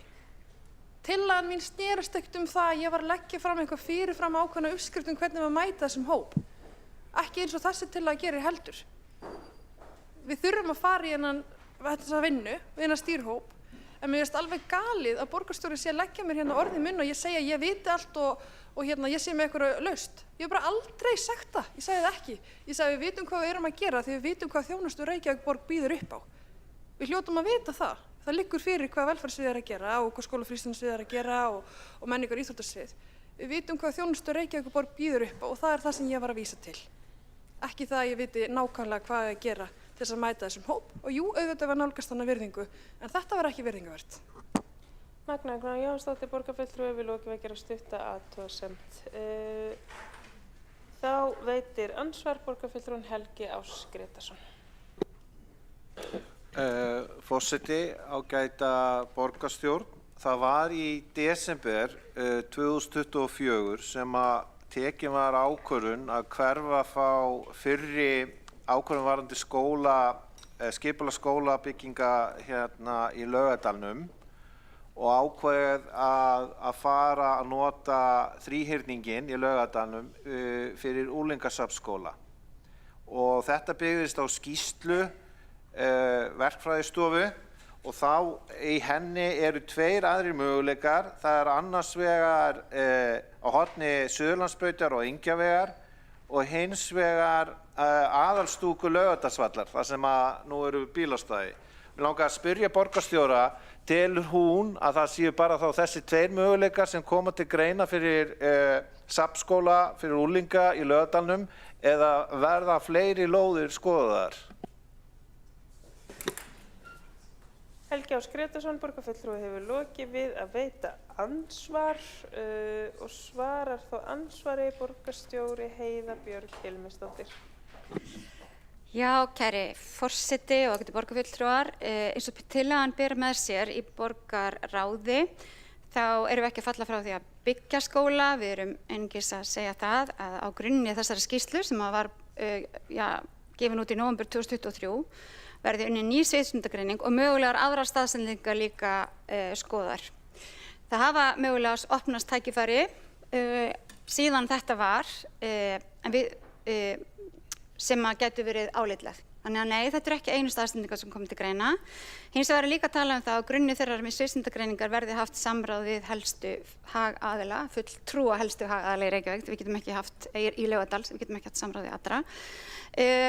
Það verður vandaverk því að það ekki mikið traust til Reykjavíkurborgar, sérstaklega ekki hvað varðar unglingaskóla eða skólamál. En ég átti þó ágætisfund með þeim daginn og ég vonast til þess foreldrafélögunum og skólastjórnendum og ég vonast þess að við getum náð að lenda þessu í sátt og vonandi hratt og vel. Heiða Björg Hilmisdóttir borgarstjóri hefur lokið við að svara andsvari, veit það ansvari öðru sinni borgarfulltrúinn Helgi Ás Grétarsson. Forseti, ágæta borgarstjórn, ég þakka borgarstjóra fyrir svarið. Mér langaði þá að spyrja, komin einhver svona bráðabirgða tímalína við að ákveða staðsetningu unglingaskólans í Laugardalum? Helgi Ás Grétarsson borgarfulltrúi hefur lokið við að veita ansvari öðru sinni og svara það ansvari öðru sinni borgarstjóri Heiða Björg Hilmisdóttir. Já, forseti, ágætu borgarfulltrúar, ég held að fæst orð beri þarna minnst ábyrgð. Ég þori ekki að setja fram tímalínu fyrr en ég veit hvaða fólki hef til þess að fara í þessa staðvalsgreiningu og nákvæmlega það hafið, en ég veit ekki hversu hratt fólk vinnur. Mér finnst stundum fólk ekki alveg vinna nógu hratt fyrir mig, en það kannski önnur saga. Hins vegar bara mikilvægt að þessi staður út á myndinni. Þróttur hefur lýst eindregið yfir að hann hefur engan áhuga að semja við okkur afnot á þessu landi og samkvæmt niðurstöðu borgarlögmanns alveg ótvírætt að þau eiga yfirráðarétt yfir þessu landi. Þannig að nei, því miður, en ég vona við náum því núna á vorumánuðum og vonandi náum við að klára þetta fyrir kosningar þannig að fólk, þetta fari ekki í einhverja kosningar bara um staðsetningu unglingaskóla í Reykjavík. Það væri ekki gott. Og Laugardalinn á betra skilið. Það búið að ná Hringland áttur með þetta nú þegar. Heiða Björg Hilmisdóttir borgarstjóri hefur lokið við að svara ansvari öðru sinni og telst á ansvörum lokið undir þessari ræðu og tekur þá til máls borgarfulltrúinn Kjartan Magnússon.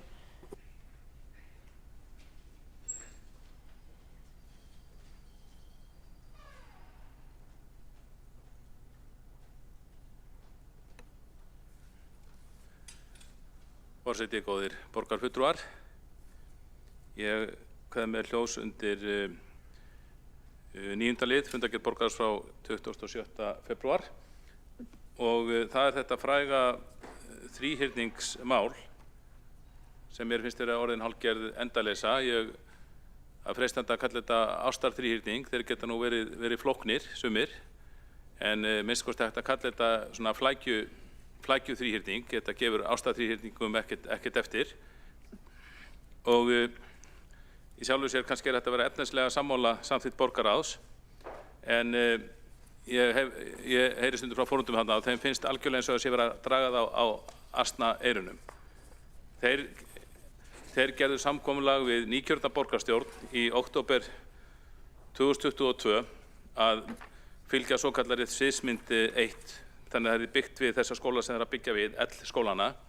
Og ég man á sínum tíma þá talaði við menn úr byggingadeildinni og hjá borginni og fóru á staðinn og skoðaði skólalóðurnar og ég taldi að það væri alveg rými á þessum skólalóðum til þess að byggja við og held að ýmsar viðbyggingar við skóla hafi verið byggðar við þrengri aðstæður en þetta, þannig ég var undrandi á þessari niðurstöðu. Nú síðan þetta svikið og í maí 2024 þá tilkynnt að það verið horfið frá þessari sviðsmynd 1 sem sátt ríkti við foreldrana og þá kemur þessi þríhyrningu til skjalana og ég var þá spurður vegna þess að það var ljóst að þessi hugmynd frá upphafi var ekki góð, það skorti samráð eins og við Þrótt og fleiri og ég var þá spurður af fólki úr foreldrahópnum hvort að þarna gæti verið bara tafataktík að ræða. Það hefði sennilega verið tafataktík að gera þetta samkomulag í október 2022 sem síðan var rofið þarna 2024 og ég fekk þá spurningu fyrst á fullyrðingu að þessi þríhyrningshugmynd væri andvana fædd, svo andvana fædd að það yrði ekki dafinni og hvort að borgin væri bara að spila út þessu spili til þess að tefja málið og reyna að hafa foreldrana rólega því að það var eitthvað að gerast. En svo gerist ekkert og það virðist ekkert alltaf gerast á þessu kjörtímabili. Þannig ég hræddur að forritandi líti svo á, og kannski börnin líka, að það hafi heilt kjörtímabil farið til ónýtis án þess að nokkur hafi verið gert, nema það að þetta ágæta fólk sem þarna er í forsvari hafi bara beinlínis verið beitt blekkingum. Og það er freistandi að draga þá ályktun því að einmitt eitt foreldri þarna, hann dró upp tímalínu fyrir mig bara og ég gat ekki þá neita því að þetta virtist vera sem það væri bara tafataktík í gangi á borginni sem er auðvitað borginni ekki sæmandi. En ég kem líka upp út af 28. lið. Það er þetta svar félagsbústaða við fyrirspurn borgarráðsfulltrúa Sjálfstæðisflokksins kaup félagsbústaða á eignum á grundvelli samningsmarkmiða. Þetta er sérstakt mál og ég sitt nú í stjórn félagsbústaða og ég fekk líka þessar spurningar til mín utan úr bæ eftir að þetta hlaðvarp fór í loftið og ég athugaði málið þá þegar og fekk strax þá fullyrðingu frá framkvæmdastjóra félagsbústaða að þessar ásakanir væru algjörlega úr lausu lofti gripnar.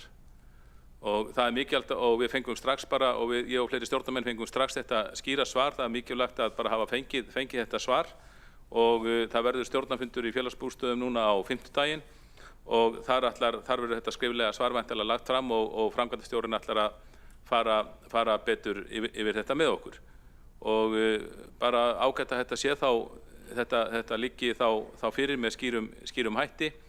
Það hefði auðvitað verið slæmt ef þetta voru ótrúlegar ásakanir og það hefði verið mjög slæmt ef þar áttu við rök að styðjast, en sem betur fer þá virðist það svo sé ekki. Kjartan Magnússon, borgarfulltrúi, hefur lokið máli sínu, ekki hafa fleiri kvast sér hljóðsundi þessum lið, þannig að við göngum til atkvæðagreiðslu 19. lið fundargerðarinnar sem þarf að kjósa sérstaklega og óskar eftir því að borgarfulltrúar séu viðstaddir í salnum til þess að taka þátt í atkvæðagreiðslunni.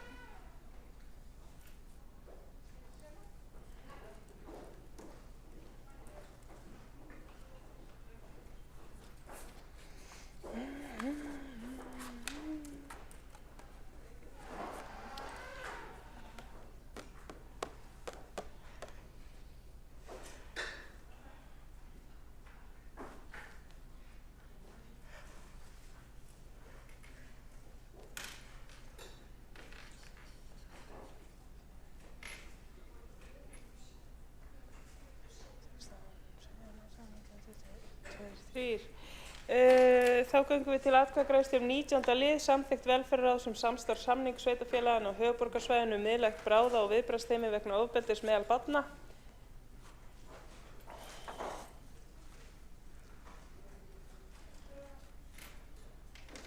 Og það er öll borgarstjórn, 23 borgarfulltrúar sem samþykkja þetta. Þá göngum við til 11. liðar útsendri dagskrá, það er fundargerð forsætisnefndar frá 27. febrúar. Fundargerð mannréttindaráðs frá 12. febrúar, fundargerð menningar- og íþróttaráðs frá 13. febrúar, fundargerð skóla- og frístundaráðs frá 23. febrúar, fundargerð stafrænsráðs frá 11. og 25. febrúar, fundargerð umhverfis- og skipulagsráðs frá 25. febrúar og fundargerð velferðarráðs frá 18. febrúar. Tekur til máls borgarfulltrúinn Kjartan Magnússon. Forseti minni borgarfulltrúa að taka skýrt fram undir hvaða fundargerð verið er að ræða sem og undir hvaða dagskrárlið fundargerðarinnar.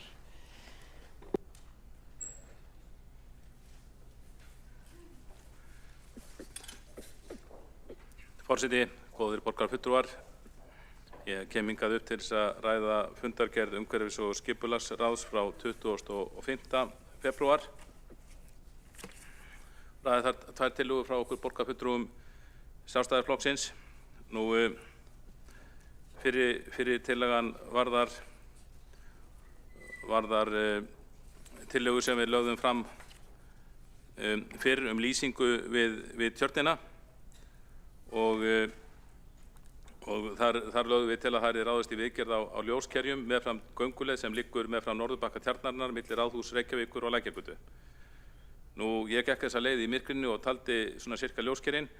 Þau voru 40 talsins og Samkvæmt heimildum sem ég hef frá húsvörðum hér í Ráðhúsinu þá hefur þetta verið svona langt skeið. Þannig að fólk undrast þetta. Þetta vinsæl gönguleið, kannski ekki alveg hættulegst því hún liggur við hliðina á Tjörn og ég vil bara ítreka ábendingar sem hefur komið inn á framfæri áður að svona mál auðvitað á að eiga bara vera í lagi og borgarstjórinn okkar á auðvitað sjá til þess sem æðsti embættismaður borgarinnar en á þessum fundi fyrsta til okkar lögð fram og frestað og svo var hún tekin fyrir afgreidd og þá var henni vísað til meðferðar umhverfis- og skipulagssviðs skrifstofu Borgarlandsins. Og við sátum hjá í afgreiðsluna vegna þess að við teljum að svona tillögur sem eru alveg augljóst hægt að finna út hvort eigi við rök að styðjast ekki, það er bara samþykkjaðar í ráðinu og þá er það skýr viljayfirlýsing ráðsins að það eigi að skipta perur eða gera við það með öðrum hætti. En með því að vísa svona tillögu, svona einfaldri tillögu, auðvitað er, og ég ítreka auðvitað fráleitt að borgarfulltrúar þurfa að koma hingað í borgarstjórn og flytja tillögur að skipta peru. Þetta er auðvitað ekki sem ætti að eiga sér stað. En með því að vísa tillögunni einungis orðalaust til sviðsins án þess að komi fram nokkur viljayfirlýsing frá ráðinu hvað er að gera við tillöguna, þá ræður geðþótti þess starfsmanns eða embættismanns sem tekur við tillögunni hvort að það sé skipt perur jafnvel þó sé þörf á því. Og þetta segi ég vegna þess að ég hef flutt fjölmargar svona tillögur í umhverfis- og skipulagsráði og í flestum tilvikum er þeim bara vísað orðalaust inn á sviði til einhverja andlitslausra embættismanna og ég vil þetta þakka fyrir það að stundum er brugðið, ég myndi segja jafnvel oft er brugðist við, ég myndi segja kannski svona helmingi tilvika, þetta er oft íbúar sem er benda mér á þetta og kannski helmingi tilvika þá er brugðist við kannski innan nokkura daga eða vikna og þá fær maður þakki fyrir það sko. Þannig að oft er brugðist við en oft ekki og svona lauslegt bókald í huganum segir mér að kannski helmingi tilvika er brugðist við og öðrum tilvikum ekki eins og bara þessi tveir ljósastörur fyrir utan Ráðhúsið hérna horfni Vonarstrætis og Tjarnargötu borgarfulltrúar og góðir sem annar þeirra hefur verið ljósleysi svo í mörg ár. Þannig að auðvitað á þetta ráð, það á ekki vera svo heilegt að geta ekki tekið afstöðu til svona lítilla mála. Og annað mál, ekkert ósvipað, það er hérna 17. liður. Það eru merkingar á biðstöðum og skiptistöðum strætisvagna í Reykjavík. Þar fluttum við tillögum að þar er bætt úr. En þessu er mjög ábótavant og við höfum talað almenningssamgöngur á þessum fundi og við viljum að það séu í lagi. Eitt af því sem hlýtur þá eiga að vera í lagi eru merkingar á biðstöðum og skiptistöðum og þær eru ekki í lagi. Það vantar leiðakort í flest biðskýli, farþegum til upplýsingar og glöggunar. Leiðakort í skýlum hafa smám saman týnt tölunni án þess að hirta hafi verið að setja ný upp í staðinn. Ótrúlegt er að víða í þeim biðskýlum þar sem enn er að finna leiðakort skuli vera að ræða úrelt kort sem prentuð voru og sett upp fyrir breytingar á leiðakerfinu í júní 2024 sem þau sýna ennþá að það, eins og kortin í miðbænum, þau sýna ennþá að það sé akstur Hlemm sem er ekki lengur. Nú, mann finnst ótrúlegt að skuli ekki vera að brugðist til svona ítrekum tillögum ábendingum borgarfulltrúa Sjálfstæðisflokksins þetta mál. Nú auðvitað hefði meirihlutin í umhverfis- og skipulagsráði bara átt að kynna sér hvort að þessi tillaga okkar ætti við rök að styðjast og samþykkjana þá sem væri þá skýr viljayfirlýsing til Strætó og þeirra hjá borginni sem að sjáum að þetta sé í lagi. En það er því miður ekki gert. Nú annað er að merkingar á Lækjartorgi eru slæmar. Þar eru 3 aðskildar biðstöðvar A, B og C. Merkingar A, B og C eru ekki áberandi sem er ótrúlegt og þetta veldur miklum ruglingi fyrir farþega, ekki síst erlenda ferðamenn sem hafa takmarkað þekking á þessum málum. Og þarna finnst mér líka ámælisvert að í staðinn fyrir að viðurkenna bara vandinn sé fyrir hendi og samþykkja tillögu og þar með viljayfirlýsingu að þetta sé lagað, því að við höfum flutt tillögum þetta áður, þá er þessu bara að vísa orðalaust til andlitslausra embættismanna og þeim í sjálfsvald sett hvort þetta er gert við þetta ekki, enda hefur þetta verið í ólagi árum saman. Kjartan Magnússon, borgarfulltrúi, hefur lokið máli sínu, ekki hafa fleiri óskað eftir að taka til máls, þannig að þá er óskað eftir að bókanir séu lesnar upp ef einhverjar bókanir eiga eftir að fara í upplestur, hafa þetta bókanir verið sendar inn. Forseta skilst að svo sé.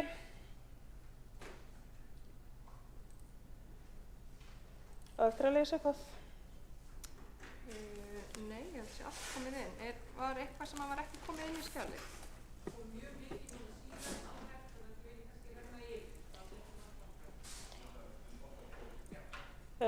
Forseti gefur hérna 2 mínútur til þess að ganga úr skuggum að allar bókanir séu komnar inn og hafi skilað sér.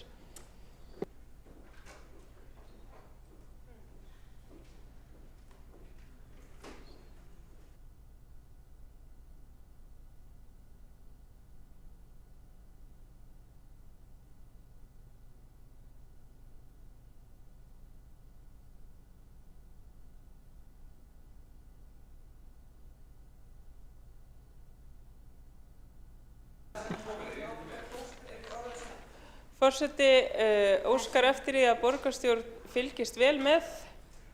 Forseti gaf hérna nokkra mínútur til þess að fara yfir það hvort allir flokkar hefði ekki sent inn allar sína bókanir og hvort það hafi ekki allt skilað sér.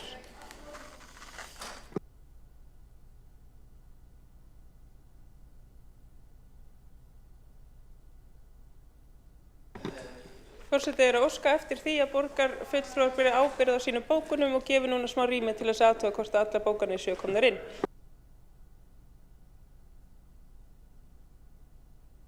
Forseti vekur athygli á því að við boðun borgarstjórnarfunda þá bókunarskjal sent út. Það er eitt bókunarskjal til að senda inn bókanir, annað bókunarskjal til þess að fylgjast með bókunum. Það er ábyrgð borgarfulltrúa að fylgjast með í hvaða bókanir eru sendar inn og það skjal hefur fylgt með frá boðun fundarins á föstudegi.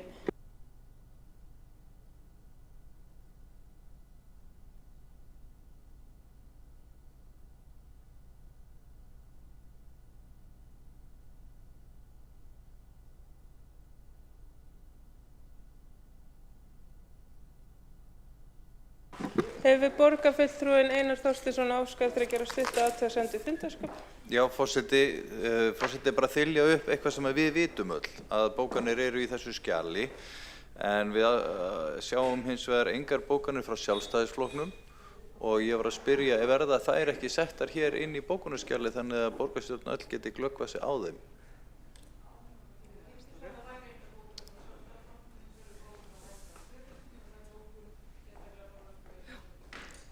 Einar Þorsteinsson, og engar aðrar bókanir frá Sjálfstæðisflokknum. Lokið við að gera stutta athugasemd.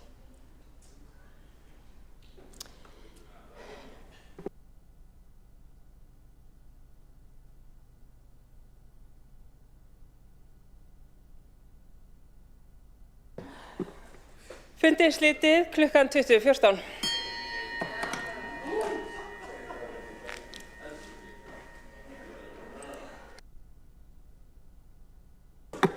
Ég ætla nú að kveðja ykkur hérna með ykkur hérna.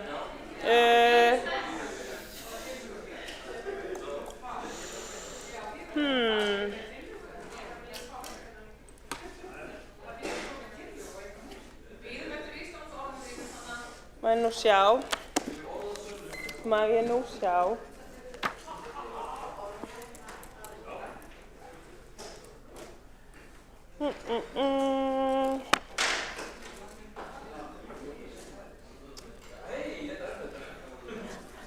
Rammvillt er hamingjuhjólið. Rammvillt er hamingjuhjólið, sem þýðir óstöðugt er hamingjuhjólið. Hamingjan er hulin sjónum. Þetta er frá 19. öld. Ég vona að þið finnið öll hamingjuna í kvöld. Takk fyrir fundinn.